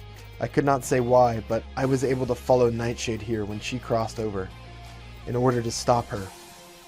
The Clock King asks, what is this Nightshade going to do? And Shade replies, destroy, as she always does. She's starting with this prison of yours. The grand distraction, she calls it. There is always one in her plans. Sportsmaster says, I don't like that. We have to get out of here. Shade says, it's sealed tight. I tried for 3 weeks to escape. The room is lined with metahuman dampeners. Only my duster works, and it's of little use here. Electrocutioner says, my suit isn't metahuman. He flares up electricity and drops a welding mask. He tries to cut through the concrete and fails. He says, this is tough shit. Suddenly, the TV in the room turns on. An image flickers into it, and we can see Calculator from the previous movie. He looks into the room on the camera and says, can you hear me? Is this thing working? Flatline says, I know this asshole. He was the one who worked for the cult. Calculator says, I see you can hear me. The Suicide Squad, so we meet again. I see your members are very different. Did you lose a few? He laughs manically. Clock King asks him what he wants. Calculator says, I want nothing from you. It is Nightshade who has taken an interest. She wishes for me to apologize for your containment.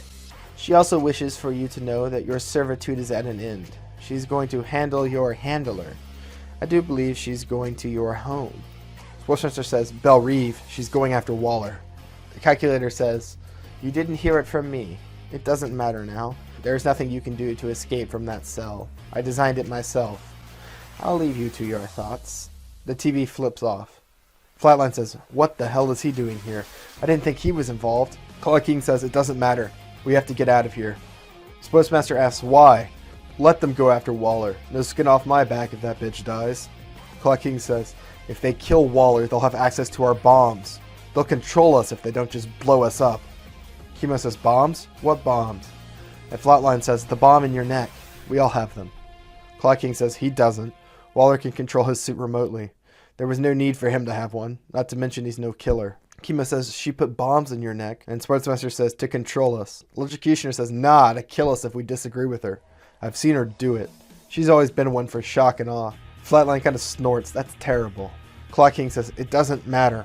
We have to get to Belle Reve or we're fucked. Shade says, that is a great idea and all, but I told you there is no way out. Claw King says, we're going to have to think of something. We're going to cut to Belle Reve.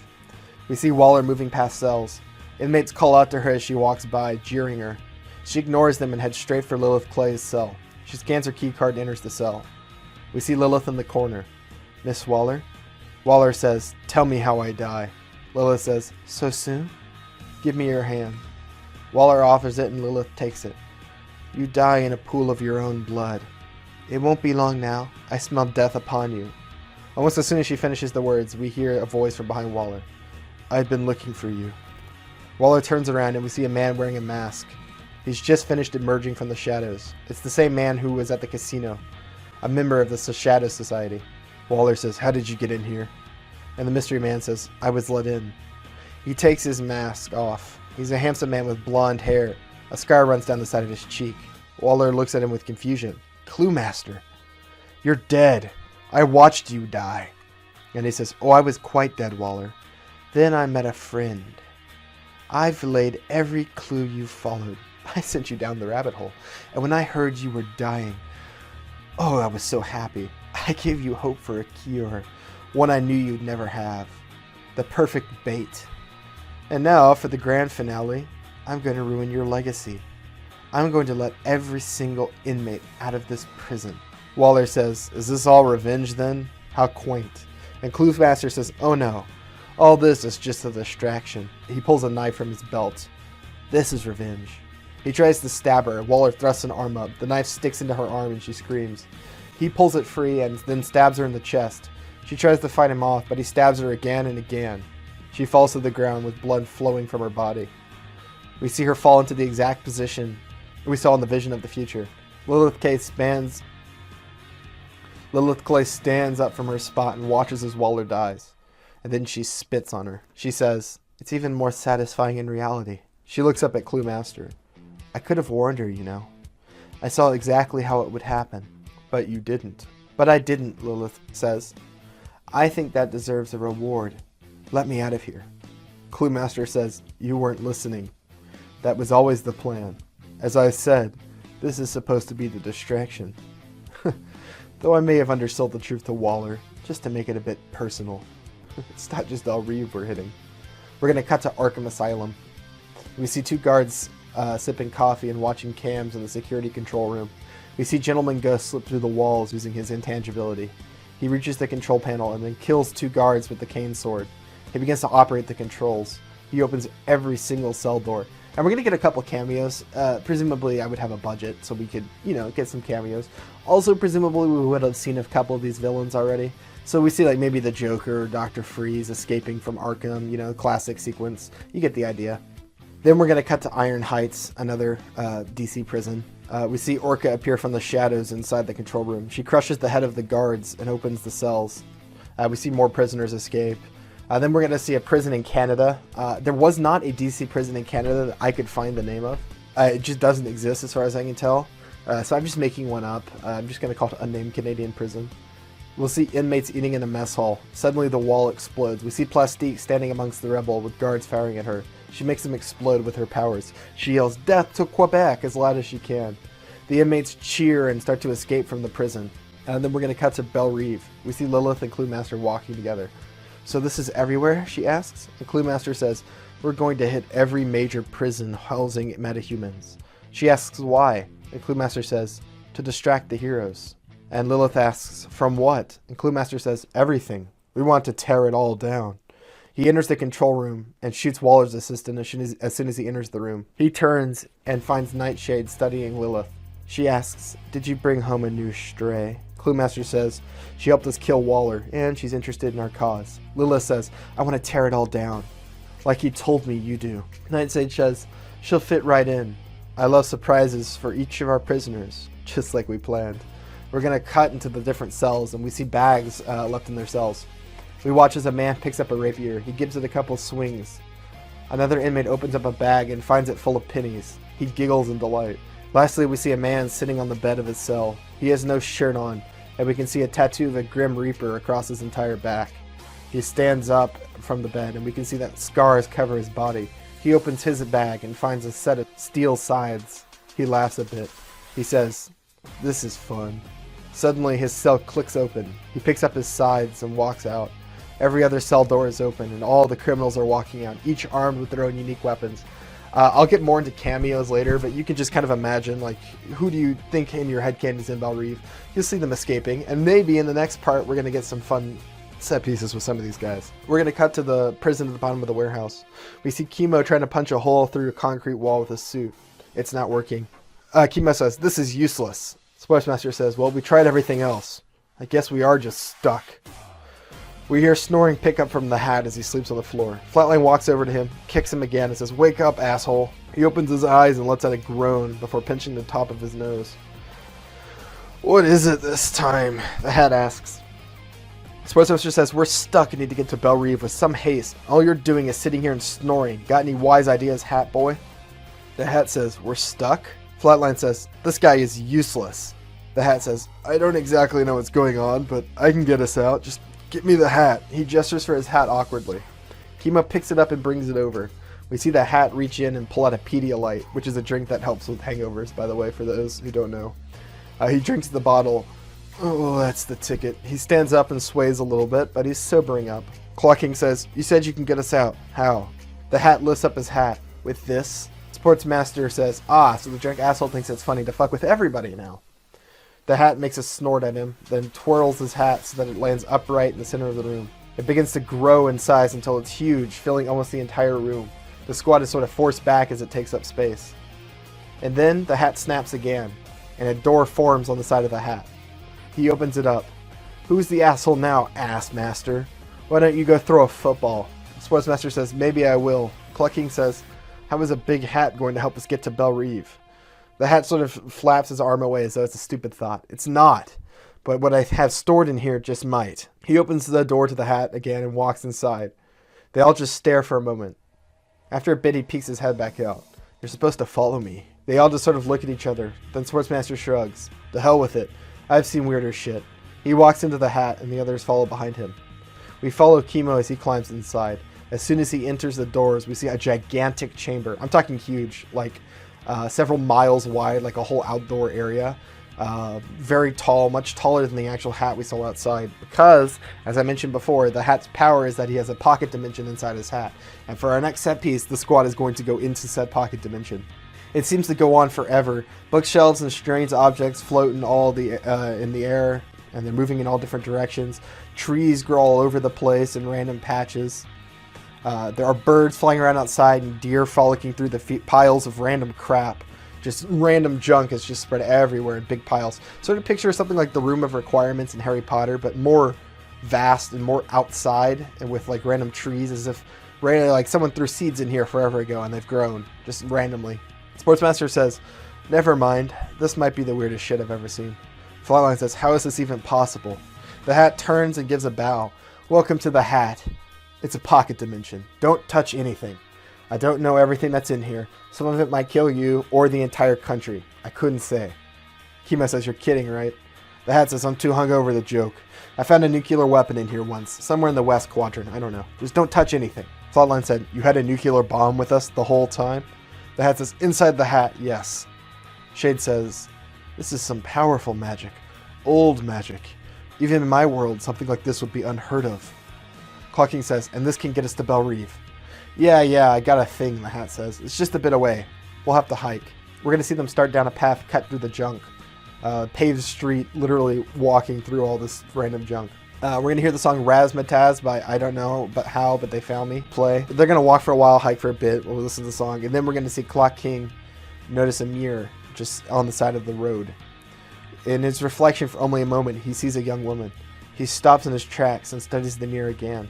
The young woman stands there and beckons him with a finger. Clock King says, "Samantha?" He reaches out and touches the mirror. And then we're going to immediately cut to a VA clinic. For those who don't know, this is Veteran Affairs. So if a military soldier in the U.S. gets hurt or needs medical assistance, they can go to the VA and get a checkup or get help with payments and stuff. So he's talking to a policy expert at the VA. which is the Veterans Association hospitals. We're going to see Talkman, who I'm going to call Clock King from now on, because this is before he's Clock King. He says, please, you have to understand. I have someone depending on me. I can't die. She's not right in the head. She's slow, and she can't go on without me. The assistant woman, the VA worker, says, as I said, sir, we don't cover the sort of treatment you need. I know it's not the best option, but there are homes available for people such as your loved ones in the event that you do pass away. Clock King says, please, I've served my country. I fought on the front lines. I deserve this treatment. My sister needs me. I can't leave her in a home. She's sensitive around other people. And the woman says, I'm sorry, sir. There's literally nothing we can do. We don't cover the sort of treatment you want. I won't lie to you like the other doctors will. I've seen the numbers. Frankly, sir, it is a very low success rate and is extremely taxing on your body. I would recommend you just use the time you have left with your family. And this parallels Waller and Chemo. I made a very deliberate choice because Clock King's backstory is similar to Chemo's and Waller's sort of predicament currently. So it runs as sort of a theme, people dealing with their impending deaths in different ways. We're going to cut to Clock King's house. Clocks line the walls and sit on tables. We see a photograph of him in Afghanistan with some men, and we see medals framed in a box on the wall. We see Talkman repairing a watch, the career he's taken up after leaving the military. We see his younger sister watching a movie on the couch. He looks up from his work and studies her solemnly. He says, what are you watching? She says, I don't know, just some movie on the television. And he asks her what it's about. She says, some real nasty bank robbers are shooting cops. The Batman should come and stop them. He looks at the movie she's watching as someone robs a bank. Talkman's eyes grow wide as he's struck with inspiration. We're going to cut to the Gotham National Bank. We see Clock King milling about the bank. He's watching a security guard. He says, come on, under his breath. He checks his watch. We can see him counting the seconds in his head. The guard turns and goes into the back. Talkman smiles, then goes up to the teller. It's a young woman. She says, hi, how can I help you? And Talkman says, I've got a gun. I want you to fill this bag with as much cash as you can. He hands her a bag. He starts his watch timer. The woman at the register hesitates. Talkman says, I don't have time for you to be indecisive. If you don't start now, I'm going to shoot somebody. We can see that he's shaking with nervousness. She nods her head and starts to stuff the bag with cash. We see Clock King stare at his watch. After a minute, he says, stop. Whatever you have there is fine. She looks confused for a second. Come on, hand it over. And don't click that panic button underneath the table or you will regret it. He holds up a briefcase for her to see, and then she hands him the bag. She looks scared. Talkman carefully sets the briefcase on the ground. He says, inside this briefcase there is an explosive bomb. Talkman holds up the remote control. This is the detonator. I'm going to walk out of this bank with the money. I have a friend watching the bank. If anyone flees, I'll detonate the bomb. If the police are called, I'll detonate it. Do you understand? She nods her head slowly. Talkman says, good, then we don't have a problem. He tips his hat and leaves. We're going to cut to him running through the streets of Gotham. He ducks into an alley and looks at the bag. It's filled with cash. He lets out a joyful laugh. He zips up the bag and turns to leave, finding the Batman. He stands cloaked in the midday shadow of the building. He says, robbing a bank. A bit Wild West, don't you think? Talkman asks how he found him, and Batman says, the bank teller called your bluff. She checked your so-called bomb and found an empty briefcase. Talkman says, no, I need this money. I served my time. I'm dying and I need it. The Batman says, I'm afraid I can't let you keep it, William Talkman. You were military once.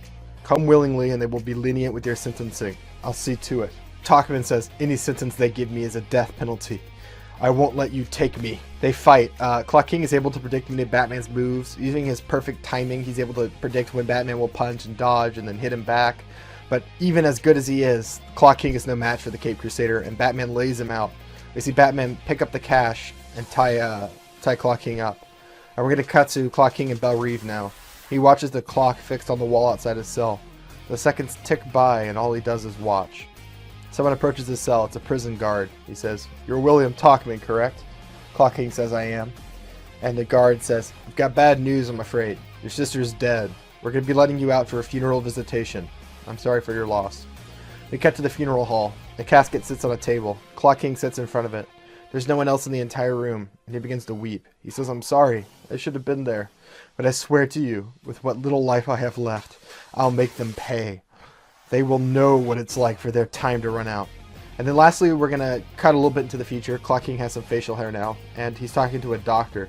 The doctor points to an x-ray of his lungs, and he says, "Our new findings showed us that you were likely misdiagnosed. Congratulations, Mr. Talkman.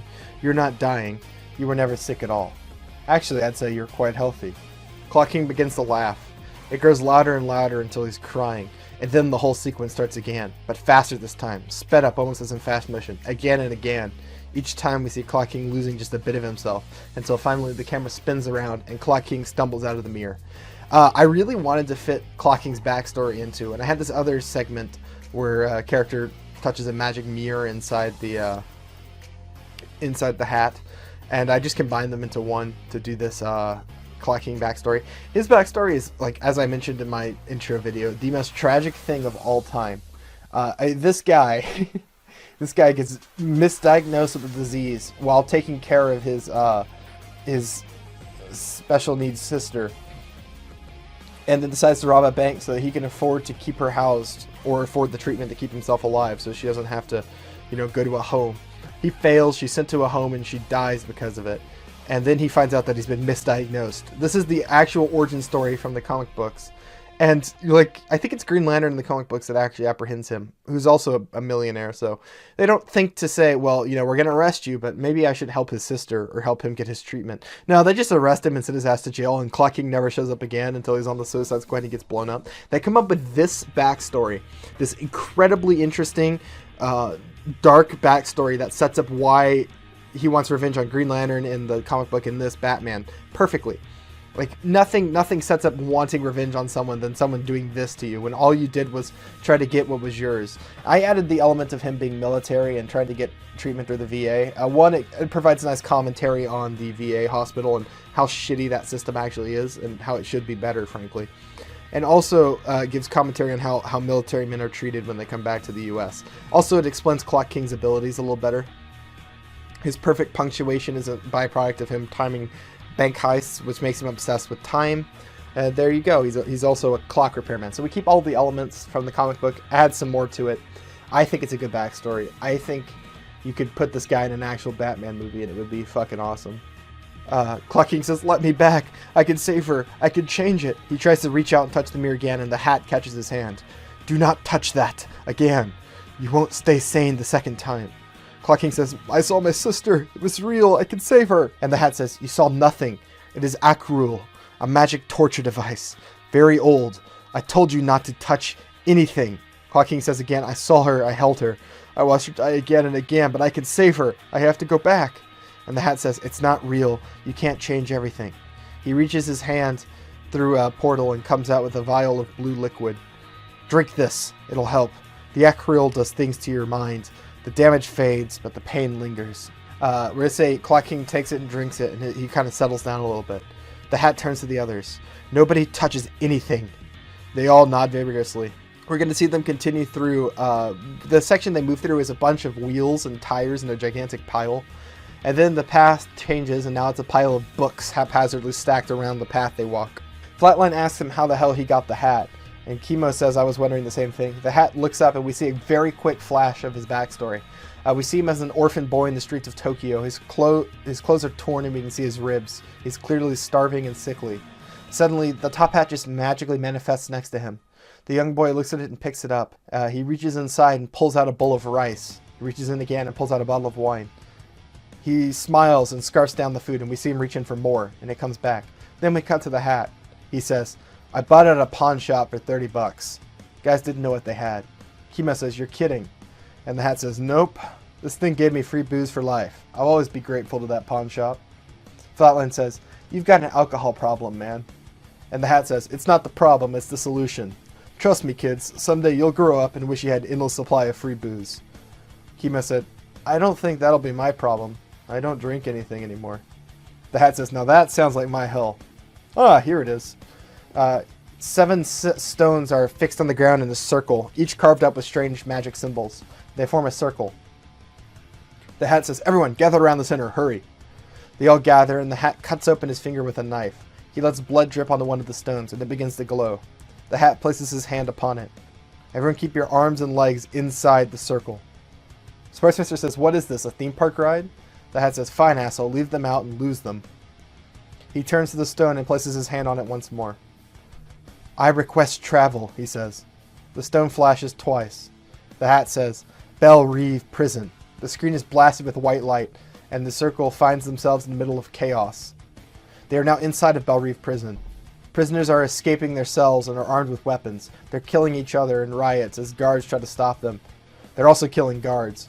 We see the Hat reach his hand up, and then his hat appears inside of it magically.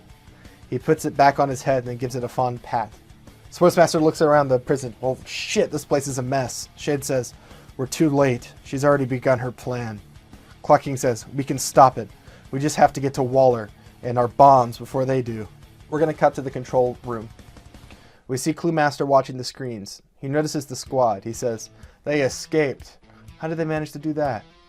Nightshade says, these are impressive. Give them a little challenge. Nothing too severe. I don't want to kill too many of them. I think they can handle these low-grade crooks. Clue Master says, as you say.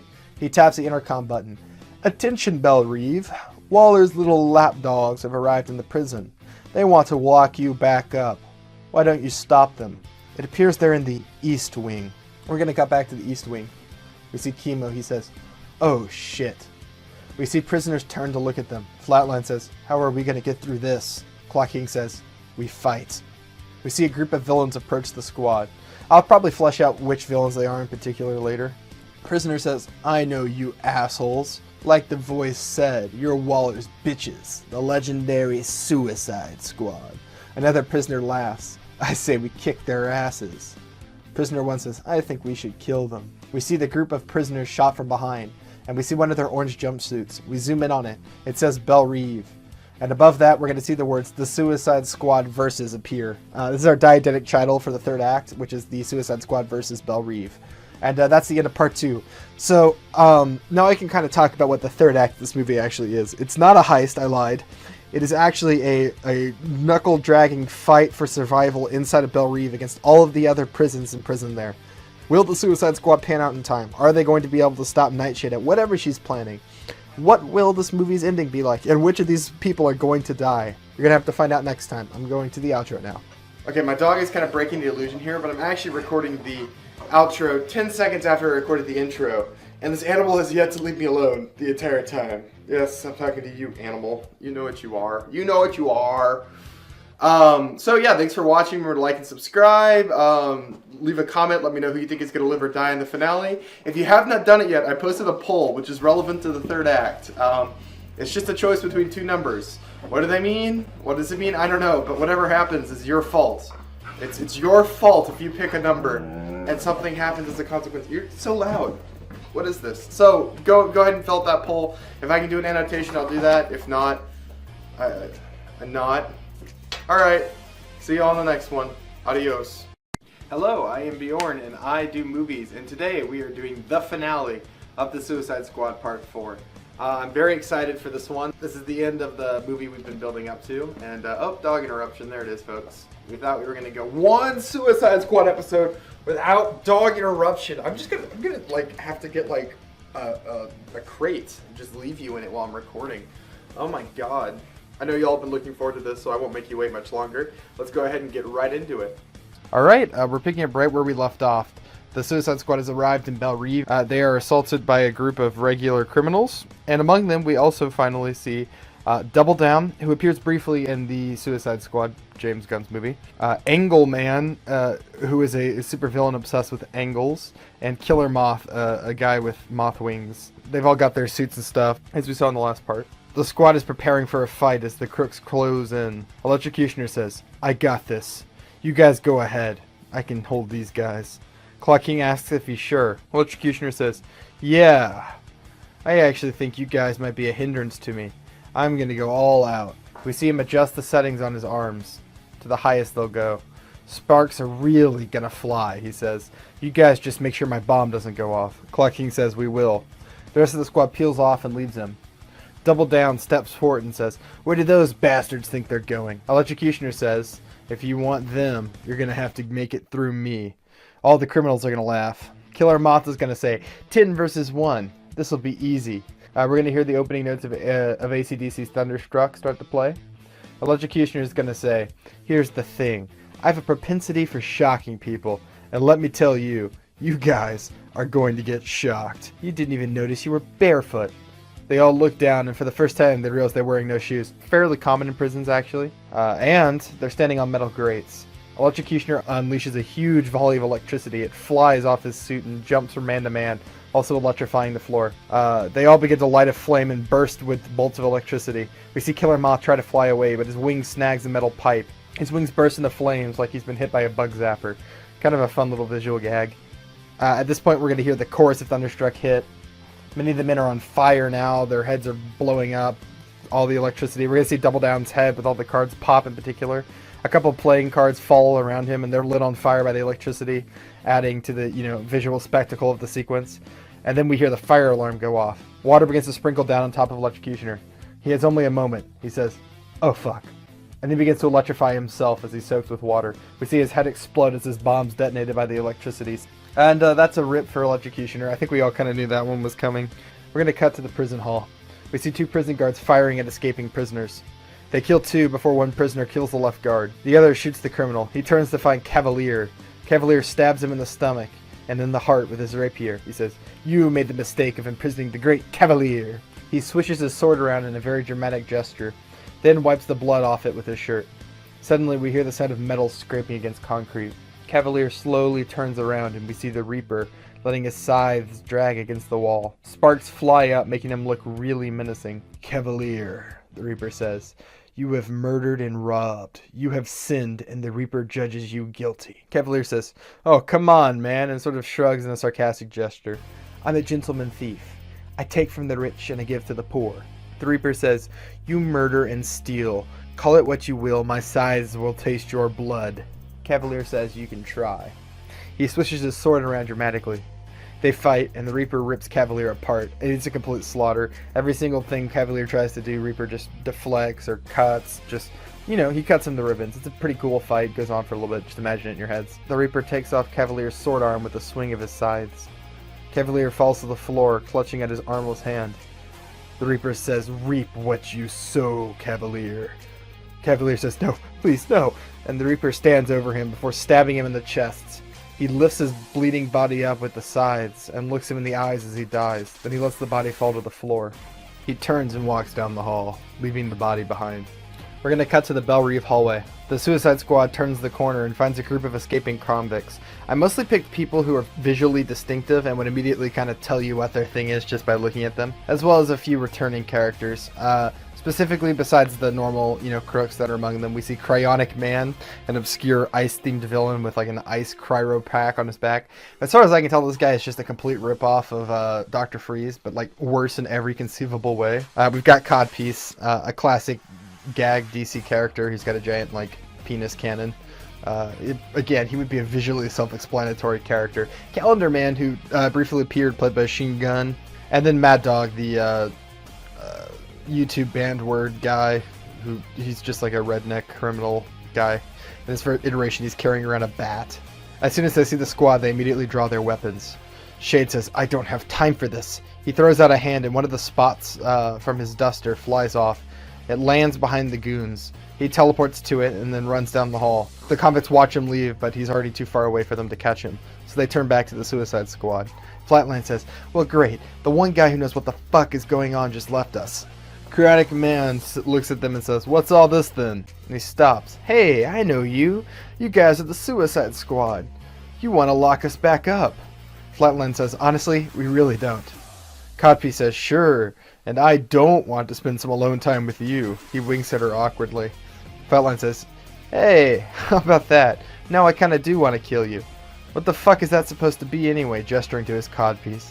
Codpiece says, It's my codpiece. It's badass. You should be impressed." Flatline starts to laugh out loud. Codpiece fires a bullet from his codpiece. Flatline bends over, laughing, and the bullet misses her. It bounces harmlessly off Chemo, leaving a small dent.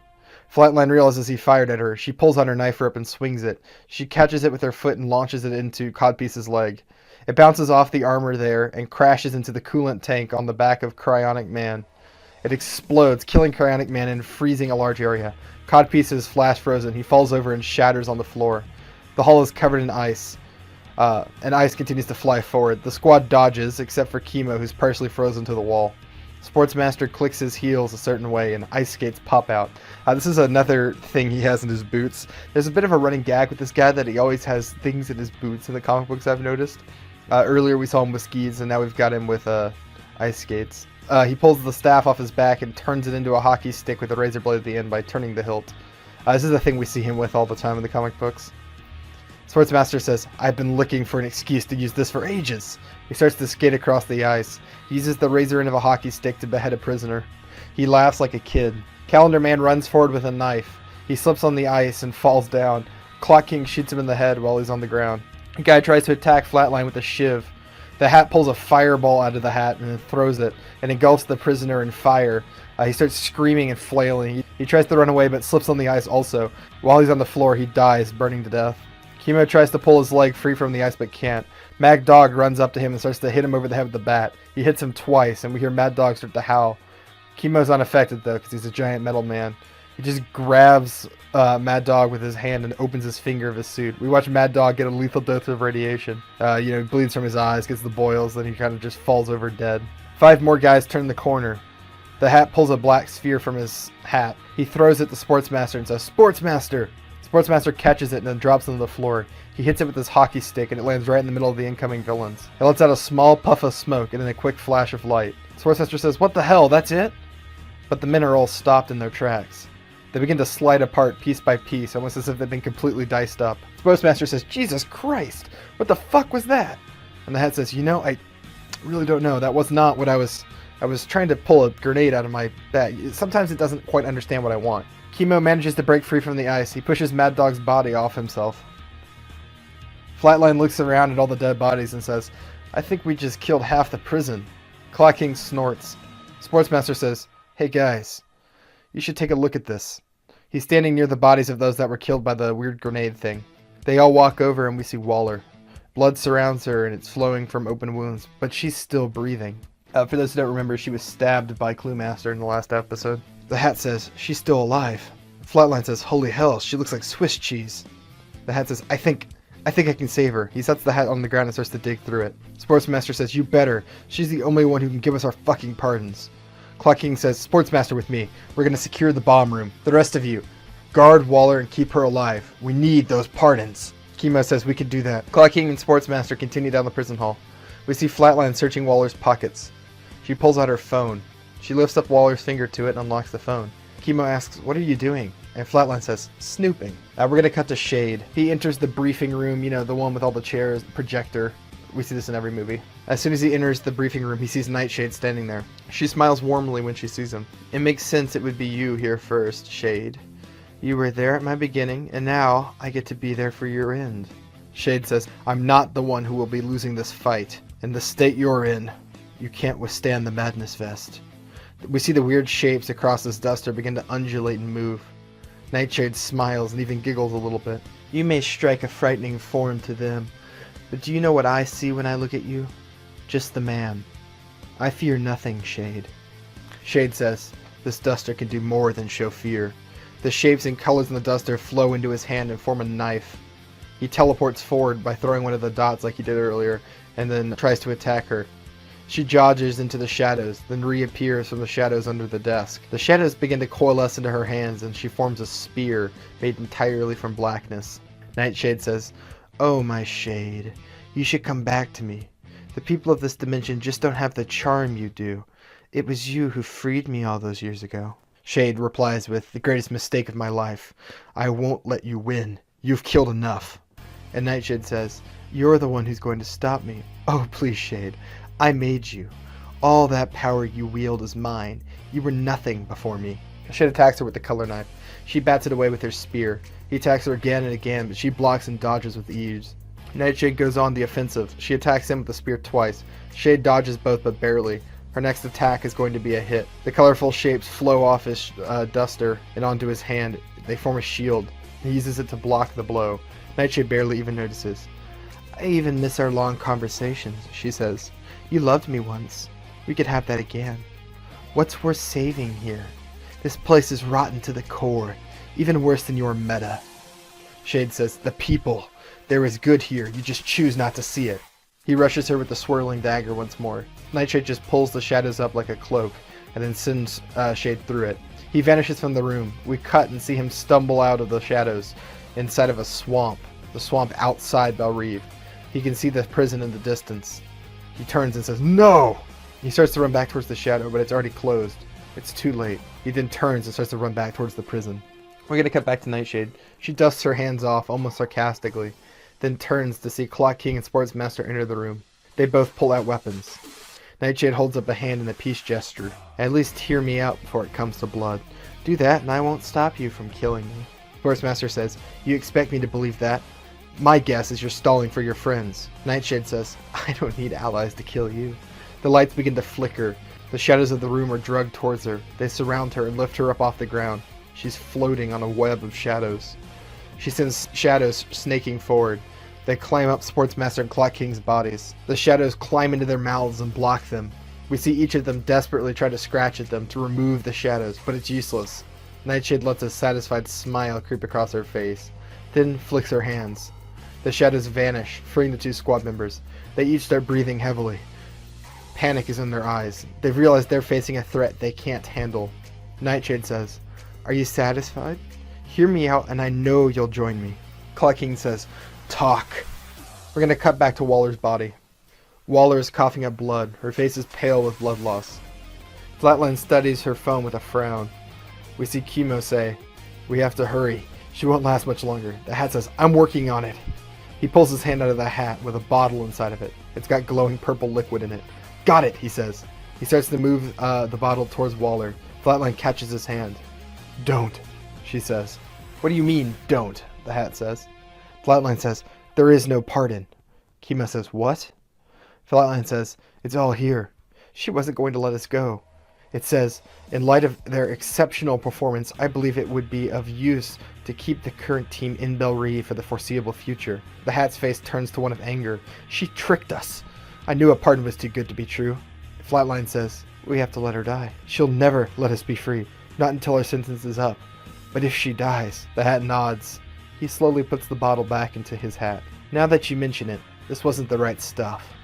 I'll just have to keep looking. We see Waller cough up blood again. Her eyes turn to look at them frantically. She's scared. Kima says, let's talk about this. We're talking about killing someone innocent. Flatline says, I don't want to die, Matthew. She'll kill us, sooner or later. I've seen it. We don't have a choice. Besides which, Waller is hardly innocent. Kimo looks down at Waller. Her breathing becomes strained and then stops. The last of the blood gurgles from her mouth and she dies. Kimo says, this doesn't feel right. Flatline says, she made her choice and we made ours. Kimo shakes his head. I don't like it. Flatline says, neither do I. But if anyone had it coming, it was her. We're almost free. We can be normal again, just like you said you wanted. Come on. We gotta catch up with the others. Now we're gonna cut back to the briefing room. We'll see Nightshade start her little speech. She says, your captor is dead, and now you're free. I won't stop you from walking out of this prison. As you can see, it was actually my goal. But it's not my only one. I have lofty ambitions for this world. I've seen horrible suffering here, and I know you've seen it too. Abandoned by your own society, forced to fight for a government that hates you. I once stood where you stand now. She turns her head and reveals a scar from where her bomb was implanted. For the first time we understand that Nightshade was a member of the Suicide Squad. Sportsmaster says, you were in the Suicide Squad? And Nightshade says, most of my followers were. Even Orca is connected. She lost her son to one of Waller's missions. Waller didn't even have the decency to remember her son's last name. Why would she? I saved those I could from her and let them take their revenge. I gave them purpose. I could give you the same. Don't you want to hit the government that tortured and used you where it hurts?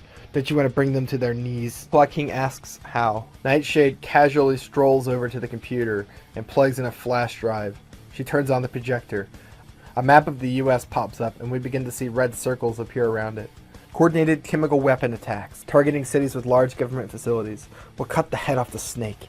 These prison escapes were only a distraction for the so-called heroes. By the time they're done capturing their escaped convicts, it will be too late. Sportsmaster looks at the map. That's Central City. My daughter lives there. Nightshade holds up a comforting hand. We can warn your loved ones. As for the others, the power Waller hunted is real. I can bring the dead worthy of life back. Clock King looks at her and asks, you can bring anyone back? Nightshade says, anyone. The Sportsmaster says, you're not seriously fucking listening to this. Shade warned us about her. I'm not about to help you blow up the entire country. I fucking live in it. Come on, Talkman, think. How many kids will she kill? You said I could kill you if I wasn't interested. Well, I'm not. Nightshade says, very well. She holds her hands out as if surrendering. If that's your choice, then you can continue to live under the heel of better men. Remain a witness to the suffering of those around you and do nothing. Sportsmaster pulls out his javelin. It snaps rigid. He begins to approach Nightshade. Yeah, I've heard bullshit before, he says, and you reek of it. He points the javelin towards her and prepares to stab her. We hear a gunshot. A bullet hole appears in Sportsmaster's head. Blood runs down his face, and he slumps to the floor dead. We see Clock King behind him, holding a smoking pistol. He looks down on Sportsmaster with a look of shocked guilt. He regains himself and looks to Nightshade. I'll join you. I want to make them pay for what they did. I want them to hurt, and I want you to bring back my sister. Nightshade says, when this is all over, she will walk among the living again. I will mention that I came up with the idea of killing Sportsmaster because I put out a poll with several characters from the previous movie in it, and I could have made a mental note to myself that if someone who was still alive won the poll, I would kill them in the next movie, because I don't want anyone to get too comfortable liking a character. And of course, Sportsmaster won that poll. Unconnected to this, as soon as this video is done, there will be a pull-up with all of the living characters from this movie on it. If anyone wants to go there and vote for their favorite character, go right ahead. I promise there's no consequences to it. So, just vote, put your favorite character on that list. Let me know what you think. I'd love to hear from you guys. Nightshade says, when this is all over, she will walk among the living again. Clock King nods. Nightshade says, I just need one thing from you. Clock King says, what? She says, I want your friends to join us. I had hoped to avoid death of any of them. This was, she gestures to Sportsmaster, unfortunate. As I said, I can relate to your struggles. Wait for them here. Join them again. Pretend you're one of them. Say you don't know what happened. And when the time comes, help them see reason. Clock King says, I can do that. A shadow portal appears behind Nightshade. She says, good. I'll be watching. And she vanishes. We see Flatline and the rest of the squad enter the room. She spots Sportsmaster's body. Flatline says, oh shit, what happened? Clock King says, a prison guard shot him. Didn't know who we were. We see Sportsmaster's blue ghost begin to appear from his body. This is from Flatline's perspective, obviously. He tries to speak, then feels the bullet hole in his head. He can't talk. He tries and tries again, but no words come out of his mouth. He looks at Flatline, and his eyes grow wide as saucers. He turns and points to Clock King. Flatline turns to look where he's pointing. Clock King notices. He says, oh, I forgot about your powers. A rare oversight.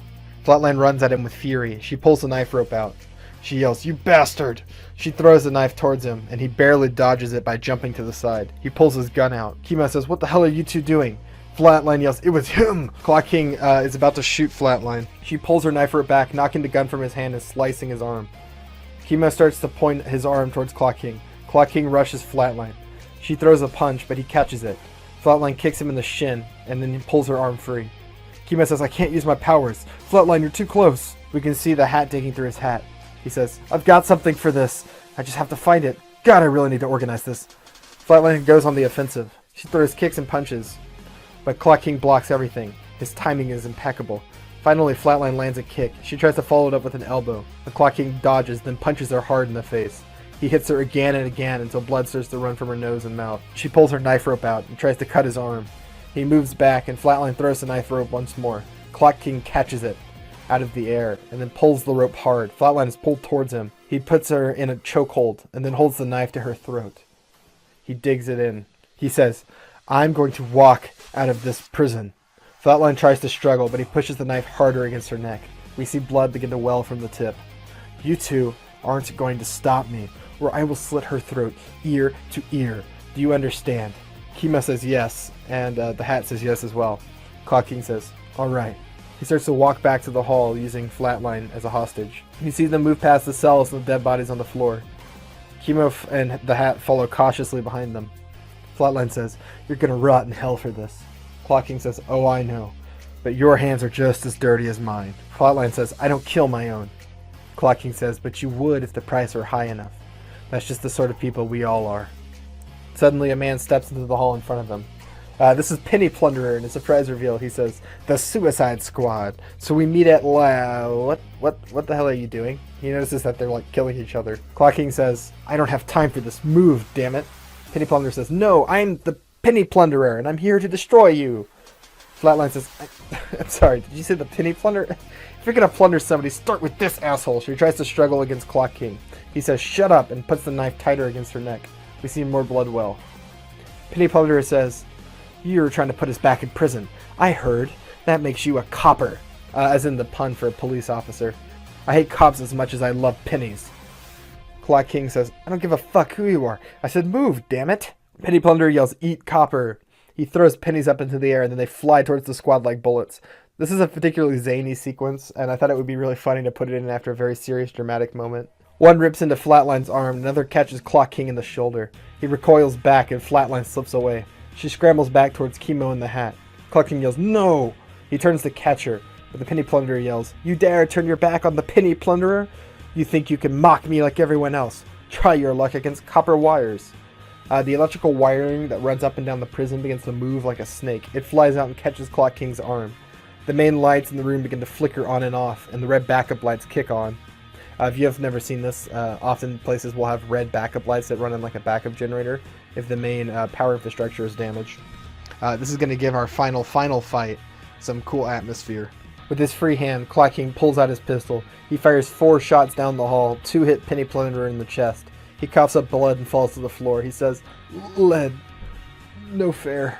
Of course, this version of Penny Plunderer is not like the comic books. They give him the ability to control copper, the element specifically. So pennies, copper wires, and that's really it. He's more powerful, but only marginally. The wires fall away from Clock King's arm. He turns just in time to see Flatline reach Chemo. Clock King runs around the corner just as the finger of Chemo's suit opens. Chemo says, "He got away." Flatline says, "You gotta go after him." Chemo says, "I can't do that. You're hurt. We have to get you help. Let's get you back where we know it's safe. I don't know how many more of these insane assholes are running around." The Hat says, "I've got something that can help her. It is so much harder to find stuff when you're sober." He pulls out the same purple bottle from before. "It'll take an hour or so, but you'll feel better. At least I think." He reaches in again and pulls out a bottle of tequila. Chemo asks, "How's that gonna help her?" And the Hat says, "It's not. It's gonna help me." He takes the cap off and takes a swig. We're gonna cut to Clock King. He's moving through the prison in a hurry. He keeps looking over his shoulder until he feels it's safe. He stops and puts his hand to the wound on his shoulder. It comes away with blood. He looks ahead for a moment. In the flickering red light of the emergency lights, we see the Reaper standing still. His sides still drip with the blood from Cavalier. He studies Clock King, then says, "I know you. The Clock King. You're a killer. I find you guilty." Clock King says, "I don't know who you are, but you really don't want to fuck with me right now. I'm having a hell of a day." The Reaper just walks towards Clock King. We see him in flashes through the flickering red lights. Between the flickers, the Reaper vanishes. Clock King searches the darkness around him, but he can't find him. We hear the Reaper's voice come from the darkness. "Tick-tock, tick-tock. Your time is up, Clock King." He launches an attack from the darkness. He scratches a large gash across Clock King's chest. Clock King begins to fire wildly into the dark with his pistol. In the brief flashes of the gunfire, we see the Reaper move in and slice again. This time it's Clock King's arm. Clock King drops the gun from his hand. Clock King pulls the knife free from his belt. We see him spin around in the flashing light looking for the Reaper. Suddenly Reaper appears again. He makes a swing for Clock King's head. Clock King blocks it with his knife. Reaper swipes across his chest with the second scythe. Clock King falls to the floor on his knees. The Reaper looms above him. He raises his thighs high into the air. He says, "Reap what you've sowed." A knife sticks through Reaper's throat. He feels it with a hand, and then spins, attacking Cluemaster, who stabbed him. Even with the blood running from his throat, he fights. He slashes and attacks. Cluemaster dodges and barely survives. We see him getting kind of scratched up and cut. Even in this state, the Reaper is a force to be reckoned with. But he slows and falls to the ground before dying from blood loss. Cluemaster, who's sliced up and terrified, says, "Jesus." Clock King says, "Are you with Nightshade?" And Cluemaster says, "I am. She should be coming for us any time now." He holds out a hand and helps Clock King to his feet. "Welcome to the Shadow Society, Clock King." Almost as soon as he says it, a shadowy portal opens up next to him. Cluemaster says, "Follow me." He steps into the portal and Clock King follows him. We're going to cut to the briefing room again. We see Flatline entering the briefing room with the rest of the squad. Shade is studying Sportsmaster's body. He says, "I take it they're gone?" Flatline says, "Yeah." Shade says, "Damn it all. I failed." Flatline goes to Sportsmaster's body. We see Sportsmaster's ghost again. He tries to speak, and yet again he fails. He shakes his head and then walks over to the computer. He points to the flash drive Nightshade left. Flatline turns the computer on and pulls up the flash drive. She sees the map. "Holy shit," she says. "Guys, take a look at this." The rest of the squad walks over. They look on the map with horror. Chemo says, "That's got to be every city in the US. What do the red circles mean?" Shade says, "I've got a few ideas. None of them are good." Flatline says, "We have to stop this." And Chemo says, "How?" Flatline says, "Shade, you know their leader." Shade says, "I do." He says, "She's a destroyer, a creature from another world that wants only to spread darkness and death. She is the shadow cast by a world of pure black." Flatline says, "Well, I want to kill her." Shade says, "That will not be easy. It may even be impossible. If you want your world to survive, we're going to have to find a way." Flatline says, "I think I know somebody who can help. If she can't kill this shadow, then nothing can." Chemo says, "Wherever we go, we need to make it fast. It won't be long before the police show up." The hat drunkenly throws his hands up. He's lounging in one of the chairs in the briefing room. He tosses his hat to the ground and it grows big. "That's no issue. Give me the location of your friend. We'll take the travel stones again. It's no problem," he says drunkenly. Flatline says, "Give me a second." She turns to Sportsmaster's ghost. She says, "Are you ready?"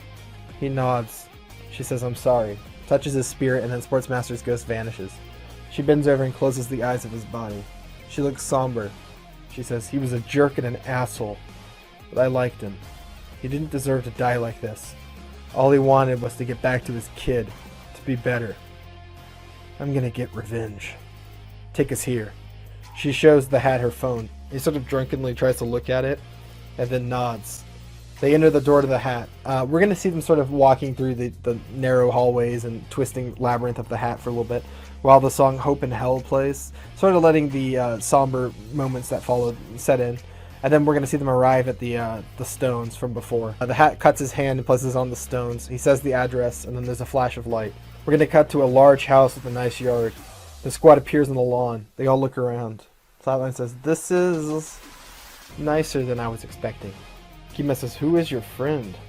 Flatline says, "You wouldn't know her." She walks up to the door and rings the bell. We hear a girl's voice call out from inside. The girl says, "I'll get it."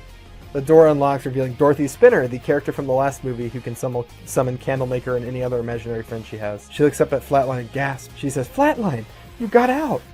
Flatline says, "Something like that." Dorothy hugs her. She says, "I'm so glad you're okay. I mean, we heard you guys were on another mission. I was worried." Flatline says, "That's actually why I'm here. We need some help. Are your friends around?" We hear another shout from inside the building. It's a male voice. He says, "It depends on who's asking." We see Bloodsport step into the entryway. This is, of course, Idris Elba's Bloodsport from The Suicide Squad. He has his transforming gun in his hand. He says, "Well, shit. Did Waller send you? She knows better than to play games with us." Flatline says, "Waller is dead." He lowers the gun. Bloodsport says, "Are you sure?" Flatline said, "I saw the body myself. We made sure she died. We couldn't be here if she hadn't."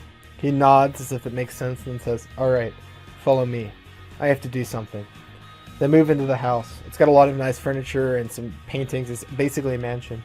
Flatline says, "All this is yours?" Dorothy says, "Not exactly. We move a lot." He says it's more like we're borrowing the house, but, it's without permission.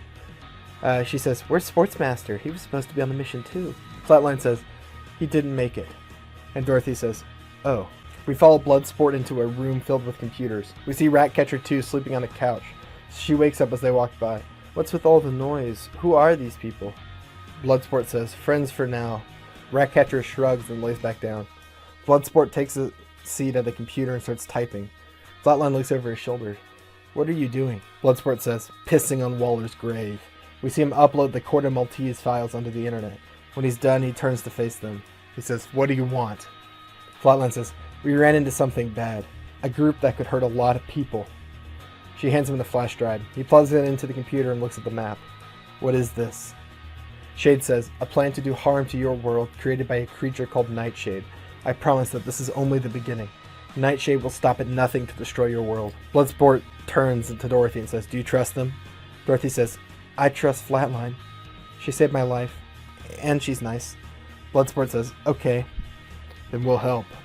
But if I find out you're fucking with me, I'll kill you. Suddenly the back door kicks open. We see Harley Quinn, Boomerang, King Shark, and Blockbuster enter through the back door. King Shark is covered in dirt and blood. Harley says, Nanawe, you're not supposed to eat the chickens, you're supposed to eat the eggs. King Shark says, I'm sorry, I was hungry. Blockbuster says, Blockbuster. Again, these are all repeating their known character traits. Harley says, Dubois, King Shark totally fucked up that guy's garden and, oh, we have guests. Bloodsport says, some more strays from Waller. Kimo looks at them and says, just who are you guys? To which Bloodsport replies, we're the Suicide Squad. We're going to cut the credits and hear the song Stick Up by Grandson play. So I guess I can talk about what the second part of this is going to be. I think it's pretty straightforward. It's the Suicide Squads, as I'm probably going to call it. Maybe there'll be an undertitle, I don't know. But it's going to be 3 different Suicide Squads all fighting each other. The Shadow Society, who used to be the Suicide Squad. Obviously, the Suicide Squad 2016 squad, combined with different iterations from my movies. All in one team. The reason I felt comfortable bringing in Bloodsport and these guys is I think it's pretty clear at this point with what's happening at DC that there's not going to be a Suicide Squad 3, a real one. So I felt comfortable enough using these characters now, knowing that we probably aren't going to see them again. That would be my guess. I think the next movie is my favorite one. It's really weird and wacky. There's a lot more death in it. This one I was pretty tame on the deaths, actually. And I should point out that y'all filled out a survey I did on my channel, a poll, choosing between 2 and 3. And I want you to know you saved the Hat's life. I was really contemplating killing his ass. And the poll that said there would be 3 members, it was how many members would there be left on the squad at the end? And 3 won out. So you saved the Hat. So congratulations. So there is an after credits scene. We're going to see Plastique in some sort of base. I don't know where it is. She's standing next to Nightshade. She says, you didn't tell him the truth. Nightshade says, Clock King's not quite ready for it yet. Plastique says, what, is he not keen on ending the world? Nightshade says, he will be. He just has to see the true vision we have for the future. She leans over the table, and the camera pans over, and we can see a map of the whole world. Red dots are almost entirely across it, placed in every major city and country. Nightshade says, for now let him believe it's just a chemical attack, and only in the United States. She looks out a window. It overlooks a factory. We see one of the portals that Calculator made in the mall in the previous film. It's being built inside this base. Nightshade says, yeah, he wouldn't understand it yet. The camera pans back over to the map once more as we hear the song End of the World by Children of Aphrodite play. And we're going to cut the credits for good. This is the second after credit scene. We see a woman climbing through a metal fence in the rain. Lightning flashes and we see a sign that says, under quarantine by U.S. government. She moves through the dark until we see her enter a building. Lightning flashes again and we can see Comforton Mall. This is of course the mall where the final fight in Suicide Squad 3 happens. She continues to move through the mall until we see her reach the ruins of the portal that was created by Crazy Quilt and Calculator in the last movie. She places a hand on it and we see her cast some kind of magic, saying a strange language and moving her hands around to form runes in the air. We see illusions of people in the past. They're transparent and glow different colors. They reenact the events from the end of 3. We see the fight. We see Superman appear from the portal. We see Crazy Quilt get killed. We see Acid die. All of it happens. She swipes her hand and it begins to play faster. We see the ambulance arrive and pull Flatline out of the rubble. They start to move the bodies away. Scientists and military men come in and they start to move around the building quickly. We can see that they're studying the ruins of the portal. They continue to move in and out at lightning speed like you're playing it on fast forward. A single woman strolls in on the fast forward and begins to study the portal. The mysterious mage throws up a hand and stops it. She studies the illusion and we can see that it's Nightshade. The woman reaches out a wary hand and touches Nightshade. Her eyes glow wide and we see flashes of the future. We see Gotham City being destroyed by shadows. They cling to the buildings and destroy everything they touch. We see men and women and children running through the streets. They're getting grabbed by the shadows and ripped apart. In the last flash, we see Shade's dead body. Blood runs from his eyes and there's puncture wounds in his face and in his stomach and in his chest. And his cloak is missing. The woman steps back from her illusion and waves it all away. She says, "Oh my God." And we end for good. That's the last after credit scene. I won't say who that character is, but if you can guess it, let me know. Alright, well that was it. Once again, this dog is breaking the illusion that any time has passed between me recording the intro and the outro. I did kill Sportsmaster. I know a lot of y'all really liked him and weren't expecting that. You have zero sympathies for me. This is just a reminder, there is a poll up right now. Go vote for your favorite character from the movie, guys. No consequences at all to that poll. Literally nothing. So just don't even think about it. Just go vote. Alright, thank you. Remember to like and subscribe if you enjoyed the video. I'll have the next Deadlands out pretty quickly, and then the first Thunderbolts after that. So look forward to that. Alright, I'll talk to y'all later.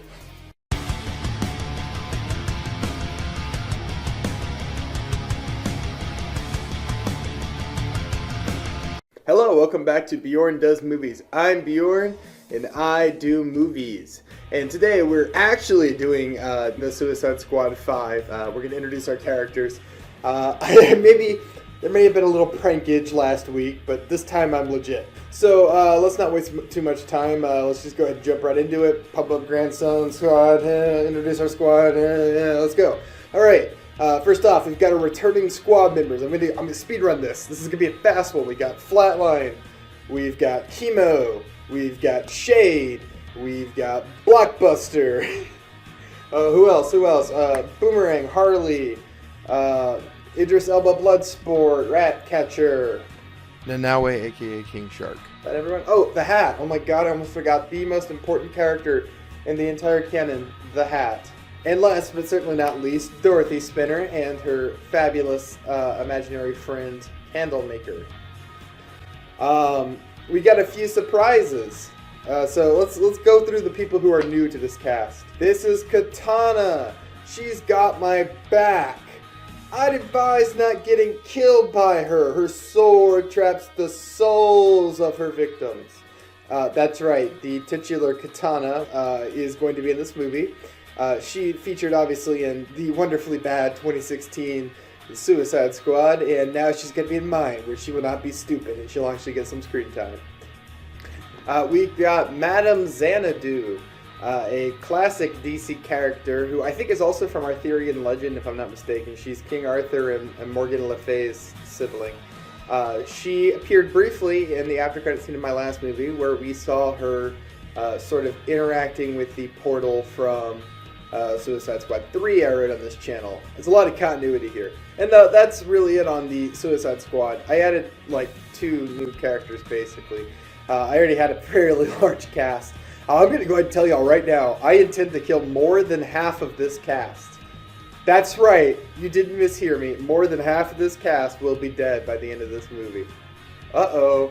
Things are really heating up for all your favorites. That's right, specifically you. Your favorite is going to die. Let's go ahead and dive into our villains, because we do have a few new faces on this front. We've got our Society of Shadows as seen last time. Of course, that being Nightshade, the leader, and some sort of Lovecraftian deity from another universe. Obviously, she's got some history with Shade, the Changing Man, and we're going to flesh that out a lot. In fact, the Society of Shadows will get a lot more screen time in this movie than they did previously. The other members, of course, Clue Master, Gentleman Ghost, Plastique, our old pal, the Betrayer, Clock King, and Orca, Lilith Clay, and last but certainly not least, Calculator, who's been in all 3 movies now. I think he's one of the last characters that's been in all 3 of these things. Clock King and Flatline being the others. So there you go. So we're going to add a few new characters to this movie. I'm not saying how long they'll stick around, but we're adding them. One of them is Eel. Now, Eel has been mentioned previously in the last movie. It is Orca's son, the one that gets killed on one of Waller's missions. And I guess I can go ahead and mention that we are going to see a flashback, which will allow me to also mention that Rick Flag will make a cameo in this movie. In addition to one other character who won't be a member of the Society of Shadows, but will appear in said flashback. And that is, of course, KG Beast. I wanted to work this guy in for a while. I love KG Beast. He's obviously associated with the squad pretty heavily. I thought up a fun set piece to introduce him in a while ago, so there we go. Bringing in KG Beast. And that's really it. This is a very quick one. Everyone knows who's going to be in this one. There's not many surprises as far as new cast members. I made it pretty clear that I'm using this as the finale, so I'm carrying over characters from the previous movies. That being said, y'all might be wondering what this movie is about. And what do you mean? Why would you ask that? Come on, man. This hypothetical person asking me questions is really rubbing me the wrong way because this is a continuation of the last one. All that this is going to be is the Suicide Squad trying to figure out what in the heck Nightshade and her followers are doing and trying to stop it. Of course, we got some pretty sinister undertones in the after-credit scenes that maybe their plans are much, much, much larger than we even anticipated. This movie will be epic. It's going to be the longest Suicide Squad movie I've written. As I said, I'm going to kill it a very large chunk, and some of those numbers might be changed. It might be more or less than 50%, but I'm shooting for around that point. You can expect a lot of chaos, a lot of action, a lot of really cool superpowers. So go ahead and let me know early on, who are your death predictions? I want to know, who do you think I'm going to kill? You guys know me, I like to torture y'all, so hit me below. Who is going to die? Who is going to live? What do you think is going to happen? Should I part my hair this way, or should I part my hair this way? I mean, it's really up to y'all, so let me know below, and next video I'll part my hair whichever way wins. Alright, adios, see y'all in the next one. Remember to like and subscribe if you enjoyed the video. I am out of here. Hello, I'm Bjorn and I do movies, and welcome to the first act of the Suicide Squad Part 5, the finale to my entire series, trilogy, whatever you want to call it. Just a reminder, I'm going to generally throw this out now and I'll probably give it again later. This is a sequel. If you have not seen 3 or 4, I highly recommend it. Annotation above, I will drop another reminder right now as we get into the script. Hey guys, just a reminder that this is in fact a sequel. If you have not watched 3 or 4, I would highly recommend going back and watching those. I'll include a link up in the annotations. Thanks again. I am going to title the Suicide Squad 5, The Suicide Squad Shadow Dimension. We're going to open on Belle Reve. The camera pans through the cells as we hear Steely Dan's Do It Again play. We see a prison hall and hear shouting from prisoners who reach through the bars of their cells.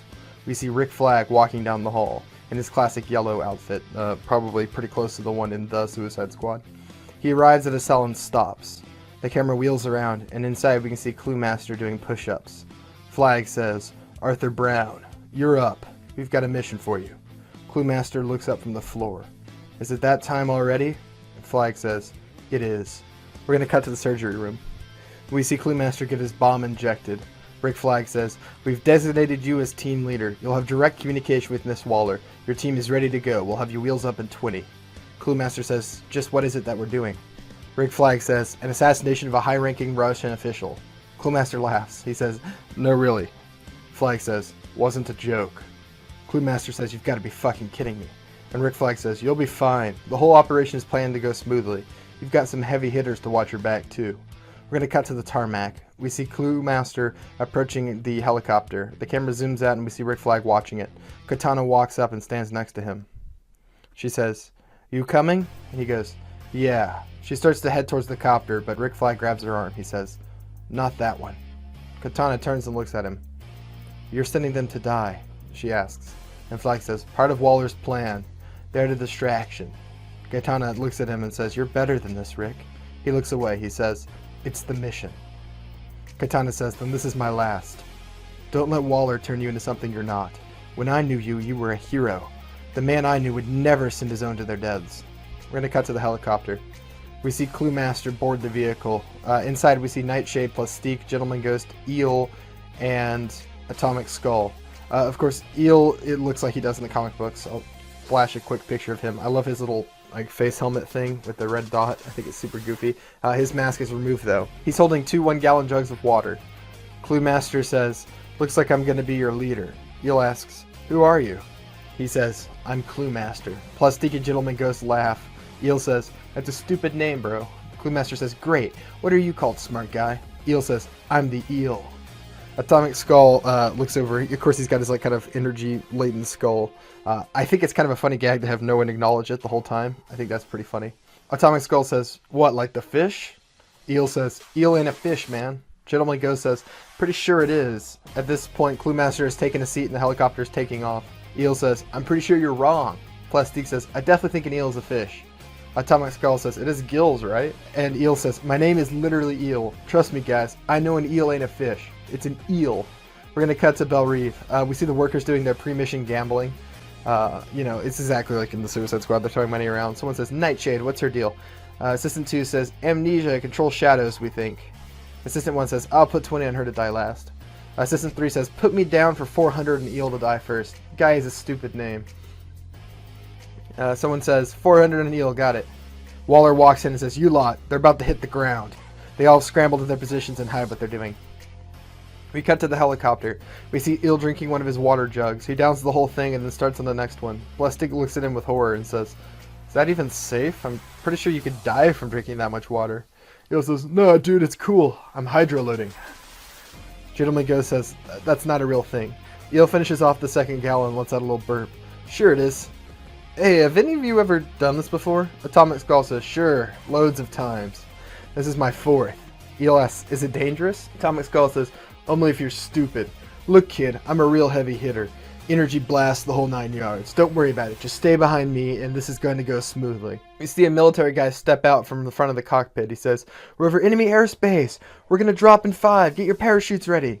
Eel says, what parachutes? The military guy says, under your seat. Eel says, no, I meant more like, why do we need them? The military guy says, to get to the ground. Eel says, oh, no, dude, no, I don't really do heights. The military guy says, today you do. We see them fish out their parachutes and begin to strap them on. Eel nervously puts his on and looks scared. Military guy says, it's going to be a tight window. You jump when I say go. He opens up the back of the helicopter and we see only darkness and a few flickering lights below. Eel says, holy fuck, that's really high. I mean, how do we even deploy the chutes? Military guy says, it automatically deploys at the right altitude. Don't worry about it. Plastique says, and it works? Military guy says, most of the time, with a smile. Eel says, the fuck does that mean? A little alarm rings through the room. Military guy says, alright, that's it. Go, go, go. We see Plastique, Cluemaster, Gentleman Ghost, and Nightshade all bail out of the helicopter.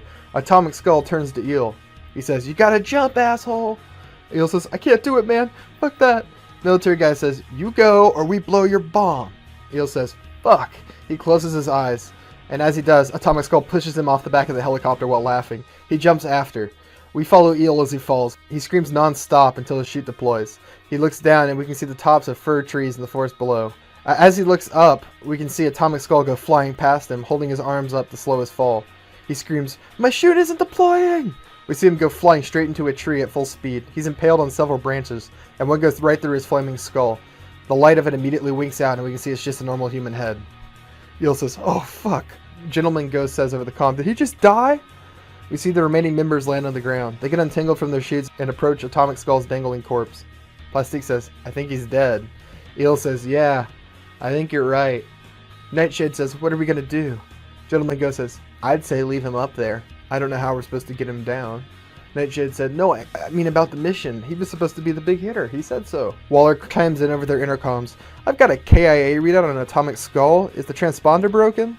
Cluemaster says, no, he's dead up in a tree. Gentleman Ghost says, it's more like the trees in him. Cluemaster waves him away and says, what do we do, Waller? Waller says, continue the mission. There's no turning back now. Cluemaster says, alright, we'll make do. He taps off his earpiece and gestures to the others. He says, look here. He pulls out a map from his bag and points to it. The compound we're raiding is a mile that way. We have to be quiet. We want to take down as many as we can without guards being alerted. Plastique says, I have a problem with that. I don't do quiet. I make explosions. Cluemaster says, then don't. Plastique rolls her eyes. Cluemaster says, what do the rest of you do? Eel just says, water. Cluemaster says, what, do you drink it? He goes, no, more like I move it and stuff. Gentleman Ghost says, I walk through walls, but I can only do it in short bursts. Cluemaster finally turns to Nightshade. He says, what about you? She says, well, I'm not exactly sure how it works, but I move the shadows. Cluemaster says, okay. Can you kill people? She says, probably. Cluemaster says, great. Then you're ready. Let's go. We hear the song Rasputin start to play as the camera zooms around to the front of the compound. We can see Russian lettering marking the front of it. 2 guards are blocking the entrance to the compound through a fence. Eel taps Cluemaster in the shoulder and he starts to make a bunch of nonsense hand gestures. Cluemaster says, what? Eel says, I got him. Cluemaster whispers, are you sure? Eel's like, yeah, totally. He creeps forward slowly. Water begins to run from his mask as if he's spitting it out of his mouth. It forms balls in his hands. He thrusts them out, and the balls of water fly out and cover the guards' heads. They struggle, trying to squeeze and move at the water, but it won't come out. To no avail. The guards drown in the floating balls of water. Eel says, boom. The balls of water come back into his hands and then swirl back up into his mask, as if going back into his body. We see Plastique make a face as if it's disgusting. The squad moves up as the song continues to play. We see a search light move back and forth across the concrete area, searching for people approaching. They move carefully, avoiding the spotlight. We see 2 guards standing out in the open.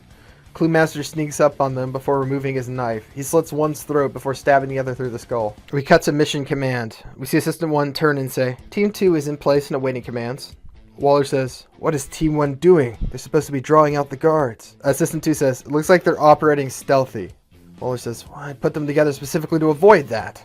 This won't do. She taps the button and says, Task Force X, we picked up radio chatter. They know you're there. Go guns blazing. Cluemaster says, they're onto us. He pulls the rifle off his back and shoots a guard off one of the towers. Armed men begin to pour out of the building. Plastique rolls a golf ball from her bag towards the doorway. It explodes, making the guards turn into a pile of gore. Eel forms a ball of water at his feet, which he proceeds to ride. He zooms up to one of the guard towers and cuts a guard in two with a sword made of water. We see Gentleman Ghost walk up to two guards. The guards open fire on him, but the bullets pass through him. Suddenly he vanishes and becomes invisible. We can see his footprint in the snow. When the guard has to reload, Gentleman Ghost reappears in front of him. Says, boo. He stabs one and then slits the other's throat. A group of armed guards exit the compound. Cluemaster throws a knife, killing one. They open fire on him and Nightshade, and they have to move. They dive behind a concrete barrier. Cluemaster pulls a pistol and begins to fire from behind cover. He drops a guard. Nightshade moves her hands in a certain way, and a shadow portal opens up underneath two of the guards. They fall through it, and we see them reappear in the shadow of the upper floor of the building. They fall to their deaths and explode on the pavement below. Suddenly, a massive man appears in the doorway, shoving through the remaining guards. He has cybernetics running across his face and a minigun arm. It's KG Beast. He looks exactly like he does in the comic books. Plastique rolls out from behind cover with a couple of small marbles in her hand. But KG Beast is too quick. He fires his minigun towards her and riddles her with holes. Plastique drops the marbles and they roll right next to Gentleman Ghost. They explode, blowing his legs off. He starts to scream as he bleeds to death. He tries to crawl away in the snow, leaving behind a trail of blood. He quickly turns invisible, but again, his blood trail is clearly visible. KG Beast walks up to the end of the blood trail and begins to fire his minigun down, riddling Gentleman Ghost with bullets. As soon as he dies, his body reappears, completely dead and riddled with holes. Eel slides in on the back of his water bubble and lands next to Nightshade and Cluemaster behind the barrier. He has a bullet hole in his arm. He says, there's way too many of them. We can't win. Cluemaster nods. He taps his ear. He says, we're dropping like flies out here, Waller. We need to retreat. Waller taps in on her earpiece and says, I'm afraid not. Try it and I will detonate your bombs. Cluemaster says, why? We're losing this. We're just gonna die for nothing. And Waller says, not for nothing. You were only the distraction. This is, of course, calling back to the last thing Cluemaster says to Waller before he kills her in the previous movie. Cluemaster says, you can't do this. Waller says, actually, I can. We see Cluemaster slump where he is. Nightshade says, what? Cluemaster says, she's not going to let us leave. Eel says, what the fuck does that mean? Cluemaster says, she says we have to fight till we die. That we're just a distraction. Nightshade says, die. She begins to shake with fear. Bullets begin to hit the concrete around them. We see KG Beast look around. He notices the rest of the squad's hiding and he smiles. Eel says, fuck that. I'm not dying. I'm getting out of here. He forms a bubble of water and rides it away. Bullets land around him, but he escapes the compound. Waller calls into him on his earpiece and says, you keep running and I'll blow your head right off your body. Try me. Eel says, I'm not dying for you. You're full of shit. We're going to cut back to Belle Reeve. We see Waller rolling her eyes as she unlocks the bomb panel. Waller says, turn around, Belline. That's an order. Eel says, fuck you. Waller says, well, I tried. She turns the key and presses the red button. We see Eel's head explode. His body flops into the snow in a jumbled heap. The snow turns right around him in a halo. Cluemaster, who was watching, says, fuck. Minigun fire from KG Beast's arm begins to hit the concrete in front of them. It chips away at it until it's almost gone. So he says, in a strong Russian accent, come out, little Americans. We will take you alive if you let us. Nightshade looks around terrified. She says, are we going to die? Cluemaster says, no, you're going to be fine. I'll lay down fire. You take this and get to better cover. He hands her a rifle. She says, I don't know how to use this. He says, point it and pull the trigger. Now go! She takes it and begins to run for better cover. Cluemaster lays down covering fire, firing at the Russians. He kills one before he's hit in the chest with a bullet, but he keeps going, firing at them with bullets. He hits KG Beast, but the bullet bounces off his metal arm. Nightshade makes it to cover and starts to shoot the rifle as cover fire. We see Cluemaster limp towards the cover, but again he's hit in the shoulder. He keeps going. He's almost to safety when a bullet catches him through the lung. He falls to the floor, choking and sputtering. As he dies, he looks into Nightshade's eyes. She begins to panic again, until we hear a faint voice. It whispers, Nightshade, all sinister-like. Clumps of dark shadow begin to float around her like the fluid in a lava lamp. Her own shadow surrounds her, changing and contorting directions until it's entirely circular. We see her eyes glow purple. Shadows climb up her neck and bore into her flesh. We see it carefully remove the bomb before destroying it. A small trickle of blood runs down her neck.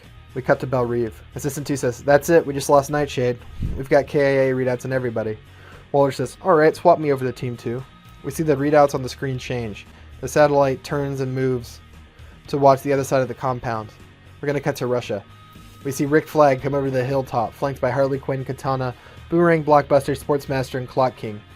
Waller taps into his ear and says, "Alright, Flag, you've got the all clear. You have free range to take out the target." Flag says, "Will do, Waller." In the distance we hear gunfire. Katana looks towards it, and Flag notices. He says, "You're right. It's wrong. I can't stop it this time, but next time, I'll do what's right. I promise." Katana shakes her head and says, "I'm still leaving, Rick. I can't believe I didn't see it before, but this is wrong. All of it. We're meant for better." Sportsmaster waves his hand and says, "Hey, Flag, I got dibs on killing this prick. I've been itching to kill a government official. It's like a badge of honor." Harley Quinn laughs and says, "It's overrated. I've done it loads of times." The camera moves away and begins to travel across the compound until it reaches Nightshade. The shadows are continuing to pool around her. Armed men are closing in on either side of her and preparing for the kill. Shadows completely coat her and she begins to laugh. A bullet rips into the concrete above her and she seems to remember where she is. She snarls. We see the shadows begin to change directions on all the armed men. They warp and move in strange ways.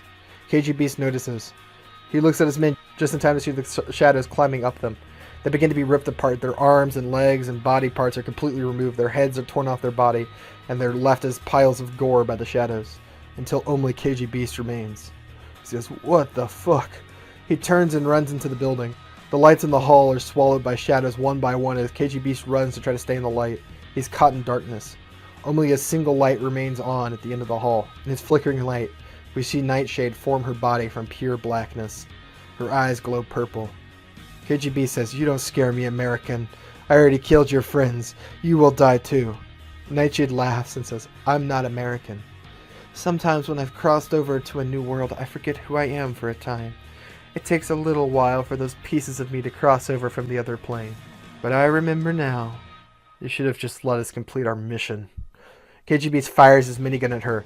The bullets leave holes all through her body, but they're quickly mended by Shadow until she's whole once more. "Your antiquated technology will do nothing to stop me." Shadows begin to climb KGB's arms. They flow into his mouth as he tries to scream. We see his bones all break, splintering in wild direction. His body is ripped apart from the inside until it explodes into a shower of gore. Nightshade is covered in blood. It drips from her body. She begins to float off the ground, Shadows holding her up like a harness as they tendril to the wall. She begins to make her way back outside, floating. The shadowy tendrils launch out from her and begin to touch every single Suicide Squad member who died. They enter their mouths, and we see their eyes open as they gasp for air.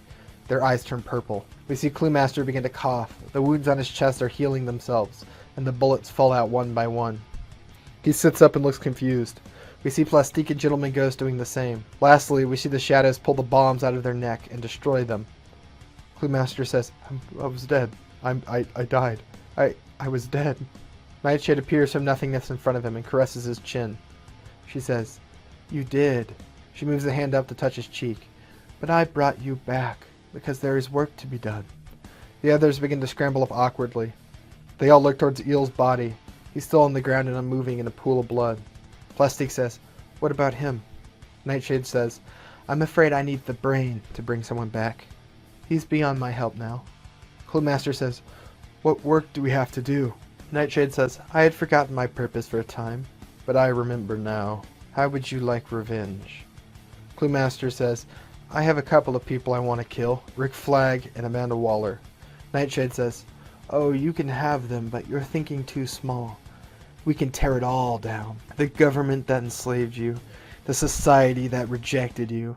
We can forge something better." Cluemaster says, "I don't know about taking down the government. That's a bit above my pay grade." As shadowy tendril reaches out and touches him, his eyes flash purple. He says, "I will do it.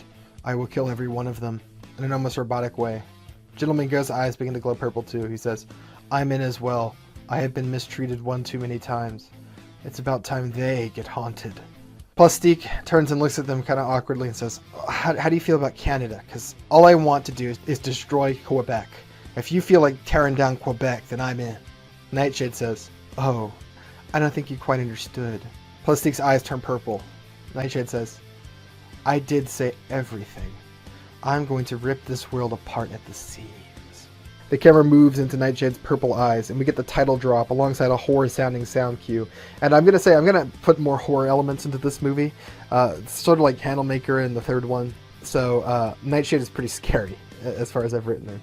The title slowly shifts into patterns matching Shade's duster. It moves across the screen until we pull out of Shade's duster. He's carrying a young girl, and shadows swallow the world around him. Strangely designed skyscrapers with bright colors are completely consumed by shadows. Tentacles made out of shadows are snagging people and pulling them into the darkness. We see text that says, "The Dimension Meta." The young girl in his arms begins to sob. She says, "Shade, it's going to get us." Shade says, "No, it won't. I've got you." Suddenly, a shadow snags the girl's leg and pulls her from his arms. She's jerked into the darkness. She screams, "Shade, help!" Before he can grab her, she vanishes into the darkness. We hear her screaming. It's raw and pained, but then there's nothing.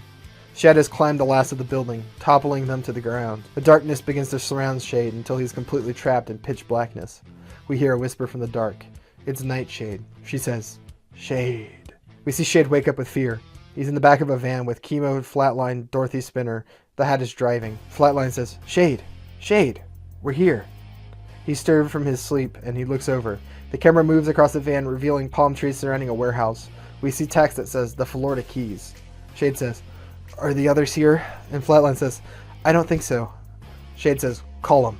Flatline picks up a radio they've taped to the back of the car. She says, "Hey, are y'all here yet?" We're going to cut to another car driving down the road. In it, we see Harley, Boomerang, Blockbuster, King Shark, and Ratcatcher. Bloodsport is driving the van. Harley is saying, "Wow, I can't believe I'm really in Florida. I've always wanted to come here." Boomerang bangs his head on the seat in front of him. We see Ratcatcher is sleeping, out cold in the front seat. Despite the shaking, she continues to sleep. Harley says, "Oh, you think we can get some real key lime pie? I love key lime pie."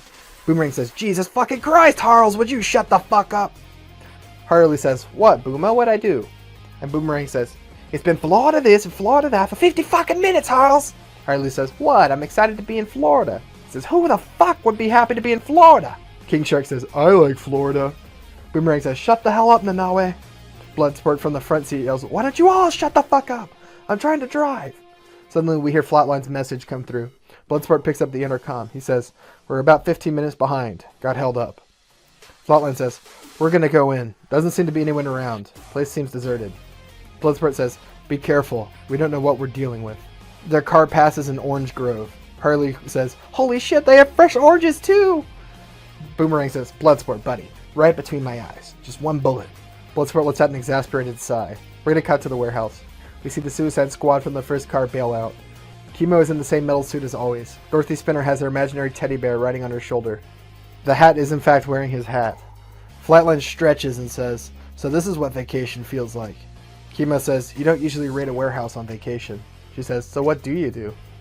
The Hat says, "Sleep and drink." Chemo says, "Or, see what's around, hang out with family." Flatline says, "Oh, we're family now, are we?" She raises her eyebrows sarcastically. Chemo says, "That's not what I meant. Flatline says, "Relax, I'm just teasing you. You make it too easy, though." She takes his hand and holds it. He smiles inside the suit. And I'll point out now that there's been a time skip. I think that's pretty clear. About 3 or 4 months. And in that time, Chemo and Flatline have started dating. I thought that was pretty clearly being set up in the 4th movie. They hang out a lot together in that movie. So just letting y'all know that's a development. We'll get more into it as the movie goes on. We're going to see Sergeant Stuffy on Dorothy's shoulder. He says, "It's quiet. Too quiet. I don't like it. Just means Charlie's hiding in the jungle." Flatline says, "Or it means Bloodsport's tip is bad." Shade says, "Nightshade is crafty. She will try any tactic to throw us off the scent. It would not be beyond her to send us a fake lead." Chemo says, "We've been chasing our own tail for months with no sign of these guys. This is the best lead we've got. Even if it's fake, it's worth checking." Flatline says, "I guess so." Dorothy says, "It's just nice to get out of the house for a while, even if it is just to some gross warehouse." Chemo says, "See? Dorothy is looking positively on the situation." The Hat says, "This human air makes me wish I could drink." Flatline says, "You're 3 months sober. Are you really going to throw that away over Florida?" The Hat says, "Trust me, Florida's made many a man drink." "I'm good, though." Chemo says, "We're proud of you. It's funny, now that you're sober, I can actually stand to be around you." We're going to suddenly shift our view. We're seeing them through the scope of a rifle now. The camera pulls back and reveals Clock King on the roof. He's got a large sniper rifle. A voice comes through his radio. Plastique says, "They're here. I can see them through my scope. I can detonate the explosives." Clock King says, "Not yet. This isn't all of them. We want them all. This is pointless if we only get half. Plastique says, you're in charge. We're going to cut to the inside of the warehouse. The squad moves through the empty halls of the building, looking for anything. Kima says, I feel like we always end up inside a warehouse. Flatline says, only that one time. Oh, and I guess this time.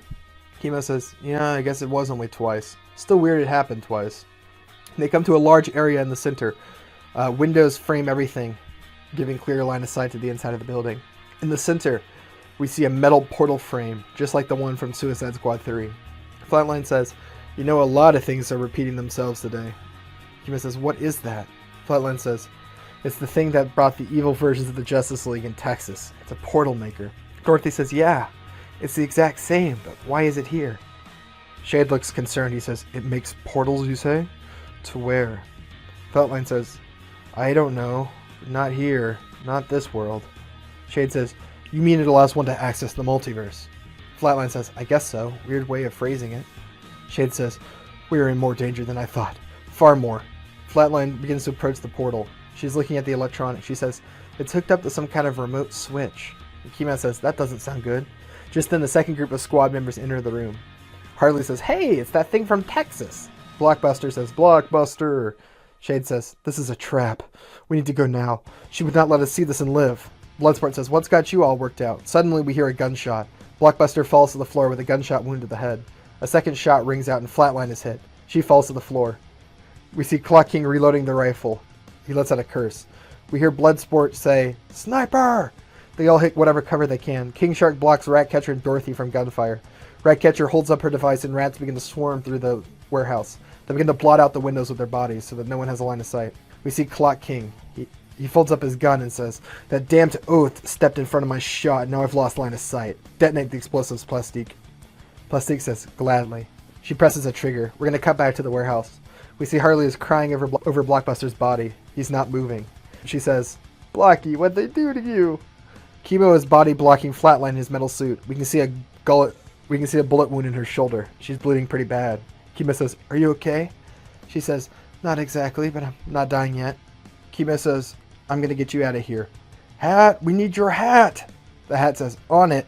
He pulls his hat off his head and is about to throw it on the ground when a sudden explosion rocks the building. The hat is blown apart in the explosion. We can see his body parts leave his body.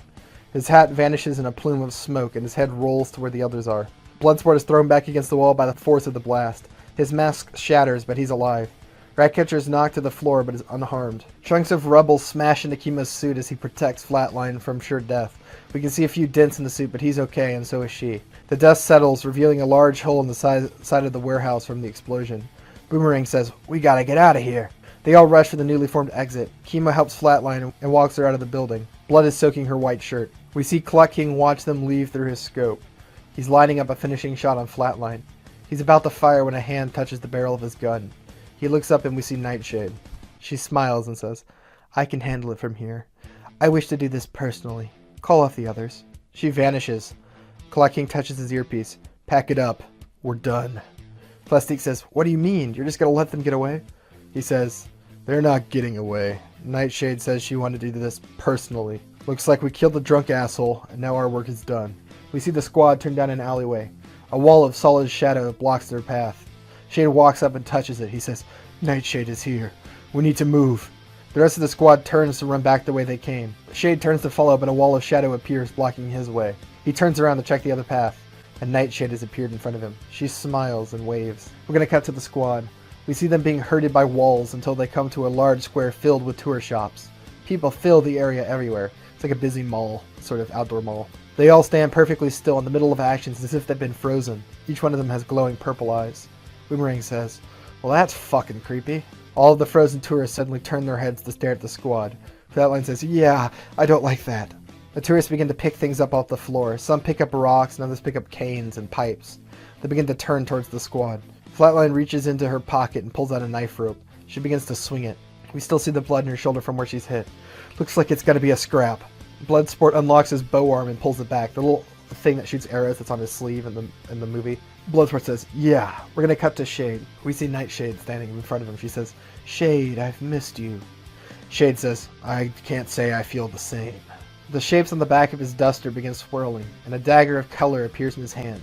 Nightshade says, this doesn't have to come to pointless violence. Not yet. Shade says, I'm done listening to you. I know what you're playing at now. You want to open a portal to the shadow dimension, to bring your entire self into this world. Nightshade says, yes, just like you did all those years ago. I arranged the tip that led you here because I wanted you to understand what I've done. You've already lost, Shade. You and your followers don't have to die alongside this world. Join me. We could have it all again. I know you've missed me too. Shade says, no. I will stop at nothing to put an end to you, even if it kills me. And Nightshade says, are you sure this is the way you want this to go? I could kill them all in a matter of seconds. You know I could. The shadows pool around her, and they begin to spread across the walls like vines clinging up the sides of the buildings. She says, it would be so easy. Shade says, why are you so obsessed with me? Nightshade says, you wouldn't believe it possible of a being like me, but deep down I love you, Shade. Ever since you first found me with that strange little cloak of yours, you've stuck in my mind. Shade says, if you loved me, then stop. Let this world live. Nightshade sighs and says, it's tempting, but my nature is absolute. The shadow must spread to every corner of the universe. This is my purpose. You know it. Shade says, then kill me. Nightshade says, no. I think I'll spare you. Maybe time will change your heart, but you must learn a lesson. If you have others who care for you, you'll never come back to me. They have to go. Goodbye, Shade. I'll see you soon. Shade begins to pound on the shadow walls and screaming, no! But it's too late. She's gone, and the squad doesn't know what's coming. We see Bloodsport firing his arm bow at the zombies as they grow closer. He kills 3 before pulling out his chest pistol to kill 2 more. We see Flatline kill a couple with a knife rope. Chemo snags one by the head and squeezes it with his metal fist, popping it. We see Dorothy Spinner summon the Jolly Hanger, the creature made out of clothes hanger, who kills a few by hooking them and ripping them apart. In the background, we see King Shark eating one of the zombies slowly. We see Boomerang throw a boomerang. It takes the head off one tourist, slices the throat of another before coming back to his hand. He laughs and throws it once more. It sticks straight into the chest of a man, killing him. We see Harley kill one with a bat. Boomerang says, now this is a vacation, right, Harles? Harley says, we're killing civilians. How is that a vacation? Boomerang says, you're no fun. You really think key lime pie is better than this? Suddenly, Nightshade emerges from Boomerang's shadow like a creature.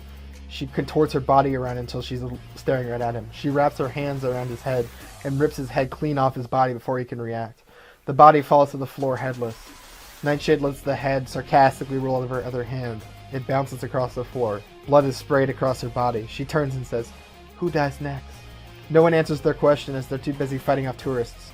We see Bloodsport kill one with the nanosword that comes out of his back before throwing the blade into the skull of another. Nightshade turns to him and says, you seem interesting. How about I kill you next? She takes a step towards him and suddenly finds herself trapped inside a bubble of green energy. She pounds at it with anger, but it doesn't break. The camera pans around and we see Madame Xanadu and Katana. Madame Xanadu is carving runes in light into the air with a finger. She's, looks like her classic comic book version. She's the version that has a blindfold on, though. Like, she's lost her eyes. I like that version, personally, as far as aesthetics go. Madame Xanadu struggles to hold the shield. She says, she is strong. I won't be able to hold her long. Quickly, Katana, open the path. Katana nods and tosses an oblong ring onto the floor. It spins around, casting a portal into the air. On the other side, we see Shade. He was rescued first. Shade says, quickly, through here. The squad begins to make their way through the portal. Chemo helps Flatline through it. She's bleeding from her shoulder bad. We see tendrils of shadow begin to crack through the shield. Just as Madame Xanadu steps through the portal, Nightshade breaks free. She picks up the gold ring from the floor and the portal vanishes. They're now inside a stone hall of a castle. Strange metal lights run along the walls, as well as bronze tubes for piping. All the windows are sealed with wood and metal. Dorothy says, what is this place? Madame Xanadu says, it's called Scutarius. It is a magical realm concealed within your own. We will be safe here for now. Bloodsport says, I don't care where we are. What the fuck was that? Shade says, that is what we are fighting. Ratcatcher says, what is she? The way she moved around the shadows, it's not natural. Madame Xanadu says, her name was once Morgana Le Fay. She was a sorceress of immense skill, but she was consumed by her ambition. She thought black magic was the greatest power in the world. Morgana, in her lust for power, decided to tap the power directly from its source. She tried to summon the shadow from a dimension of pure darkness, the shadow dimension. Its power consumed her, and my order was forced to seal her away in that shadow dimension. Flatline says, Morgana Le Fay, like King Arthur and Merlin? Madame Xanadu says, the very same. They are quite real, after all. Flatline says, how do you know this? And she smiles and says, Because Morgana was once my sister. Chemo says, but that would make you over 1,000 years old. Madame Xanadu says, a bit rude to ask a woman her age, but yes, I am 1,226 years old. Harley says, I don't care who the Shadow Lady is to you. She killed my friends, so I'm gonna kill her. Madame Xanadu turns to face her and says, you needn't worry, Harleen Quinzel. That creature stopped being Morgana a long time ago. She is just an avatar for the Shadow now. I would have no regrets putting her in the ground once and for all. Bloodsport says, and how do we kill her?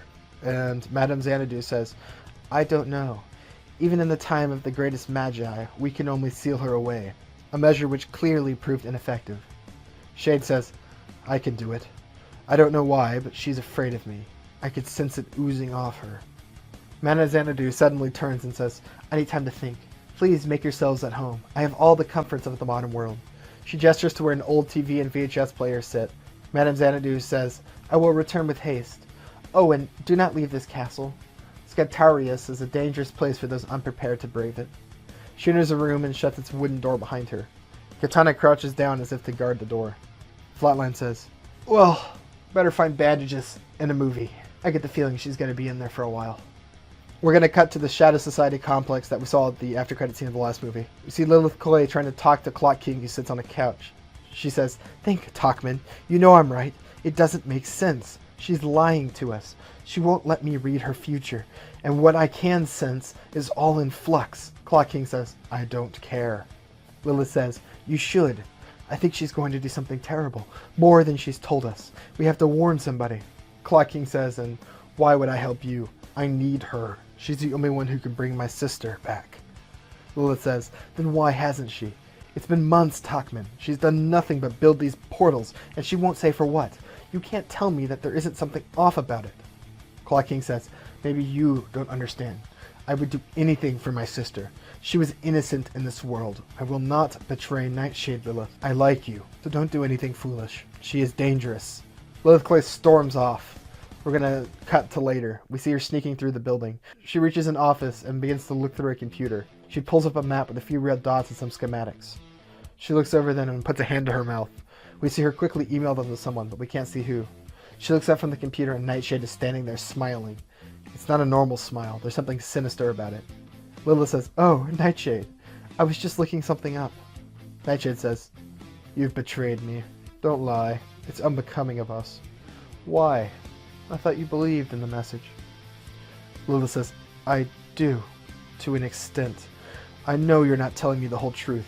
You're lying to us, and you won't let me read your future. Nightshade says, oh, foolish girl. I am lying to you. But if you want to read my future, go on. Read it. See what I will do to you and to your world. Nightshade holds out a hand sinisterly.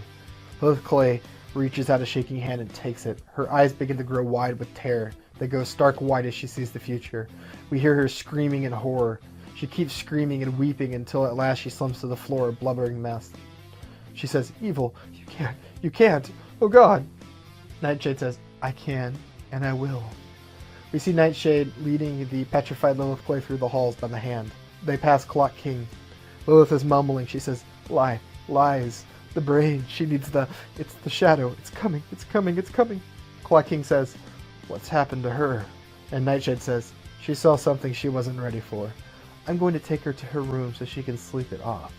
Nothing you should be worried about. Nightshade and Lilith move down the hall as Clock King watches nervously. We see his face turn to a frown. We're going to cut back to the squad in the castle. We see a bunch of VHS tapes spread across the floor. We see a copy of the movie Ghost removed from its sleeve.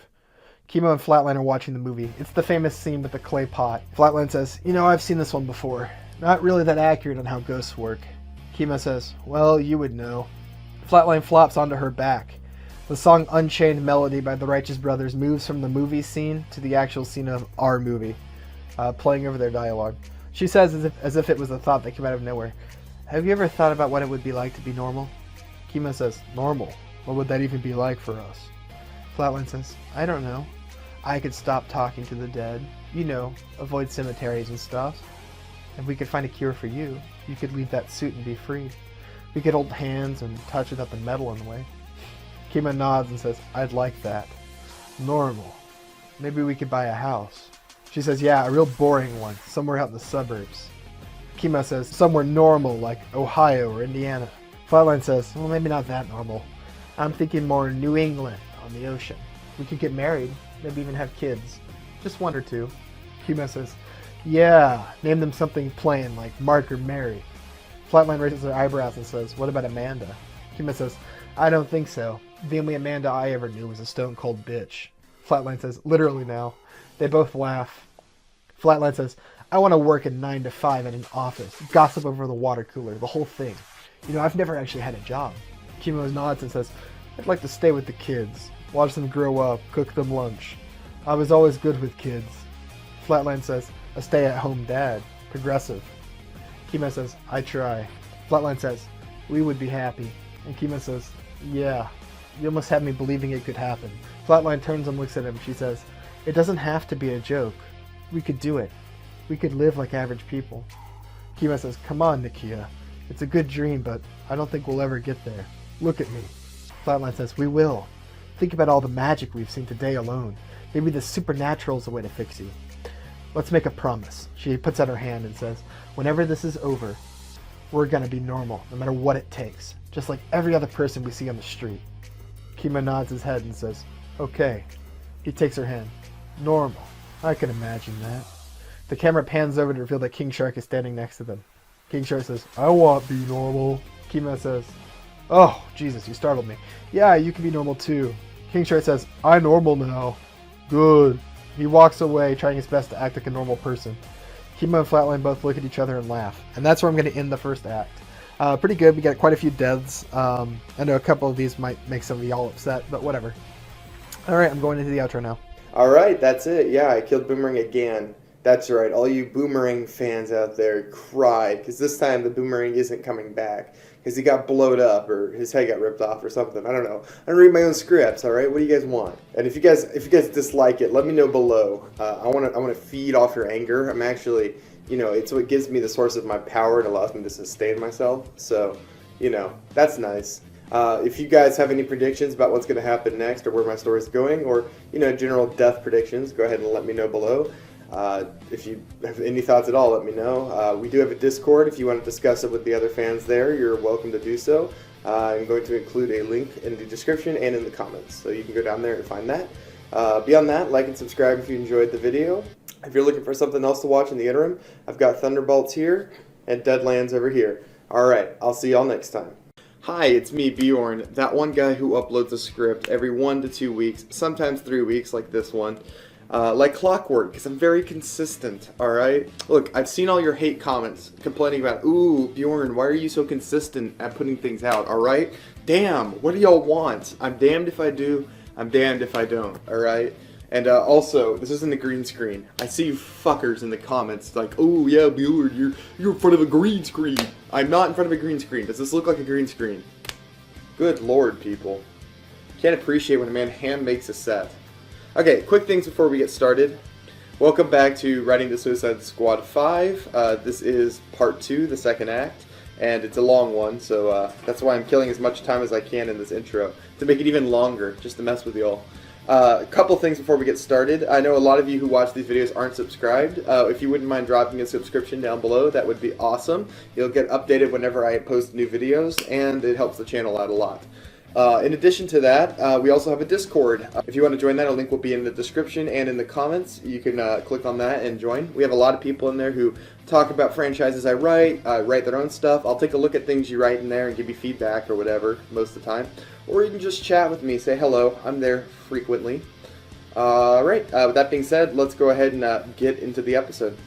Hey, just a reminder, this is part 2 of the 5th movie, which is a sequel in and of itself to 2 other movies I wrote. A lot of continuity with this one. So if you haven't watched those yet, link in the top. I don't know how you found yourself here, but welcome.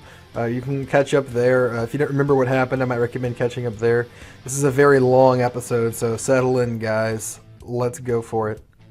We're going to open on Bloodsport pacing around the old castle in Scutarius. This is basically exactly where we left off in the first act. I just arbitrarily decided to cut it off here. In the background, we can see Flatline, Kimo, and King Shark watching the movie from before. Bloodsport, after pacing around, says, "Alright, I want some answers." And since she doesn't seem to be coming out of that room, he points to Madame Xanadu's room with Katana sitting in front of it. Bloodsport says, "You're gonna have to give them to me." This time he looks towards Shade. Shade says, "What do you want to know? I owe you that much." Bloodsport asks, "That Shadow seemed interested in you most of all. Why?" The other members of the squad have begun to pay attention to the exchange. All except for King Shark, who is still watching the movie and laughing. Shade says, "To understand that, you'll have to understand me. I was not born with the name Shade. It is a title. I was born a paranoid schizophrenic. I saw things and heard noises that were not there. As I grew older, my illness became worse, until I was a madman, unable to tell reality from illusion. It was a hell I could not escape." Harley says, "Yeah, I know the feeling.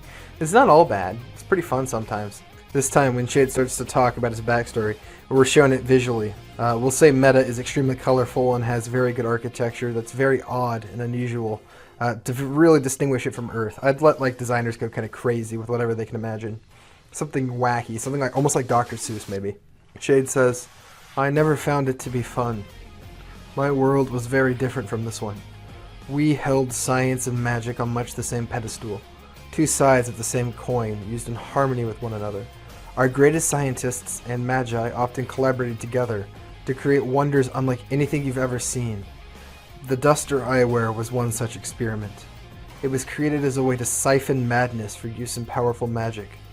It had been known for some time that madness was the fuel for the greatest of magics, but they had never been able to harness it until the invention of the Madness Vest. I was selected for what was then titled Project Shade and declared the first of the Shades. They wanted to harness madness in order to create soldiers for a war we'd been on the precipice of for some time.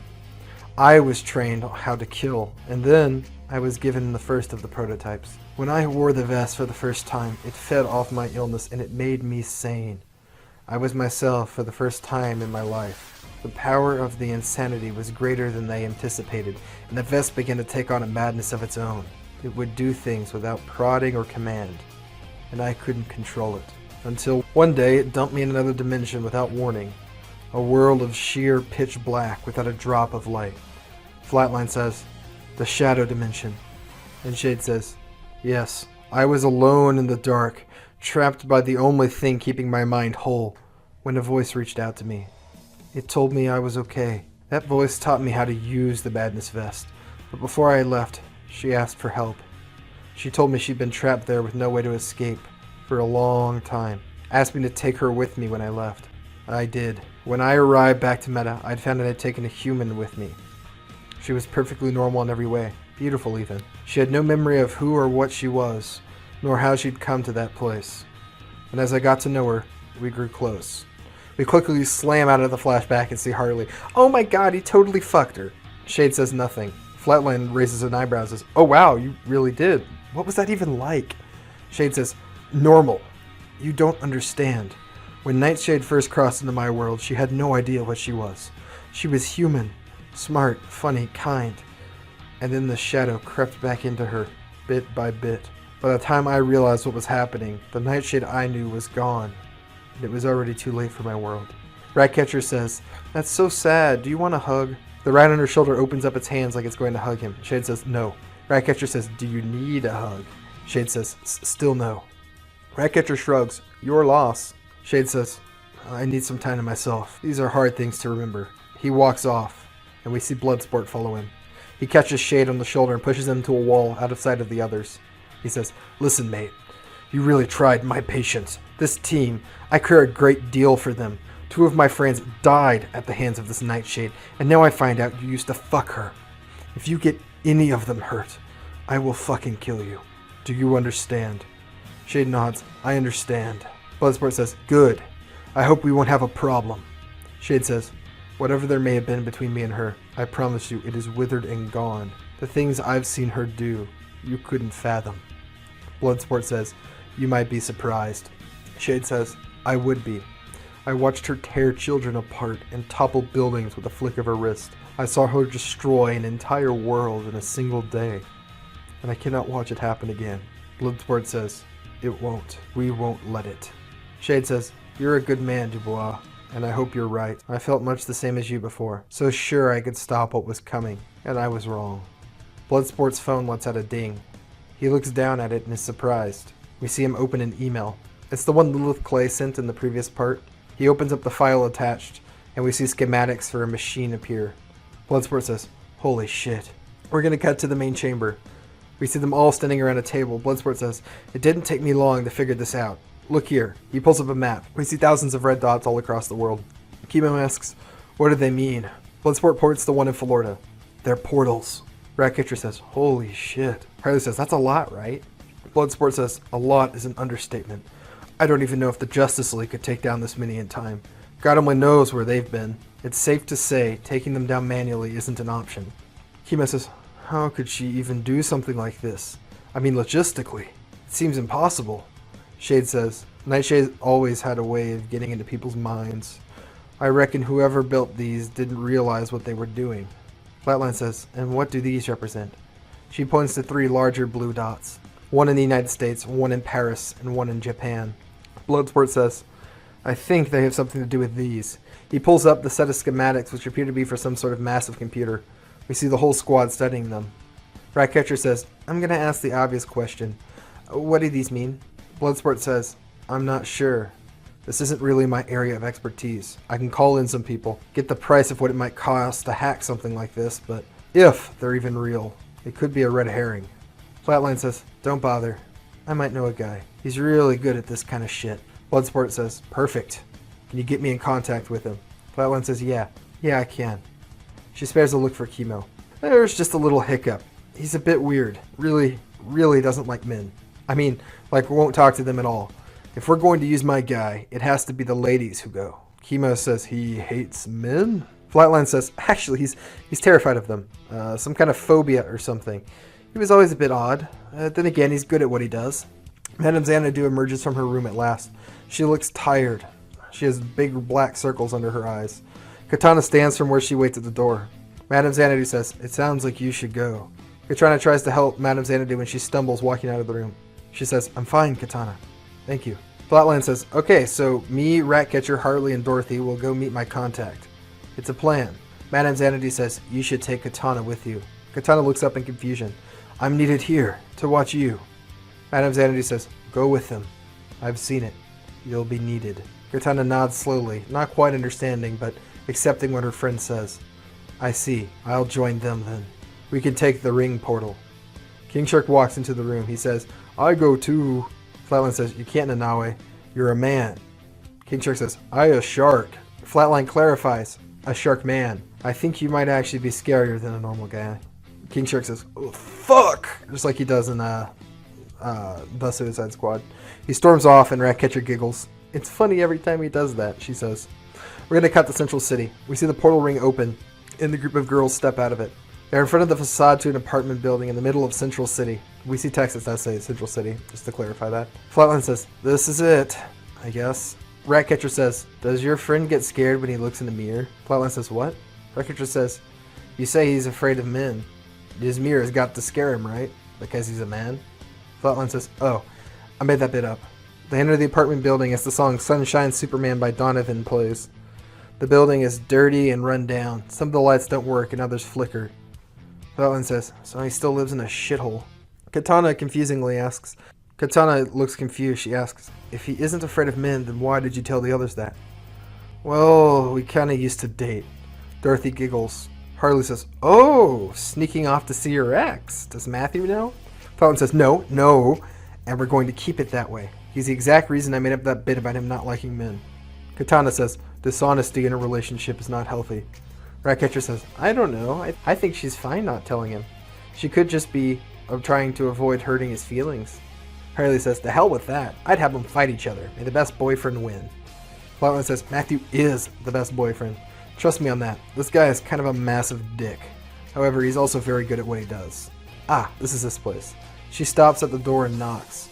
A young Korean man with a pair of headphones around his neck opens the door. This is his son Park. He is a character in the comics. Not really in this context, but he is a hacker and he has connections to the criminal world, if you care to look at his Wikipedia page. Beyond that, there's not really much to say about this guy. Hassan says, "So, you came back after all. Did you miss me that much?" Flatline says, "Ew, no. I came because I need your help." Hassan says, "Wait a minute. The great Nakia needs my help. Let me hear that one more time." Flatline says, "Hassan, I need your help, you massive prick." Hassan says, "I'll take that as a compliment. You always did like it." He winks, and Flatline rolls her eyes. He looks past her and sees Dorothy. Hassan says, "Oh shit, don't tell me she's mine." Flatline makes a disgusted face. She says, You fucking pig. Here, I need you to look at this." She hands him a flash drive. He says, "Whatever, come on in, I guess." He moves to a chair and plugs the flash drive into his PC. We see him pull up the schematics and files. He combs through them for a minute. Hassan says, "This is fucking legit. Real tough system. Whoever made this knows their shit. Even one can support thousands of complex systems all over the world." Flatline says, "Can you hack it?" Hassan says, "Well, maybe. The thing is on an internal network. You need some kind of root program on a flash drive. You'd have to manually plug it into the computer systems. And here they have 3 redundancy servers. You need to get all 3 down at once to shut down this network. What does something like this even operate?" Flatline says, "None of your business. My question stands. Can you hack it?" Hassan says, "Yeah, I can make a hack for this. But what's in it for me?" Flatline says, "Cash. 60,000 if you can hack it." Hassan says, "Give me an hour or 2. Alone." We see the squad leaving the apartment. They walk down the hall. Ratcatcher says, "You used to date that guy?" Flatline says, "I was young. Really, really young." Ratcatcher just looks at her. Flatline adds, "And stupid. Really, really stupid." Dorothy says, "Well, what are we supposed to do for 2 hours?" They step outside and see a karaoke bar across the street. It's called the Rogues Karaoke Bar. Harley says, "Anyone feel like singing?" We're going to cut back to Hassan's apartment. He studies the schematics once more. We see him smile to himself. He opens up a forum chat and writes a message. It says, "These yours?" with a picture of the schematics. We see bubbles and then a reply. "Yes." Hassan types, "I think I found your friends." We're going to cut back to the karaoke bar. It flashes with multicolored lights as the squad enters the building. Recent newspaper clippings and pictures of the Flash stopping the rogues litter the walls. The entire karaoke bar is themed to the superhero team and the superheroes who fight them. We see a cardboard cutout of Mirror Master and another one for Weather Wizard propped against the wall. We hear someone singing the song Beggin' by Mad Con very, very poorly. We're going to do a fun little montage of each of the squad members singing. Flatline and Ratcatcher actually sing pretty well. Harley is a total mess when she tries to sing. Dorothy and Katana just walked from the booth and don't sing. We see Harley randomly taking drinks from tables that people aren't looking, and she drinks a ton. Flatline says, "Wow, Harley, you're really putting those back, huh?" Harley burps. "You know, I like you, Flatline. You have cool clothes and you're funny." Flatline says, "Thanks. I think you're funny too, mostly. And I also think you should stop drinking." Harley says, "No, you don't understand. I shouldn't like you. It's a problem. Everyone I like dies. I knew this guy called Deadshot. He was a friend of mine, and then he died. The guy with the javelin and the hot accent, he died. Then there was Rick Flag. He was a really nice guy. He used to leave the squad. He even came back to save me once. Can you believe it? Someone saving somebody like me. But then he died too. And now Boomer and Blocky are gone. But I am still alive.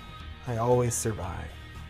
Ratcatcher says, "What matters is that your heart is in the right place." Harley says, "I'd sure hope it was. I just went to the doctor a month ago." Flatline says, "No.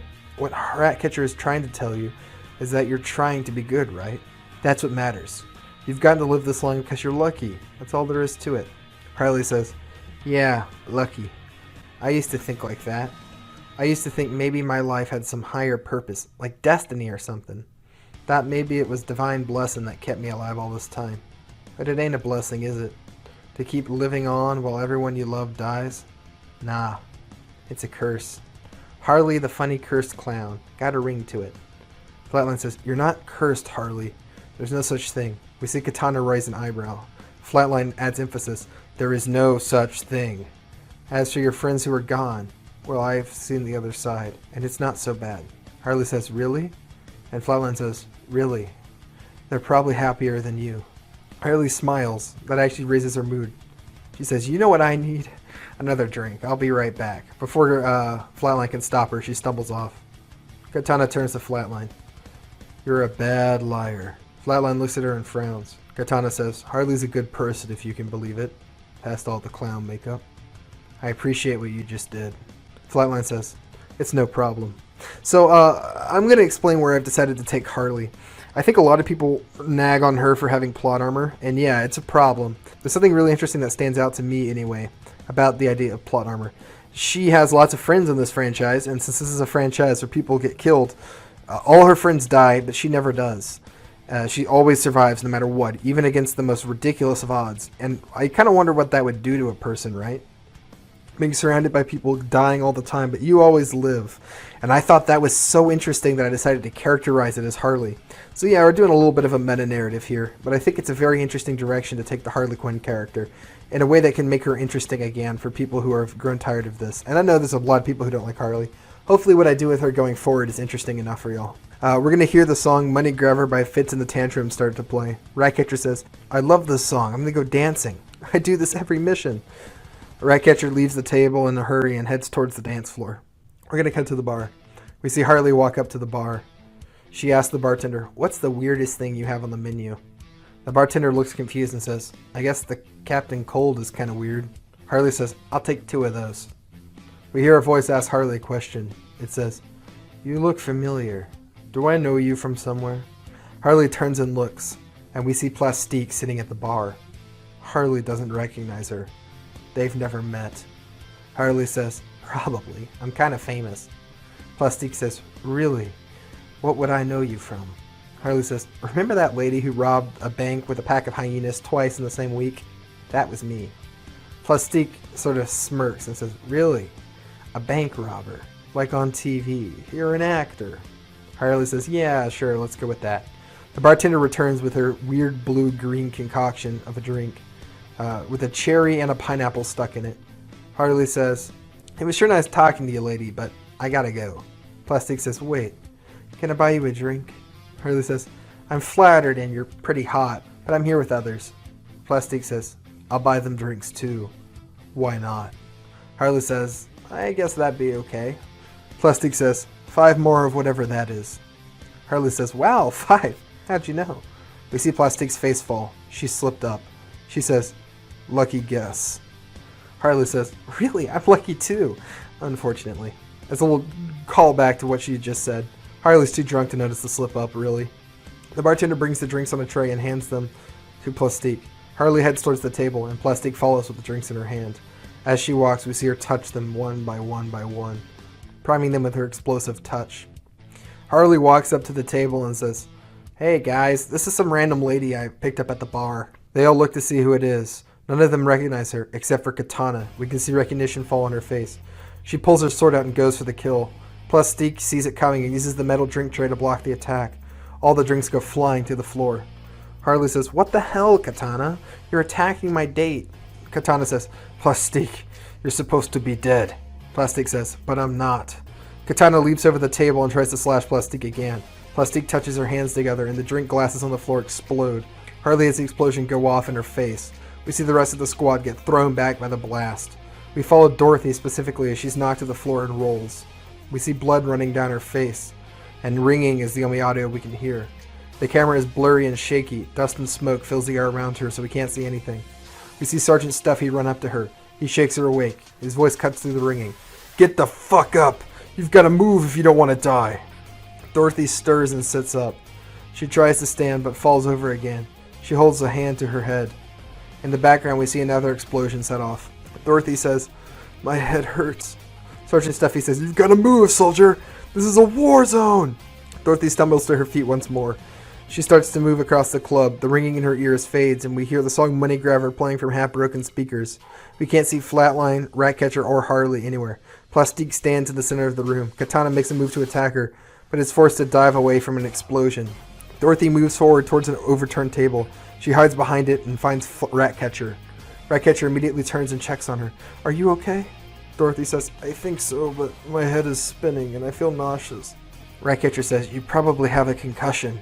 Dorothy says, I need to help. She closes her eyes. Candlemaker, I need you. Nothing happens. Candlemaker doesn't appear. Dorothy says, he isn't coming. Ratcatcher says, you just hold still. The rats can help us. With one hand, she holds up her rat summoning device, and with the other, she holds Dorothy's hand. We cut to outside of the club. We see rats pouring out of the sewers. They move into the club in the hundreds. Plastique turns just in time to see them. They begin to climb up her legs. Rats explode as they touch her, but there are too many. Plastique starts to scream as the rats begin to eat her alive. She falls to the ground and the rats cover her completely. After a while, she stops moving and the rats stop exploding. Ratcatcher turns off the device. The rats all scatter away, leaving behind a bloody, half-eaten corpse. We see Flatline stand up from behind a pile of broken tables. She's got a few cuts, but is fine. Katana walks over to the body with her sword out. Flatline looks at the sword, and we can see blue-green, translucent limbs and faces trying to escape it. Flatline can see the souls trapped in the blade. This is just a fun way to remind the audience what Katana's actual power is, because we haven't really seen it in use yet. Flatline looks away and sees Dorothy. She rushes over. Dorothy, are you okay? Ratcatcher says she hit her head. Dorothy says, I'm okay, it just hurts. Katana says, Madame Xanadu can look after her back in Skateris. Ratcatcher stands up and looks around. She says, where's Harley? They look around for a moment before Katana spots her. There. We see Harley laying sideways in a pile of rubble. Katana makes for her. She turns Harley over. Harley's badly burned and bleeding from many places, but she's breathing. Barely. Katana says, she's alive. I have to get her back to Madame Xanadu. You take Harley and Dorothy. I have something I have to do. Me and Ratcatcher need to know how they were able to find us. Katana says, how are you going to find that out? Flatline says, I'm going to ask. She nods to the corpse. Katana nods in understanding. She throws a portal ring down to the floor and says, Skatarius. The ring spins on the floor and opens up a portal. Katana carries Harley through, and we see Dorothy follow her. As the portal closes, Dorothy looks back. Flatline turns back to the body. She reaches out and touches it. We see the bluish-green ghost of Plastique appear. How did you know we were here? Plastique says, go to hell. Flatline says, alright, you asked for it. Flatline reaches out a hand and touches the ghost with a finger. Plastique screams in pain. Flatline pulls her hand back. Let's try this one more time. How did you know we were here? Plastique says, we got a tip from a hacker. Flatline says, what hacker? I don't remember. He had a foreign name. Asian something. Flatline says, Hassan. That son of a bitch. Ratcatcher says, I thought you trusted him. Flatline says, well, not exactly. Apparently. Let's go say hello. She turns back to the ghost and says, I've seen the other side. Between you and me, you're gonna hate it. We see Plastique's eyes fill with fear as Flatline banishes her spirit. We see Madame Xanadu rushing to a bed where Harley Quinn has been laid. She casts some runes in the air and appears to heal Harley. We see some of the wounds close up, but not all the way. She's still badly hurt. Madame Xanadu turns to Katana. She will have to rest. She is gravely hurt, and I was barely able to save her. Katana nods and says, I understand. I will let no one disturb her. Xanadu says, be on your guard. The future is in flux between disaster and salvation, and my cards cannot fully see it. I need time to read the cards again. I have to read the cards again. Katana nods. Then I will stand guard and keep the others out. Katana walks out and Kima tries to stop her. He asks, where's Flatline? What happened? Katana just says, Flatline is fine. We were ambushed. And Kima says, by who? Katana asks, who do you think? We're going to cut back to Hassan's apartment. Flatline kicks down the door. She says, Hassan, you son of a fucking bitch. You sold us out. Hassan says, look, Nakia, I can explain. Flatline puts a knife into the table next to him. I don't want your bullshit. I want fucking answers. This thing in the schematics. Can you hack it? Hassan says, no. Flatline pulls the knife from the table. Then I guess I don't need you anymore. Hassan says, wait. I know who can. Flatline says, I'm listening. Hassan says, LexCorp. They have an invasive hacking AI. They try to keep it under wraps, but anyone who's anyone in the industry knows. They say you can plug it into any computer and it'll hack the whole system. I've heard there's not even a firewall out there that can stop it. Flatline says, is that everything you know? Hassan says, that's all, honestly. These people you're fighting, they'll know about it and they'll try to stop you. They were going to pay me a fortune for you. I don't know what you did to them, but they seriously hate you. Flatline looks at him and shakes her head. You know, you're a sack of shit. Hassan shakes his head in agreement. Flatline says, relax, dickhead. I'm not going to kill you. He lets out a sigh of relief. Flatline says, I'm just going to hurt you. She stabs a knife through his hand. Hassan screams. Flatline looks at him and says, you don't fucking sell anyone else out ever again or I'll come knocking. Come on, Ratcatcher. We're leaving. She pulls her knife free and wipes the blood off it before putting it back into her belt. We're going to cut back to Scutarius. We see Flatline standing around the table. The rest of the squad circles her. Chemo keeps looking over at her nervously. Bloodsport says, so, that's what your guy said, huh? Seems doable. Flatline says, doable? We're talking about LexCorp headquarters. The place is basically a fortress. I knew a couple of guys who tried to rob it, and they're corpses now. It's suicide. Ratcatcher says, that's kind of our thing. King Shark keeps looking back and forth from them all. He acts like he understands what they're saying, but it's very clear he doesn't. Bloodsport says, we can do this. I'll take command on this one. I know the LexCorp building well. Chemo says, you do? Bloodsport says, I used to do work for Lex Luthor. Flatline says, really? Like what? He says, shooting Superman. Ratcatcher says, that was you? You never told me. Bloodsport says, you never asked. The point of it is, I know the building. I've been in it a couple times, and my name can still probably get us through the front doors. Flatline says, okay, so we walk into one of the most heavily guarded places on Earth, and then we try to reach one of the 4 most secure servers in the world to steal a top secret hacking software we don't understand, all without triggering alarms. I don't know how we're supposed to do all that without dying. Ratcatcher says, the breaking in without triggering alarm parts will be pretty easy.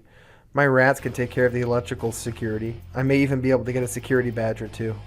Bloodsport says, the rest of us can take care of any guards we cross paths with. I think this is possible, honestly. Chemo asks, what about Nightshade? They'll know where we're going. If she tries to stop us, she'll kill us all. Remember what she did to Boomerang? Shade finally speaks up from his spot in the corner. I'll distract her. If I call her, she'll come. I can keep her attention for an hour, probably. Flatline says, even if we get the AI on a drive and escape, we'll still have to infiltrate Nightshade's computer system.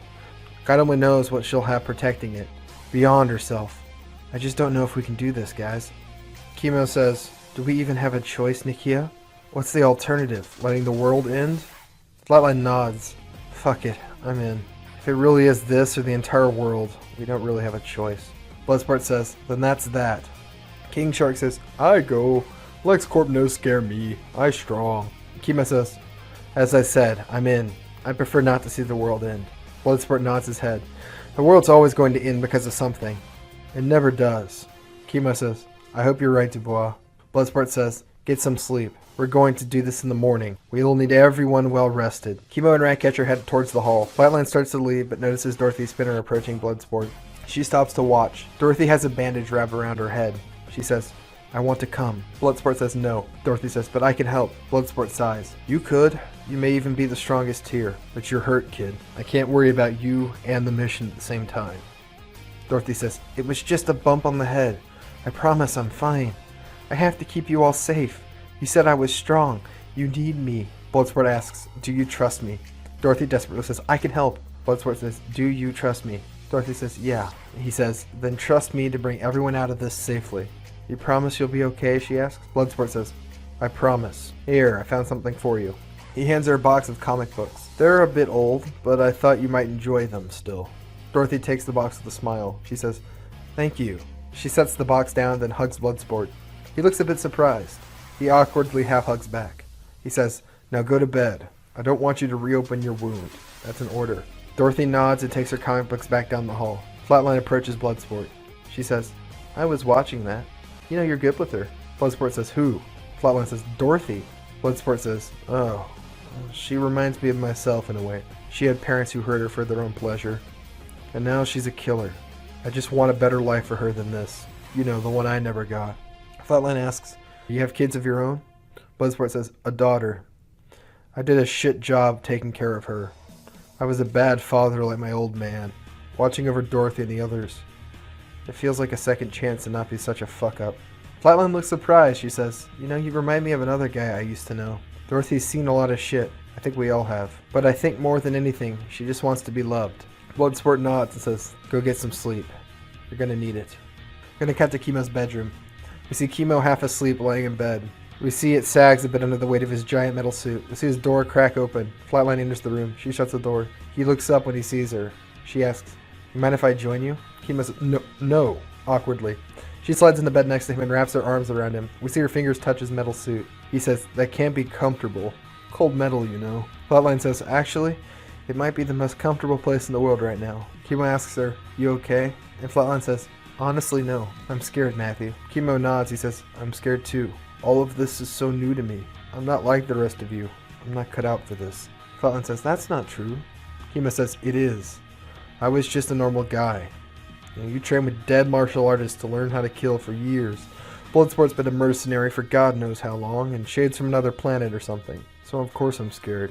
But it doesn't matter. We have to do this. The world needs us, and we're the only ones who can. I can't afford to be afraid." Flatline says, "You're brave, you know. Hardly a normal guy. You're a badass." She trails off and then says, "And I love you." Kimo looks surprised for a second. She's never actually said that before. He thinks about it and then says, "I love you too." The first time they've said it to each other. We see them drift off to sleep in each other's arms. We're going to cut to LexCorp headquarters. We see a van parked in the parking lot. We cut to the inside of the van. We see Ratcatcher open the back door and a group of rats climb into the car. They're carrying 2 security passes on their backs. Bloodsport sees them, picks them up, and studies them. He says, "Perfect. Shade, do you have eyes on the Nightshade?" We're going to cut to Shade. He's in an alleyway. He says, "I'm in position, and I've summoned her. We'll see if she comes." Cut back to the van. Bloodsport says, "Good enough. We go. Ratcatcher, get your rats in position." She says, "They're ready whenever we are. They'll destroy any checkpoint you cross or door alarms we may open." Bloodsport says, "All right then. Let's go." He throws open the back doors to the van and the team hops out. We hear the song "Trouble Coming" by Royal Blood play as we get our squad team-up shot. The very strange assortment of people enter the lobby of the LexCorp building. They approach the secretary in the LexCorp building. The secretary immediately looks confused at these weird gaggle of people who've shown up. He says, "Sir, how can I help you?" Bloodsport says, "I need to speak to your boss. Tell him Bloodsport is here." "The boss? You mean Lex Luthor?" Bloodsport nods and says, "The one and only." The secretary says, "I can't really call him." And then Bloodsport says, "Well then call who can." We do a little jump cut. We see them sitting awkwardly in the waiting room. King Shark, all of them in a line. Another woman comes out. Blonde, short hair, manager of some sort. She looks at them and is taken aback. Bloodsport says, "You know who I am?" He looks at her name tag. "Mary." Mary says, "You're Bloodsport." Bloodsport says, "I am. I have a proposition for Luthor. Trust me. He'll want to hear me and my friends out." Mary says, "All right, come with me." They follow her as they pass the first security checkpoint. As she passes a closet, Bloodsport hits her with a taser, then drags her into the closet, locking her in. He takes her security card. He walks across the hall and uses it to open a door. We see a guard sitting in a chair in front of a bunch of cameras. Bloodsport hits him with the taser too. He flops over. We see Bloodsport drag him to the closet, lock him in as well. Bloodsport says, "All right, we got a limited window to do this, and only 3 security cards. Ratcatcher, you take this one and watch the cams. You're our eyes." Ratcatcher says, "Okay." Kimo and Flatline, take this one. Ratcatcher will lead you to a terminal. Flatline asks, "What about you?" Bloodsport says, "I'll take Nanawe. I already know where a terminal is. Get that program on a drive, and we get out. We all know the plan. Let's stick to it." Flatline nods. We follow Kimo and Flatline as they leave the cam room. Ratcatcher talks to her through her ear. Ratcatcher says, "Can you hear me?" Flatline says, "Yeah." Ratcatcher says, "You two are going to take a right." Flatline says, "Got it." She heads down the hall. Ratcatcher says, "Now a left, then another right." We see them start down the hall. We're going to cut to Shade in the alley. He stands in the empty alleyway. Suddenly, all the shadows around him begin to contort in the wrong direction. Nightshade steps out from Shade's own shadow. She runs a hand across his cheek, then looks him in the eyes and smiles. She says, "Your vest called for me. Have you come to surrender at last?" Shade says, "No. We need to talk." Nightshade says, "About what?" Shade says, "Us. You told me you still love me. Is that true?" We're going to cut back to Flatline and Kimo moving through the halls of the building. Flatline says, "This place is like a maze. Where am I going next?" Ratcatcher says, "Take a left." She says, "Wait a minute." We see guards on her monitor approaching them from behind. Ratcatcher says, "You're being followed. It's too late. The guards spot them and open fire. Kima scoops up Flatline and blocks the bullets. Flatline says, well, isn't this romantic? Kima says, you go. Get the drive made. I'll take care of these guys. Flatline nods and runs down the hall as Kima tanks the bullets. He turns towards the guards. We see the fingers of his suit begin to hiss open. We're going to cut back to Bloodsport. He approaches a set of double doors. He says, this is it. He turns back and finds King Shark is gone. He says, Nanaue, where'd you go? We cut to 2 minutes earlier. We see Bloodsport moving down the hall. He's followed by King Shark. They pass an open door and King Shark looks inside. He laughs to himself and walks in. We see Bloodsport keep walking forward. We see the inside of the room is filled with small tanks of water.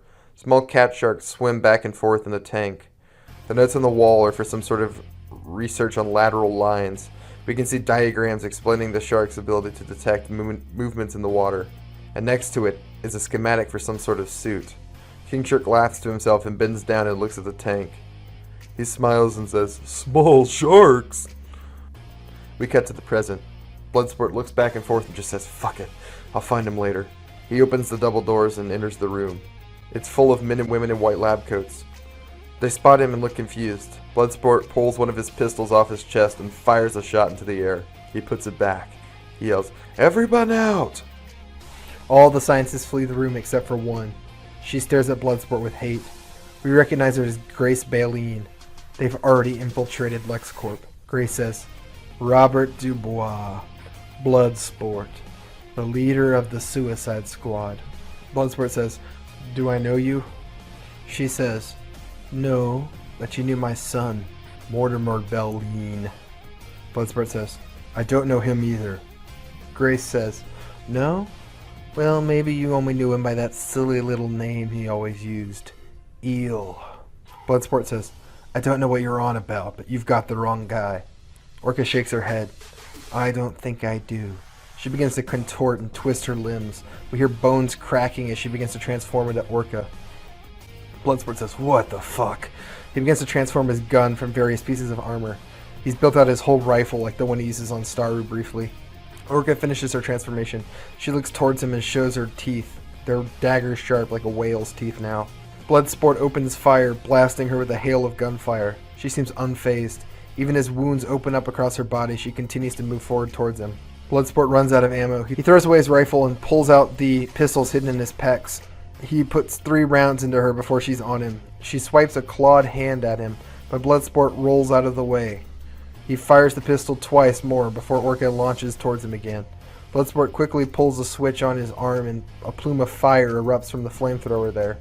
It hits Orca, driving her back and burning her skin. She says, I'm gonna crush you! Orca rushes him again. This time he can't dodge. She snags him by the neck and hoists him up. Mortimer was a stupid boy. She slams him against the wall. But he was my stupid boy. My son. Almost 17 and your people blew his fucking head off. Bloodsport says, that wasn't me. Orca says, they told me. Told me you were the team leader. Bloodsport pulls his sword out of his back and stabs her in the arm. Orca drops him to the floor. Bloodsport barely rolls out of the way as she slams a fist towards him. It smashes through the floor. She immediately pulls it free and charges Bloodsport as he struggles to stand. Grabbing him again. He uses his sword to stab her all the way through the shoulder. Orca doesn't even react. She hoists him up and slams him to the floor. Bloodsport groans in pain. Orca bends to a knee above him. He had dreams. Things he'll never do now. She punches him hard. His mask cracks. He was kind. Another punch. Orca says, he was so young and he died in agony. And for what? Another punch. Bloodsport's mask shatters. Orca says, I've waited a long time for this. I'm going to kill every single bastard on your Suicide Squad. She hits him again. Maybe then he'll be able to rest. We see Bloodsport's face. It's a ruin. Blood gurgles from his mouth. Bloodsport tries to pull his pistol out and shoot her, but she catches it, turning it towards him and shooting him in the chest. Bloodsport lets out a howl of pain through his broken mouth. Orca says, you'll all pay. She lowers her mouth towards him, opening it up to reveal razor-sharp dagger teeth. She's going to bite his head off. She's interrupted when King Shark lumbers into the room awkwardly. Orca picks Bloodsport up, casually throws him against the wall. He slumps down, covered in his own blood. King Shark's lips pull up, revealing shark teeth. You hurt my friend! He rushes Orca and knocks her back. and then bites her with his jaws. Blood runs from her shoulder as he sinks his teeth in deep. Orca reaches up and jams his eye. He lets out a howl and falls backwards. Orca picks up King Shark and begins to slam him into the floor over and over again. King Shark flips her over and begins to punch her in the face before slamming her head into the ground. They continue to roll around on the floor, beating and clawing and biting each other in a vicious fight until the floor gives out beneath them and they both plummet down a level. We're going to cut to 5 minutes earlier. We see Flatline moving through a hall. She enters her targeted computer room that she was being led to by Ratcatcher's rat. She says, "Bingo." She uses the lab badges they took and unlocks the system. She plugs in her flash drive and we see her shifting through files. She finally finds what she's looking for, a file labeled Project Hardic. She starts the download. We see it's taking around 3 minutes to complete.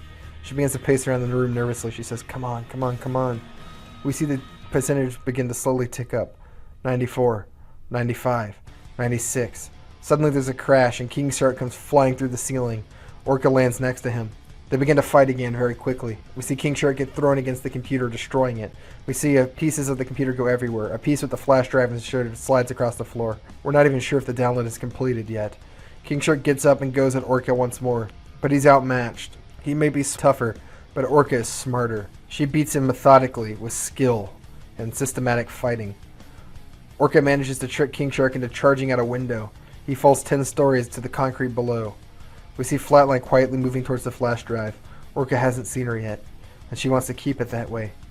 She reaches the flash drive and pulls it free. It's intact. She takes a step towards the exit and steps on a piece of broken glass. She moves towards the exit and steps on a piece of glass. It shatters. Orca looks up and sees her. She pulls her lips back into a snarl. Flatline says, "Fuck."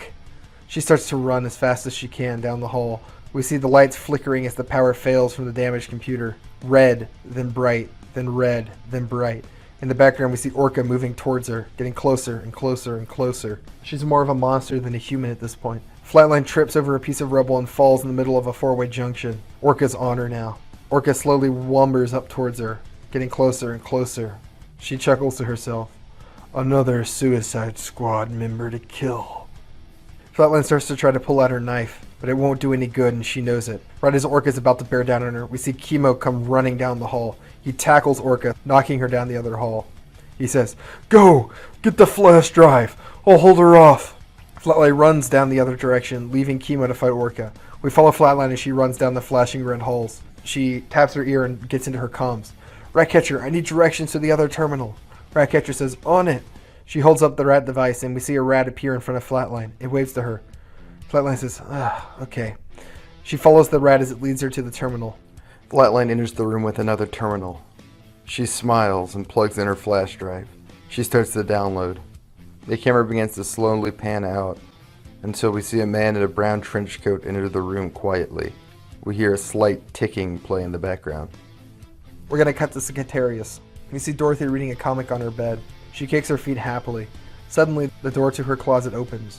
She looks up and we see a pair of skeletal fingers gripping the door. A set of vibrant green eyes glow in the darkness. "Dorothy, something terrible is going to happen.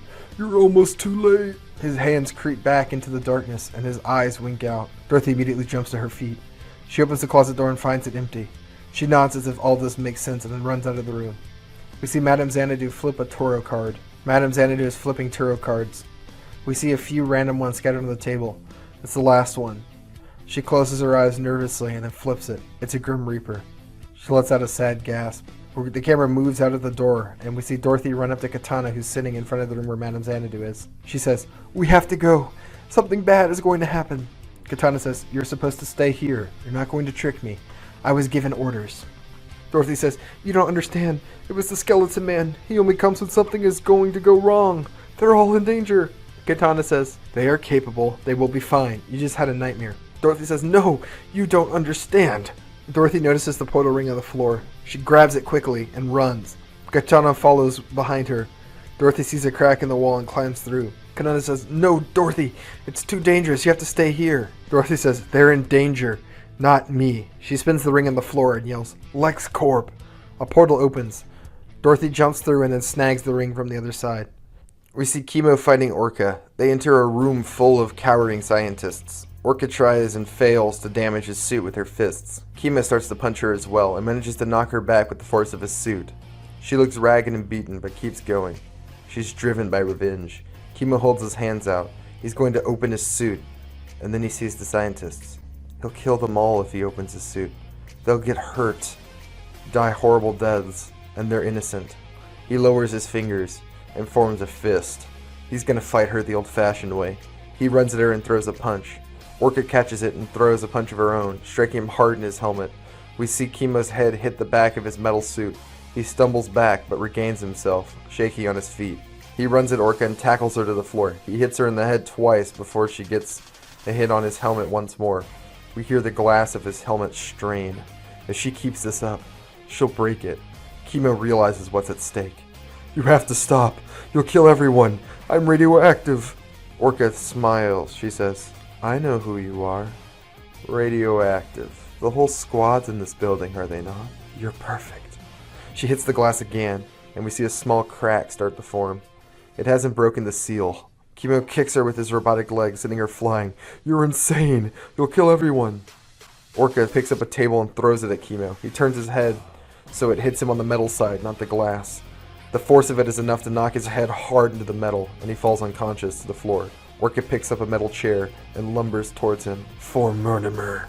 Suddenly, we see the portal ring open in the center of the room, and Dorothy appears. Sergeant Stuffy's on her shoulder. Dorothy cries, Go find Bloodsport. The bear hops down and runs off. Dorothy looks to where Kimo is laying, and she makes a decision. Candlemaker, I need you. We hear a sinister cackle and hear looming footsteps from down the hall. Orca charges Dorothy. Dorothy holds her arms over her eyes and braces, but nothing hits her. She moves her arms and looks. We see a large set of cartoon tentacles grabbing onto Orca and squeezing her tight. They drag her back away from Dorothy. Behind them, we see a full-on cartoon octopus. I want this to be like a literal animated octopus, like in live action. Maybe it's something like what's happening in The Boys with Black Noir. I think it would be really funny to have each of the imaginary friends have a completely different aesthetic. This is Dorothy's imaginary friend, who I'm calling Steven the Octopus. He talks like a cartoon, so he says, Well, hiya, Dorothy. Don't worry, I got this under wraps. The octopus laughs to himself. She's sure in a sticky situation. Orca says, Let go of me, you fucking freak. Orca tries to break free, but fails. We see Kimo look up from where he got knocked down. He sees the octopus. He goes, What the hell? Suddenly, we hear a thumping. Candlemaker is getting closer. We see him appear down the hall. His razor-sharp claws grip the concrete ceiling as he pulls himself through the opening to the room. He says, Dorothy, you called me. Dorothy says, I need you to stop her. She points to Orca. Orca is still struggling to get free. She bites one of the tentacles, making it fall away. She's beginning to break free. You see Candlemaker slowly move towards her. He looks exactly like he does in his previous appearances. He begins to laugh sinisterly. What did you do? He asks Orca. At last he reaches her. He holds up his dripping wax claws and slowly slides them deep into Orca's chest. He pushes the claw all the way through her until it comes at her back. Blood runs all around her. With his other hand, he grabs her face and spills molten hot wax across it.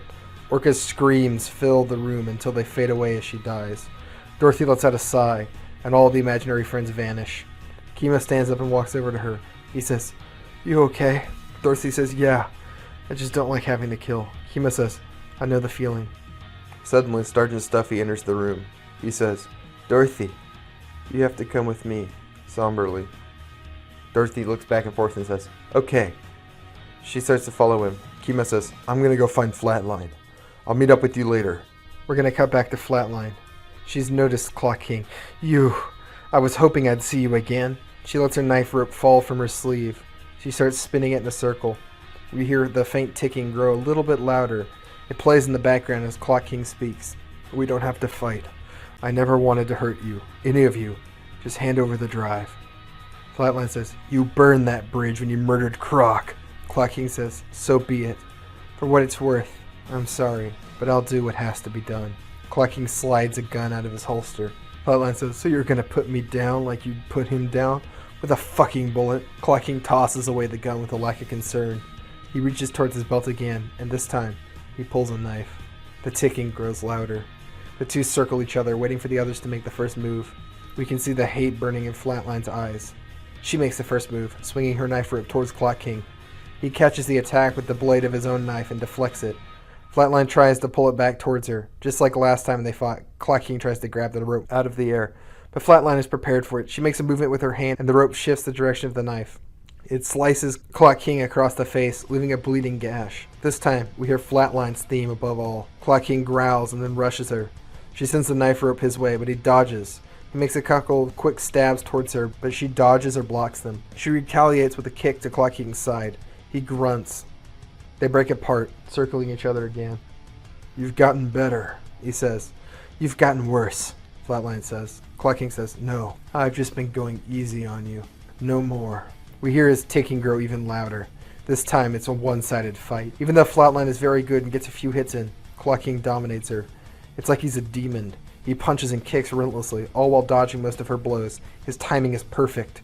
Flatline is winded. We see she has a black eye and that blood runs from her nose and mouth from all the hits she's taken. She lets out a scream and charges Clock King. He grabs her arm and pins her to the ground. He pulls his knife out and tries to stab her in the skull. Flatline catches the knife and tries to hold it back. Clock King pushes the blade closer to her eye, bit by bit. The ticking grows louder. Flatline kicks her legs up and knocks the knife aside. We see it carve a deep gash into the concrete next to her. She flips herself up until she's on top of him and pushes him down to the ground, all in one motion. She knocks his knife away with a kick. Now that she has him pinned, she punches him in the face over and over. Clock King is stronger than she is, however. He picks himself up with her on top of him and then throws her. She skids to the floor. Clock King stops and picks up his knife. The ticking is deafening now. He approaches Flatline. She tries to stand up. She's on all fours when he reaches her. Clock King kicks her in the gut and sends her to the floor again. He holds the knife up for a killing blow and then stops. He lets it fall to his side and then puts it back into his sheath. He says, "Don't get up. You don't have to die for nothing." She tries to stand and fails. Flatline says, "Afraid to kill me? You pussy. I'll kill you for what you did." Clock King says, "I know I deserve it, but I still have things I have to do. I can't let you yet." He picks up the flash drive she made and takes it. He smashes the console of the computer until it's unusable. He picks up his gun and slides it back into his holster, and then he turns like he's going to say something to her. He doesn't. He leaves, and we see Flatline collapse, completely defeated. She says, "Fuck." Flatline closes her eyes, and then opens them as we hear a noise. Oh, we can assume that some time has passed, like she passed out for a second. Chemo finds Flatline on the floor. He helps her sit up. Flatline says, "I had him, Matthew. It was right fucking there, and I lost." He hugs her with his metal suit. Again, we see her hands cling to the metal, still unable to touch him truly. Chemo says, "You're okay. That's all that matters." Flatline says, "No, it isn't. He wrecked the computer and took the drive." Chemo says, "We'll find another way." Flatline stops and thinks about it. She says, "Well, yeah." She reaches into her pocket and pulls out the other flash drive. "He only took one. I may have gotten the download on this one. I don't know. I got interrupted." Chemo says, "See? Another way." Flatline says, "Maybe. I gotta get up." We see Chemo help her to her feet, and they begin to limp off, away from the room.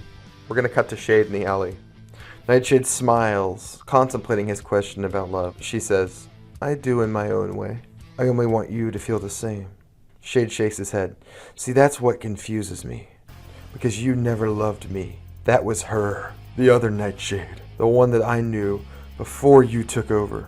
I think she's still in there, somewhere deep down. But I think she wants you to stop this. All of it. I think you can be that person again." Nightshade smiles a cat-like smile. "I can't be that person anymore, Shade. That person was the lie." Shade says, "I don't believe you.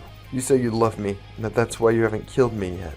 I think she's still in there, even if she's only a whisper." Nightshade smiles again. She says, "You think I won't kill you? You are gravely mistaken, Shade. Just because I don't want to doesn't mean I won't." Shade says, "Then do it. I came to end this, to end you." The shapes on his duster begin to move. Nightshade laughs. She holds up her hands, and the shadow of all the nearby buildings and trees are drawn to her. She floats off the ground, held up by the tendrils of shadow. Nightshade says, "You're so sure of yourself, confident you can stop me. Sure, I am good, deep down, completely unaware of how foolish you truly are. Go on, Shade. Do what you promised. Stop me."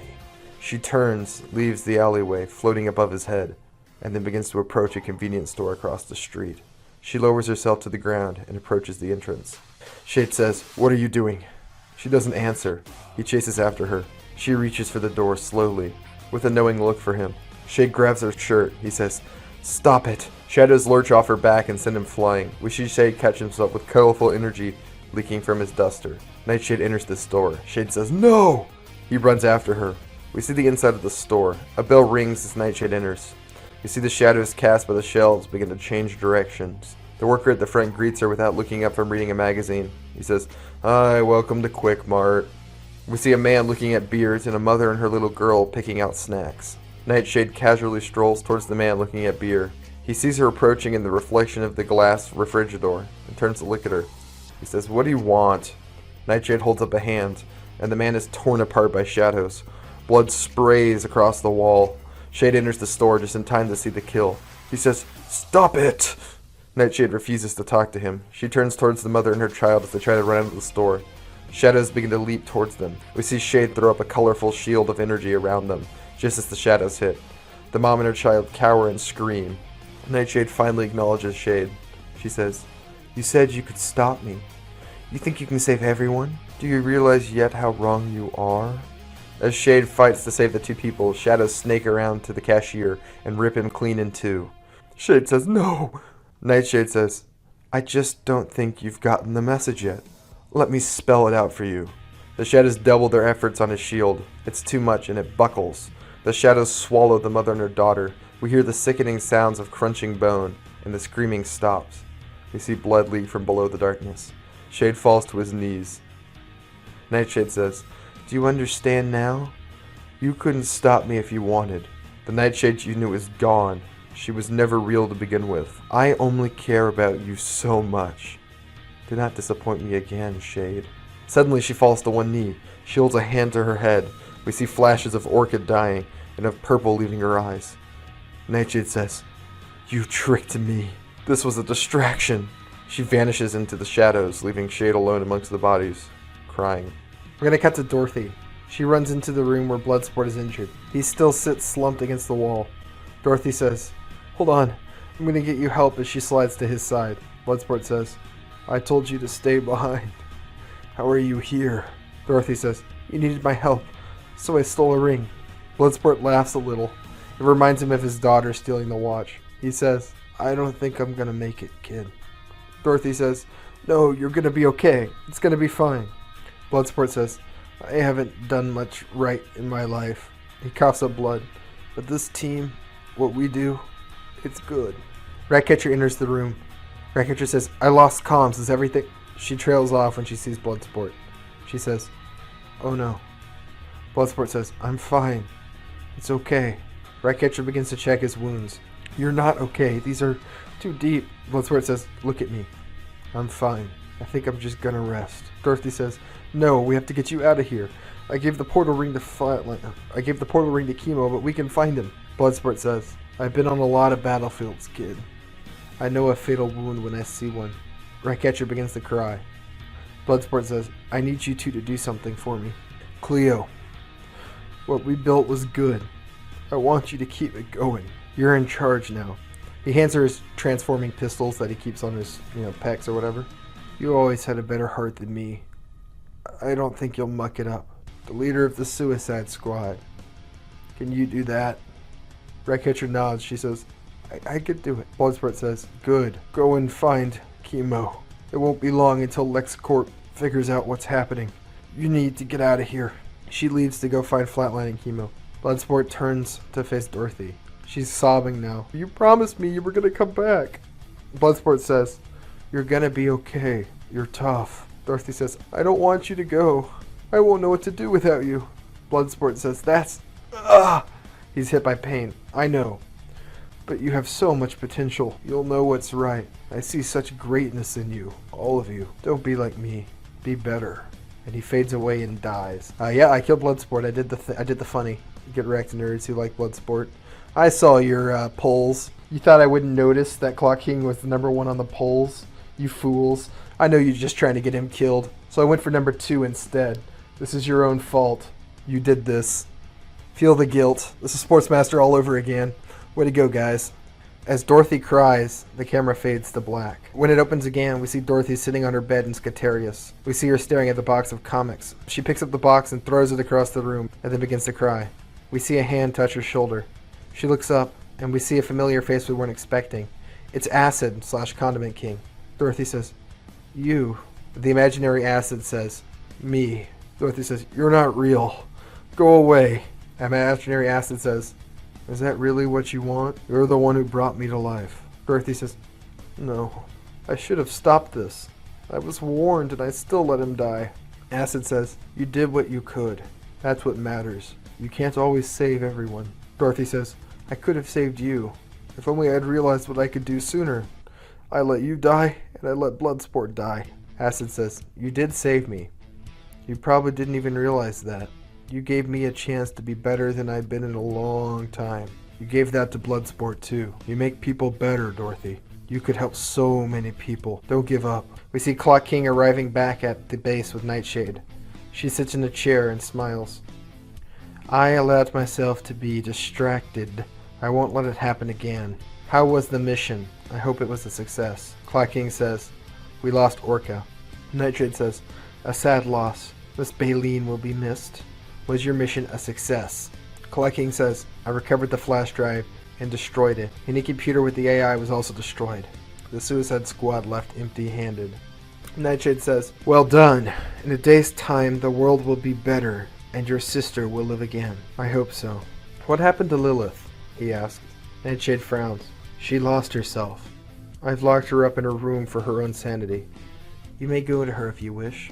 Clock King nods. He says, "You say you want to build a better world when this is done. But what does a better world look like?" Nightshade smiles. She says, "A world in which no one has to suffer. No more starvation, no more corruption, no more war. Just perfection. I see a truly pure world, freed from the flaws of humanity." Clock King asks, "You really think something like that is possible?" Nightshade says, "I know it is. I've seen it before." And that's where we're going to end the second act. The third act is going to be our big blowout, as well as some of our big character moments. Real long episode, guys, but thanks for bearing with me so far. Wow, that was it. That was the big one, the big penultimate episode. The sequel will come out sooner rather than later. I did do the Bloodsport killing thing, which was funny. And unrelated to that, I have a poll with some characters on there. Go ahead and tell me which ones are your favorites, guys. And don't bother lying or trying to get a certain character killed. I'm smarter than you. I saw past that, you nerds. Alright, I knew what you were up to. Okay, you can't fool me, nerds. I said that twice. I don't even care. If you're looking for something else to watch because you need more content, I've got Writing a Harry Potter series right here. This is the one where I take a look at writing a Harry Potter murder mystery. It's very fun so far. And then right here, I've got Thunderbolts, a completed series where I write a Thunderbolts movie, which is similar to the Suicide Squad, but also very different. So if you're into the more comic book shit, there you go. Alright guys, I'll see you. Hello, I'm Bjorn, and welcome back to Bjorn Does Movies. And today, guys, we finally made it. We're at the finale of my entire Suicide Squad series. This is the last one I'm ever going to make, probably, 99% sure, unless I come up with something really cool, in which case we're definitely going to do that. But no, this is really it, guys. I probably will never write another one of these. So, before we start, if y'all enjoy these videos, remember to give me a like and subscribe to see more stuff. You don't want to miss anything from me. Because my stuff is sort of like series, you want to make sure you're up to date on every episode. And if you like these videos, go check out some of my other stuff. Alright, let's get right into it. No more waiting. Here's the finale. Hey, just a quick reminder that this is part 3 of the 5th movie, and there are 2 other movies before this one. So really, you're actually quite literally at the end of this entire series. And if you haven't watched the previous movies, I would highly recommend going back and watching those. Otherwise, this movie is going to make no sense to you whatsoever. Alright, let's get into it, guys. We see Flatline plug in her flash drive, the one she wasn't sure made a full copy. The whole team waits behind her with bated breath as it's loaded. It pulls up. She successfully got the copy before the file was destroyed. We see her quickly make 3 copies. We're going to cut to the planning table. We see Flatline toss 3 flash drives onto the table. We hear Shade say, 3 targets, 3 teams. We have to take out every server or the portal's open and we lose. Flatline says, I hate to always be the nihilist, but how are we going to divide up? We don't know what sort of forces are going to be guarding these things. Whoever Nightshade attacks will certainly die. Shade says, no. She'll target me. Where I attack, she will too. I promise. Ratcatcher says, how can you be sure? Shade says, she has something of an obsession with me. I only just recently realized something about her, and I think I can kill her. Kima says, okay, so if she attacks you, that'll only leave whatever metahuman she has left to guard the other terminals. Katana says, it'll be Gentleman Ghost and Clue Master. They were the only 2 members of her squad left. Flatline says, and Clock King. Shade says, right. So we need 3 teams. I'll take Katana and Madame Xanadu. Flatline says, me and Matthew will take one. Shade says, alright. And Ratcatcher says, I'll take Dorothy and Anawe. Shade says, right. We have a plan. Get these flash drives into those terminals and we buy the world a couple of months. If I can kill Nightshade, it all ends today. We hear a door open and Harley enters the room. Flatline says, Harley, you're awake. Harley says, well, I feel like a pile of dynamite blew up in my face. Ratcatcher says, actually, that's not far off. Harley says, really? Where's Dubois? They all fall silent for a moment. It's Kima who speaks up. He didn't make it. Harley's face falls. She says, how? Ratcatcher says, one of Nightshade's men killed him. Harley said, and what are we going to do about it? Because right now I feel like punching something. We're going to cut to Clock King. We see Clock King moving down a hall towards Lilith Clay's room. He approaches the door and sighs. He starts to open it. We hear a voice from behind him. You don't want to see her. Trust me. It's Clue Master. Clock King says, I think I do. Clue Master says, well, remember I tried to warn you. She's not right in the head. Clock King turns away from him and enters the room. It's dark, and all we can hear are insane whispers from Lilith. She rocks back and forth on her bed. Clock King says, Lilith? She looks suddenly and jumps back behind the bed. After a moment, she peers up from her hiding space. Talkman? Is that you? Clock King says, yeah. Lilith rushes to him and grabs his hand. The shadow comes. It will coat the sky and the sun. Blood will spill across the worlds. The blight will never cease its consumption. The brain. She needs the brain. The brain. Clock King pulls his hand away and shakes her shoulders. What do you mean? Lilith says, we've already lost. It's over. I've seen it. The shadow. The shadow. The brain. Clock King shakes his head and leaves her mumbling in the dark. He exits the room and finds Clue Master waiting. Clue Master smiles. I told you. She's lost her mind. Clock King snorts and then moves back down towards the hall. Clue Master says, be seeing you. Clock King spares a look back, but doesn't turn around. The camera focuses on Clue Master. We see the bright purple in his eyes. It's an unnatural color. We're going to cut to Madame Xanadu's room. We see Xanadu sitting at her desk. Katana walks in and shuts the door behind her. Katana says, the others have made a plan. Madame Xanadu says, I know. Katana asks, what did the cards tell you? Xanadu looks away. Katana presses, tell me, Nimue, please. Madame Xanadu says, they tell me that we have a chance, but they also say that you will die for it, that you must die for it. Katana sighs and says, so be it. I am prepared to die. Madame Xanadu says, I know. Katana says, tell me this. Will I be reunited with Masio on the other side, or is his soul truly bound to my blade? Madame Xanadu says, I do not know. Even I cannot see beyond the veil of the dead. I'm afraid Miss Nikia is alone in that capability. Katana says, she does not believe there is anything after. Madame Xanadu says, then she is mistaken. There is undoubtedly something beyond this. What it is, we may only guess at. I will miss you, old friend. Katana says, and I you. But we will see each other again, and whatever lies beyond. We're going to cut to the hall. We see the squad preparing to leave. Harley says, remember, this isn't just a saving the world thing anymore.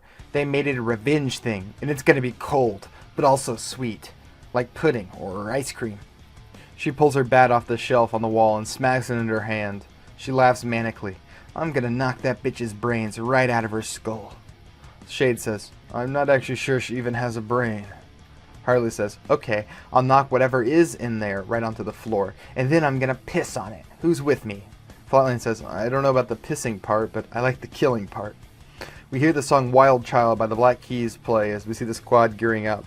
We see Flatline sharpen her knife on the end of her knife rope, next to Chemo, who attaches a new Geiger counter onto his shoulder, replacing the broken one. We see Katana sharpening her sword. As she does, we can hear her whispering to it. She speaks to the soul of her dead husband.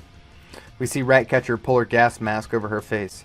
She tucks one of Bloodsport's pistols onto her belt. We see Dorothy staring at her closet door in her room. No Skeleton Man emerges her. She stands up and leaves. Sergeant Stuffy appears on her shoulder. We see King Shark draw war paint across his face with his hand. Lastly, we see Madame Xanadu exit her room. She spares a look for Katana, then Shade. We see a frown grow across her face. We hear Shade say, we all know the plan. Get to your terminals and turn them off. We see Katana throw down a ring portal. Chemo and Flatline enter the portal. Katana picks it up and then spins it again. A new portal opens. This time we see Ratcatcher, Dorothy, and King Shark enter. Lastly, they spin it up again, and we see Harley, Shade, Katana, and Madame Xanadu vanish, leaving the room empty. We're going to follow each team in sort of like a split screen thing, like a fun little stylistic bit, as they appear in front of a set of bunkers each. Crowds of people are waiting there. They have purple eyes. They immediately turn and start to attack the squad. The song Wild Child picks up as we see a montage of all three teams fighting against the mind-controlled minions to get into the rooms. I'll describe each battle, but kind of imagine they're being cut between quickly and stylistically, like at pivotal moments. You'd let an editor kind of go crazy with this. So I'll describe how each person fights, and y'all can imagine them like sort of swapping between each other in the middle of the fight. I'm also going to refer to the mind-controlled people as zombies here for simplicity's sake. We see Ratcatcher send swarms of rats onto two of the zombies. They eat them alive. Lastly, she shoots one in the head with Bloodsport's pistol. King Shark throws a giant zombie against the wall, causing it to explode and to gore. He grabs another one and eats it whole. Dorothy holds her hands out, and the cartoon octopus tentacles fly out. They wrap around a zombie and twist it into two pieces. With her other hand, she summons Jolly Hanger, who appears briefly in Suicide Squad 3. He impales the zombie with a twisted mass of hangers. Sergeant Stuffy dives off her shoulder and onto another zombie. He begins to wildly stab it in the skull with his knives until it dies. We see Madame Xanadu light two zombies on fire with flames she summons from her hands. We see Shade cut one in half with a sword made entirely from colorful swirling light. He summons a wall which knocks another one into Harley, who swings her bat at it, smashing its skull. She immediately kicks another one in the balls and then smashes it in the head with her bat as it falls over. We see Katana slice two with one stroke. As she puts her sword back into its sheath, their heads fall to the floor. Finally, we're going to cut to Chemo and Flatline. We see Chemo grab two of them and smash their heads together. They both explode. Flatline flips over his back as he bends over and uses her knife rope to slit a zombie's throat midair. She follows up by stabbing her knife into the head of another when she lands. A zombie rushes her. She smashes her hand all the way through its head, destroying its brain. We see Chemo open up the finger of his suit. He irradiates the last two zombies. They drop dead. We linger on Flatline and Chemo. Flatline says, "That was easy." Chemo says, "You know, compared to everything else." "Yeah, it was." He laughs. They move into the bunker, down a set of concrete stairs. When they finally arrive, we see the terminal. It's at the end of a hall. Between them stands a man in a nice suit and a top hat who leans against a cane. He smiles when they see him. All those of you who wanted some Gentleman Ghost action, here you go. You finally get it. Gentleman Ghost says, "Welcome! You're the ones they sent for the terminal. My fellow brothers with bombs." He gestures to his neck. Flatline and Chemo look at each other with puzzled faces. "Oh, sorry, how rude of me. I didn't introduce myself. I am James Croddock III, but my enemies call me Gentleman Ghost." He bows. "I'll be killing you today." Flatline starts to laugh. Gentleman Ghost says, "What's funny?" Flatline says, "Sort of the whole thing, but mostly it's the top hat." Gentleman Ghost tosses his cane up into his other hand. He pulls the bottom out and a sword is ripped free. He swishes it in the air and then strikes a fighter's form. "They told me about you two.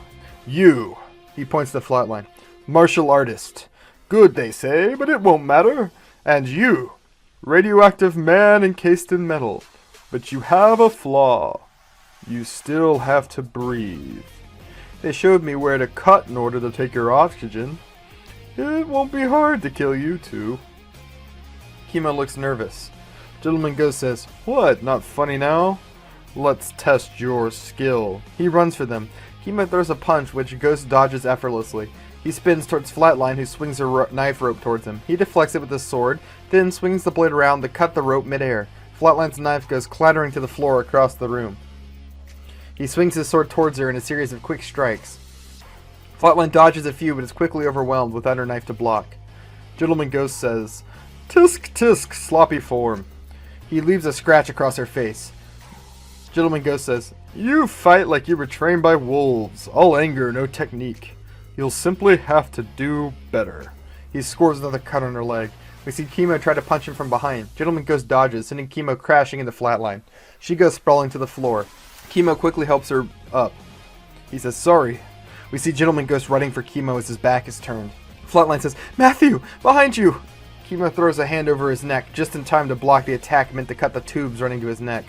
Kimo swings around and hits Gentleman Ghost hard in retaliation. Gentleman Ghost is sent backwards by the blow. We see blood is now running from his broken nose. Gentleman Ghost says, "I've played with my food enough." Suddenly, he vanishes. Kimo says, "Where'd he go?" Flatline looks confused. He's right there. We see the blue outline of Gentleman Ghost. Flatline can see ghosts. She can see him clearly. Gentleman Ghost casually walks towards Kimo with all the confidence in the world. He's so sure no one can see him. He moves right by Flatline and primes his sword to cut Kimo's air cables. Flatline casually moves behind him and plunges her hand into his chest. She pulls out his heart. We see Gentleman Ghost look down in surprise. He says, "Oh." Flatline says, "I see dead people, bitch." She kicks his body over and it falls face first to the floor. We hear a loud metallic slam and a hiss. They turn to see that the terminal is now sealed behind a large metal door. Flatline and Kimo rush over. They try to pry the door open, but it's sealed tight. Through the thick glass window, we can see Calculator trying to turn the machine on. Flatline says, "We've got to stop him." Kimo begins to slam his fists into the glass, and Flatline joins him, hitting them with her knife. It doesn't work. The glass won't break. We're going to cut to Ratcatcher. She's walking down the stairs to enter her own terminal. But when they reach it, they find nothing but an empty concrete room. They look from side to side and explore around for a little bit, but there's nothing there. We see sudden horror come across Ratcatcher's face. "Oh, fuck." She touches her earpiece. "It's not here. The map was a trick." We hear only static. Her message doesn't get through. Dorothy says, "If it's not here, then where is it?" We're going to cut to the third bunker. We see Clock King and Cluemaster standing guard in a large hall leading to the terminal. We see text that says 2,456 miles away. We cut back to the squad. Ratcatcher says, "What are we going to do? We have to find it." Dorothy says, "How?" King Shark says, "We could ask." Ratcatcher says, "Ask who?" He points to the entrance they came through. We hear a set of footsteps approaching from the shadows of the hall. The squad all ready their weapons. The footsteps grow louder and closer. Thump, thump, thump, until we see Bloodsport step into the room. The Bloodsport's deal theme plays triumphantly as we get the reveal of our hero. Bloodsport says, "I was hoping to find you." Dorothy runs up to him excited. "I thought you died," she says. Ratcatcher feels uneasy. She says, "Wait, Dorothy." Bloodsport looks down at her. His face comes out of shadow for the first time, and we can see he has purple eyes. He pulls his katana from his back and swings it down towards Dorothy. Sergeant Stuffy dives in front of the blade and is sliced clean in two. He slides to the floor as red stuffing falls out from his body. He's dead. Dorothy falls backwards as she sees her friend's body. She says, "Ah, Sergeant Stuffy!" Bloodsport kicks Dorothy hard in the head as he approaches her. She's knocked unconscious. He says, "No more imaginary friends. This'll be easy now." He moves his sword to impale her through the head. King Shark says, "You heard Dorothy," as he often tends to. He runs at Bloodsport. Bloodsport turns his attention to King Shark. He shoots King Shark with his rifle until he's knocked to the floor, like we see him do in The Suicide Squad. Ratcatcher holds up her rat summoner. Rats begin to pour through the front door. Bloodsport's prepared. He pulls his pistol out and shoots the rat collar with his pistol. The glass ball at the top explodes as the bullet reaches it. The rats all scatter away from its side effects. He begins to move towards her quickly, running at her. She struggles to pull her pistol free from her belt. She gets it out just in time and shoots Bloodsport twice in the chest. The bullets bounce off his armor. He knocks the pistol from her hand and pins her to the floor hard. She struggles but can't break free. He lowers his pistol until it's pointed at her head. We're going to cut the Shades team. We see text that says 6 minutes earlier. We see the squad enter the underground bunker for the third time. It's completely empty. No one waits. At the end of the room, we see the terminal. Shade looks around. She's here. Watch the shadows. We hear a voice echo from everywhere. He's right. Welcome to the end of your world. It was nice of you to join me. Nightshade appears from the shadows in the corner of the room.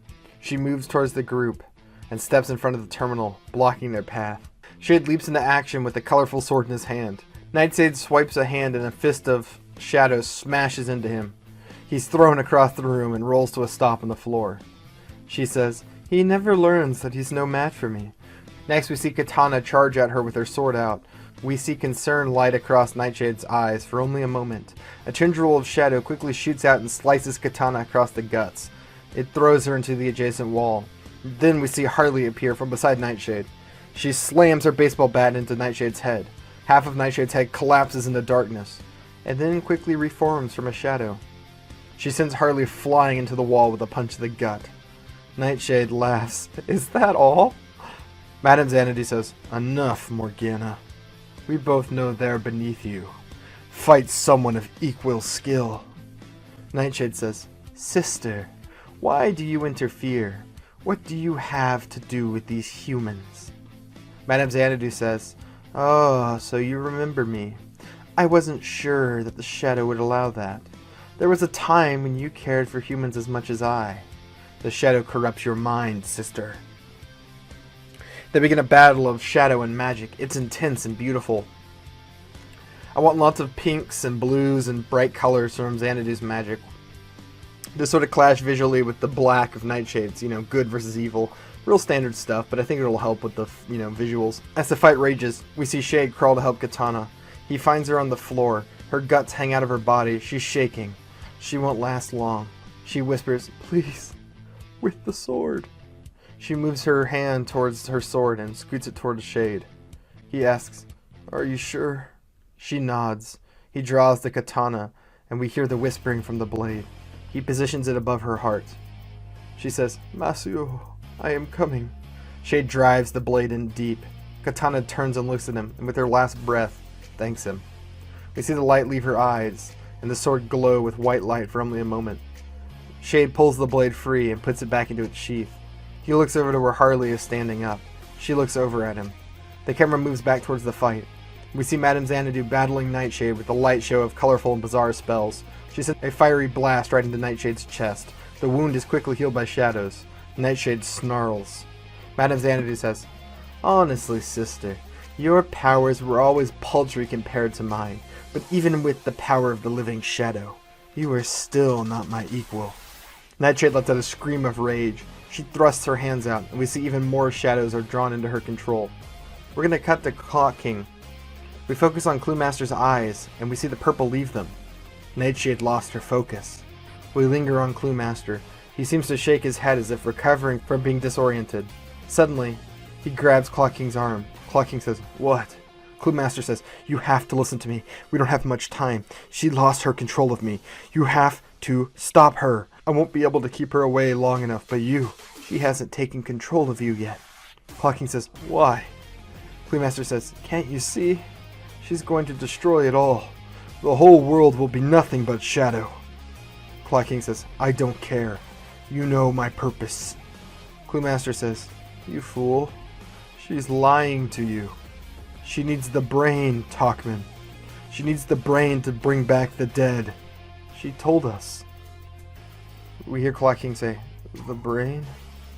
Cluemaster says, how long ago did your sister die? We see the realization dawn on him for the first time. Clock King says it out loud. She'll have rotted. Cluemaster says, she was never going to bring your sister back. She can't. Tears begin to fall from Clock King's eyes. Clock King says, Lilith tried to warn me. Cluemaster says, but we don't have time. You have to stop her device before it's too late. Cluemaster points down the hall towards the terminal. We cut to the room with Ratcatcher. The camera pans down and we see Bloodsport pin Ratcatcher to the ground. He twirls the pistol out of his hand and aims for her head. Ratcatcher begs, "Please stop it, this isn't you." We see King Shark try to get up and charge Bloodsport once more. He shoots King Shark twice more with the pistol, right where the rifle rounds hit him. Blood leaks from King Shark's chest and he falls over. He's severely hurt. Bloodsport turns the pistol back towards Ratcatcher. She begs, "Please."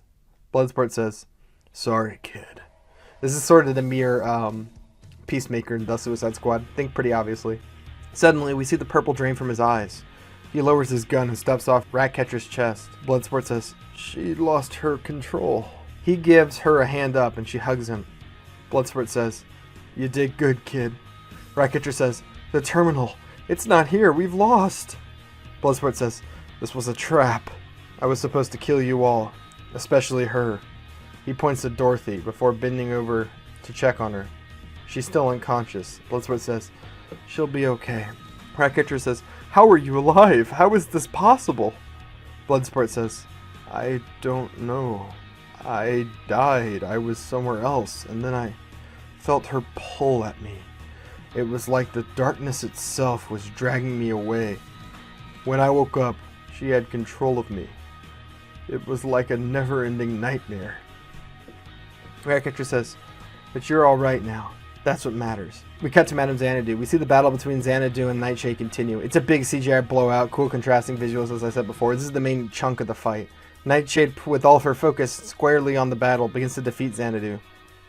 Finally, she sends a lance of shadow straight into Xanadu's shoulder. Xanadu is sent to her knees, defeated. Nightshade snarls, "Honestly, sister, I expected better from you. I have won at last." We see a few shadows split away from her. We cut back to Ratcatcher. Suddenly, purple returns to Bloodsport's eyes. He starts to fight it. "She's trying to take my mind again." Ratcatcher says, "Fight it." Bloodsport says, "I can't. You have to kill me. Hurry."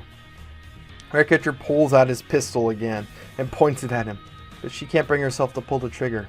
Not against her friend. We see the purple consume his eyes. He pulls his sword from his back and swings it down at her. She pulls the trigger on her gun in reaction, and a bullet enters Bloodsport's head. His brains are blown out and slam into the concrete. His body falls back to the floor. Ratcatcher sits on the ground and begins to sob. She curls up into a ball. We're going to cut back to Clock King. We see Cluemaster suddenly go rigid. Cluemaster says, "She's taking control. Quickly, kill me, destroy the brain." Clock King pulls his pistol, but he's also too slow. Cluemaster's eyes go purple and he knocks the gun aside. Clock King fires 2 shots, but they miss his head because they were knocked away. They engage in hand-to-hand fighting for a minute. Again, I'm going to simplify this and not describe the intense battle. If I was writing a real script that was actually going to be made into a movie, I would go into more detail, but we'll breeze over this. As the fight goes on, we hear Clock King's ticking theme grow louder. Clock King cuts Cluemaster's main hand with his knife. Cluemaster tosses his own knife into his offhand, then sinks it deep into Clock King's chest. Clock King grunts. Cluemaster chuckles. He whispers, "Your time is up, Talkman." Clock King says nothing. Instead, he grabs the knife hand with his own and holds it tight, leaving the knife in his own body. Cluemaster tries to pull his hand free, but Clock King won't let go. His grip is iron. We see him slowly lifting the hand with the pistol up. Cluemaster tries to stop it with his free hand, but he's not strong enough since it's been cut by Clock King's knife. Clock King raises the gun to Cluemaster's head and fires, blowing his brains out. Cluemaster falls to the floor, leaving the knife deep in Clock King's chest. Clock King turns and stumbles towards the terminal. We hear the song "My Way" by Frank Sinatra begin to play, mixed with his classic ticking. We see him fish the flash drive he took from Flatline out of his pocket. He still has it. He stumbles again as he heads for the terminal. We see him at last reach the terminal after a minute of bloody stumbling. With his bloody hands, he plugs it in. We see it loaded into the computer system. The files are extracted. As the download continues, Clock King fades. He slumps to the ground, leaning against the server. The camera pans up, and we see the words "Execute File" and a yes or no option appear on screen. Clock King hasn't finished this yet. The song "My Way" fades away. Clock King is too weak to press the button. He's dying. We're gonna cut to Flatline and Chemo, still banging against the glass, trying to break it. Chemo says, "This is useless." Flatline tries a different approach. "Hey, calculator, can you hear me in there? Calculator turns a knob and then faces the window. He says, "Of course I can." Flatline says, "Good. Listen, that device, if it turns on, it's going to end the world, and I do mean literally." Calculator says, "I am aware." Flatline says, "So turn it off. We can do it for you. We have a way." Calculator says, "You are stolen virus. Again, I am aware. I'm afraid I don't believe it's in my interest to let you." Flatline says, "Well, given that you live on Earth, I'd say it's in your interest." Calculator says, "You do not understand. For years I tried to convince them the value of my technology. I told them I could deliver them endless possibility. Not one of them listened to me. It was too dangerous, they told me. Except for Nightshade. She let me build my machines. I always wanted my machines to change the world, and now they will. Calculator, the man who ended the world. It has a nice ring to it."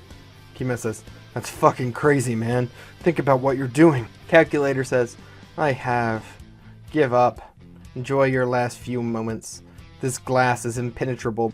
I designed it myself. So long, Suicide Squad. In mere moments, my machine will activate, and the world will forever remember my name." Flatline just suddenly says, "Chernobyl." Kimo says, "What?" Flatline says, "Come on, the HBO show. The radiation from the meltdown. It fried the computers." Kimo nods his head. "Yeah, I get it." We see the fingers of his suit pop open. He points them towards the glass. Nothing happens. Kimo says, "It's not enough. The glass must be too thick." "It was a good thought." Flatline nods her head. "It still is. We could open the suit. Waller told us it could be opened manually." Kimo shakes his head. "That wouldn't work. You'd have to do it, and you'd receive a lethal dose of radiation in minutes." Flatline looks at him and says, "I know. I'm willing to do it." Kimo says, "No, not that. That's not an option." Flatline says, "Matthew, please. It's the only way I can see." Kimo says, "No. We'll find another way." He begins to slam his metal fist into the glass wall again and again. Hard. It doesn't break. Inside, we can see Calculator priming the terminals. It begins to light up. Kimo bangs his fists again and again to no avail. Flatline says, "We don't have time. If those portals turn on, we lose everything." Kimo says, "If you open my suit, I lose everything. I can't do it again. I can't be alone." Flatline says, "I've seen death since the day I was born. Ironically, it's what made me appreciate the beauty of life. It's incredible if only we choose to really look. The goodness it can bring. And I won't have it snuffed out by some bitch. Not on account of my life. Please, Matthew, give me this." Kimo tries to beg. He says, "But..." She cups his head and moves it up to look at her. "Hey, I've seen the other side. It's not so bad," she says. Kimo lets his head drop. He says, "Don't make me say it." Flatline says, "You don't have to." She moves along the back of his suit and begins to open it. We see her turning the sort of metal wheel that's there. A hiss follows. We see tears falling from Kimo's eyes. The Geiger counter on his shoulder begins to tick violently. We see its dial move all the way to the red end of the meter. Kimo steps out of the suit for the first time in this entire series, guys. His skin glows faintly green. Flatline knows she's already dead. She says, "Hey." She holds out her hands, and Kimo takes them. As her hands grip his for the first time, we see Flatline's pale skin turn bright red with radioactive sunburn. We see her face is turning completely red with burns. I want it to be kind of like spreading across her body as like a grotesque visual, sort of intermixed with the sort of sweet visuals too. Again, contrast. She leans in and hugs Kimo. We see the same shot of her hands wrapping around his shoulders we've seen a couple of times. For the first time, she isn't touching the metal, but the man. Flatline says, "This isn't your fault. You know that." He nods. "I know." She says, "It's funny. I was so afraid of this, but now that it's here and I'm with you, it doesn't scare me anymore. I don't know what's after the..." She pulls away and stumbles back. Blood is running from her eyes and nose. She falls to one knee and vomits on the floor. We see Calculator is also dying inside his bunker. The radiation is hitting him too. The machinery is starting to spark and fall out. Kimo's putting out such extreme levels of radiation that they're dying within minutes. Error messages begin to pop up on the screen of the terminal. Kimo moves next to Flatline again. She whispers weakly, "I love you. I'm gonna see..." She coughs up more blood. It sprays across Kimo's chest. Flatline says, I, Matthew, She falls back and begins to cough up even more blood. It runs from her ears, her nose, her mouth, her eyes. Her skin is literally falling off her body. She begins to seize. We see her look up to the ceiling, and a bright glowing light washes across her face. She smiles, and then dies.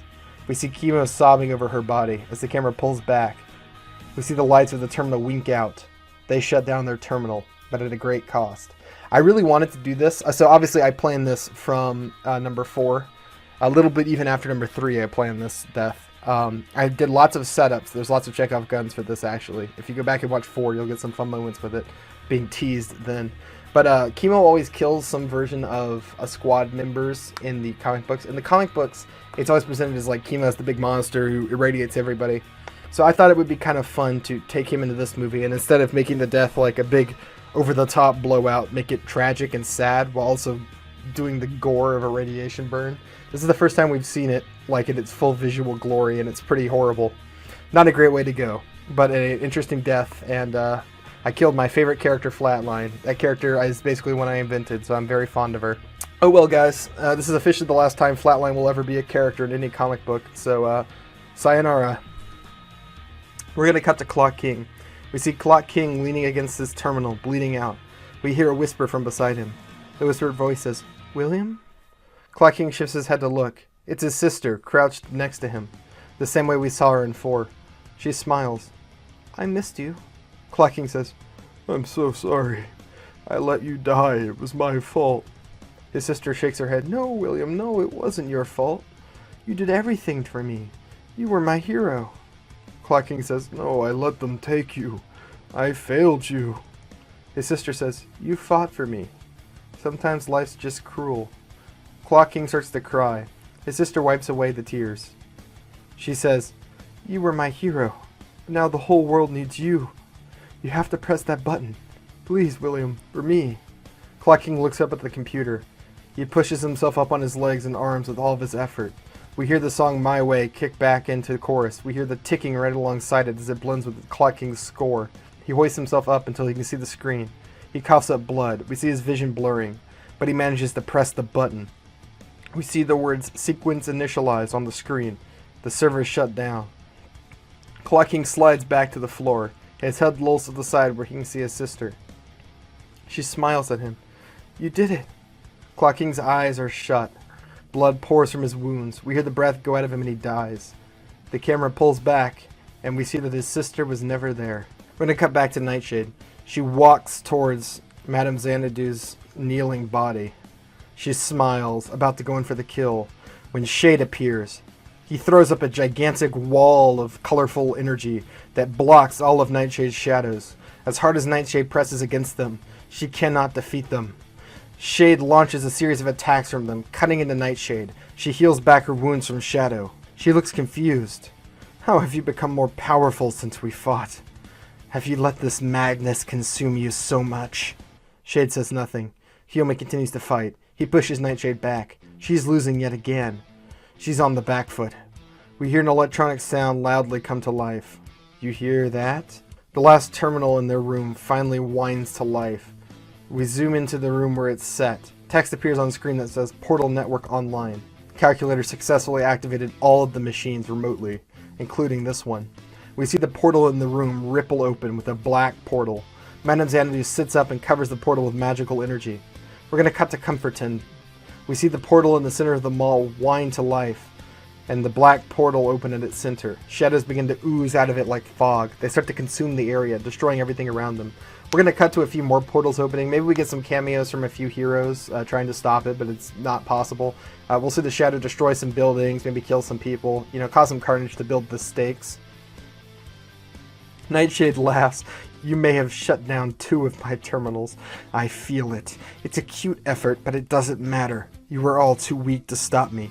Even now, the Shadow Dimension consumes your world. It is over. You cannot win. Surrender, Shade. End this farce and keep your life, and those of your friends. Shade says nothing. He forms a mallet from the Madness vest. It's colorful. He tries to smash it against her. She grabs it with Shadows and crushes it. Nightshade grows even more mad. Shadows launch out into a new relentless assault on Shade. Shade blocks her attacks with his colorful shields and even counterattacks with some magic. Even still, he's no match for Nightshade with a direct connection to the Shadow Dimension. We see Madame Xanadu trying to hold the portal back, but she's not strong enough. Her magic gives way and the shadows pour out. They begin to climb up Nightshade, making her cloaked in black shadow. The rooms in the light flicker. Nightshade laughs sinisterly. She launches her full power at Shade. He forms another colorful shield. It holds back the shadows for only moments before it cracks into the force. Nightshade says, "Goodbye, Shade." The shadows pierce through his shield and impale him. Nightshade uses the shadows to hoist him up by his wound. He dangles, held only by shadows. Shade begins to laugh as the shadowy blade slips free from his chest and he falls to the floor. Only it isn't Shade's laugh. Blood runs from the wound and he falls to his knees. Nightshade looks confused. The laugh begins to grow stronger from Shade. We can hear it clearly. It's Harley Quinn. The illusion of Shade slips away and we see Harley Quinn is wearing the Madness Vest. She says, "You got tricked, asswipe." The only person more insane than Shade is Harley Quinn, so it makes complete sense to me that if you put the Madness Vest on her, it would get powers. Another thing I'd set up a long time ago when I described how the Madness Vest works. A fun little twist and subversion on what y'all were expecting. Nightshade spins around just in time to see the real Shade plugging in the flash drive. He presses the enter key and the virus begins to shut down the terminal. Nightshade says, "No!" We see the portal wink out. All of the shadows are cut off. Nightshade launches all of her shadows at Shade, but they smash against one of Madame Xanadu's magical barriers. Harley pulls off the Madness Vest and throws it to Shade, who catches it. He slides it on quickly, and its shapes begin to move. Nightshade says, "How?" Shade says, "You told me that when you look at me in the vest, you see only the man. I can't believe I didn't think of it sooner. The vest shows my enemies their own worst fear. You wanted me to believe you weren't afraid of anything. But you were afraid of me. Afraid of the feelings you still have for me. I knew if I gave Harley the vest, you wouldn't know the difference." He runs at her with hate in his eyes. Nightshade attacks again, surrounding him with black shadows. The colorful shields from his vest hold them back barely. Nightshade says, "This is pointless. You cannot harm me. You are nothing but a cockroach beneath my power. I am beyond you." Shade pulls Katana's sword free from its sheath at his belt. Shade says, "I wouldn't be so sure. This sword traps the souls of its victims. You always called it the living shadow. I wonder if it has a soul." He plunges it straight into the shadows surrounding her. We see the sword begin to absorb all of the shadow into itself like a vortex. Shadows swirl around Shade like a tornado of blackness, all pulled into the sword. Soon the shadow vanishes. We can see the dark wisps of shadow dropping from the katana. We see Nightshade, completely naked and human. Shade approaches her, sword in hand. We can still see black energy seeping from it. Nightshade says, "Please, Shade, it's me. It's Nightshade. The shadow is gone. You freed me." We can see her forming a small dagger of shadow behind her back. Shade approaches her. Nightshade says, "We can be together again. I missed you." She reaches out a hand to cup his cheek. Shade says, "I won't be fooled by you again." He stabs her through the chest with the katana. Nightshade screams, and it sounds inhuman. A last line of dark shadows slips through her body and into the sword. Nightshade's eyes glaze over, and her body falls to the floor dead. Shade says, "It's done." He quickly moves to Harley. She's barely breathing. Shade says, "Xanadu, help her." Xanadu shakes her head. "She's beyond my help now." Harley says, "Good. Don't bring me back. It's finally my turn to be the hero. I've been waiting for this." She smiles and dies. We're going to cut to Chemo as he carries Flatline's body out of her bunker. We hear the song "How Are You True" by Cage the Elephant play. Tears flow in his eyes. He sets her down in the sunlight, then sits next to her. We're going to cut to a graveyard. We see the entire surviving team there. All wear black except for King Shark, who wears only pants. We linger on them for a moment as the song continues to play. We let the melancholy seep in. After a moment, Dorothy asks, "What now?" Madame Xanadu says, "Even if its host is dead, the shadow still lies in wait. The boundary between universes is fraying. Things like Nightshade were able to slip through. It will not hold long. Soon things will begin to come into this world." Shade says, "Things like Nightshade?" Madame Xanadu says, "Yes, perhaps even something worse. This world must be ready. These events have shown me. I've hidden myself for too long. This world needs protection from things that lurk in the dark. The things men may not yet even believe to be real. Dorothy says, so like a Justice League for monsters? Shade asks, what's a Justice League? Dorothy says, a team of heroes that fight bad guys. Shade says, heroes. I like it. A Justice League for the dark. Madame Xanadu says, so, what do you say to this? We see Ratcatcher think for a moment. She says, it's a tempting offer, but I think me and King Shark here have our own path to follow. I want to form a new Suicide Squad, like I promised Dubois I would. One that would stand for something better. Madame Xanadu shakes her head. I understand. She turns to Dorothy. And what of you, Dorothy Spinner? We see Dorothy torn between the two offers, between the Suicide Squad and the Justice League Dark. She looks from Ratcatcher to Madame Xanadu. Dorothy said, Bloodsport told me I could do great things for people. I want to join you, Ratcatcher. I really do, but I feel like I have to do this. She turns to look towards Madame Xanadu. Ratcatcher says, it's okay. Go. Follow your heart. I'll always be there if you need me.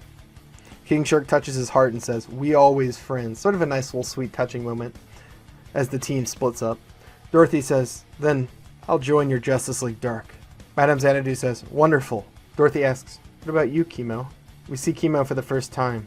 He sits quietly looking over Flatline's grave. He's somber. He says, I made a promise.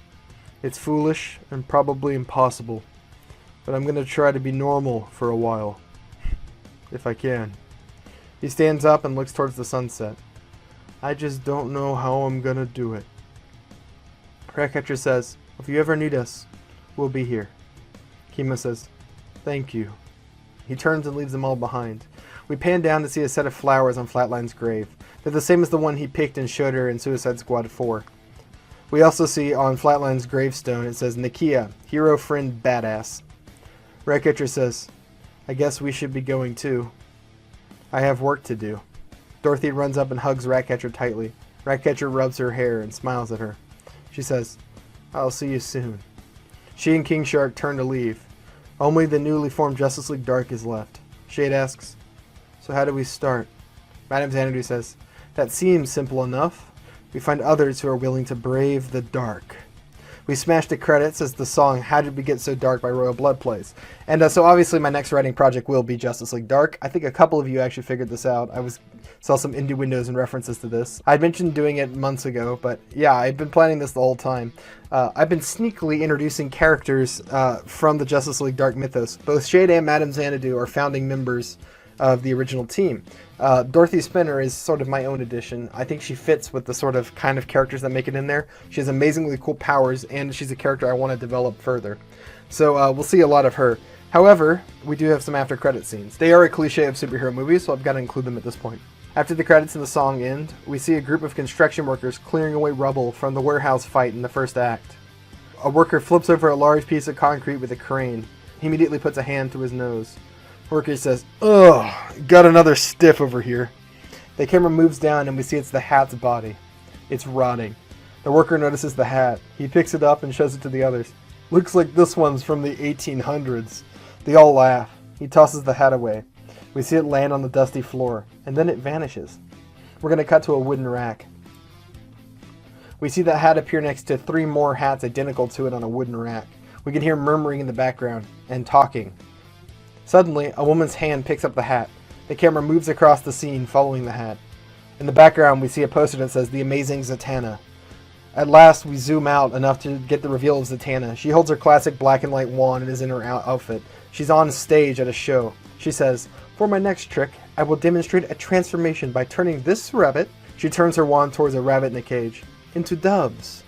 She waves her hand and points it at the rabbit. There's a puff of smoke and the rabbit transforms into birds. They fly away as she bows. The audience erupts into cheers. We move into the audience until we see Shade and Madame Xanadu. Xanadu says, she's perfect. Shade says, what, that? It was a stage trick. She's clearly a children's magician. Xanadu smiles and says, I forget, Shade. You were not really a mage. That was true magic. No trick to it. And strong magic at that. She transformed a living organism into a different one. Shade says, you're saying she's the real deal? Madame Xanadu says, yes. I think we should have a chat with her. I'm going to end that scene. We got one more after credit scene. We open up on a dingy bar. A nervous man is sitting at a table. The man says, "I'm telling you, it's legit." He's talking to someone hidden in shadow. The mysterious voice says, "Are you sure? You know what I'll do to you if you're wrong." Man says, "It's the map, John. It'll lead you to the Dawn Spear. Now pay up. I risked my neck for this." A large purse of coins slides across the table. We see the man open up the bag.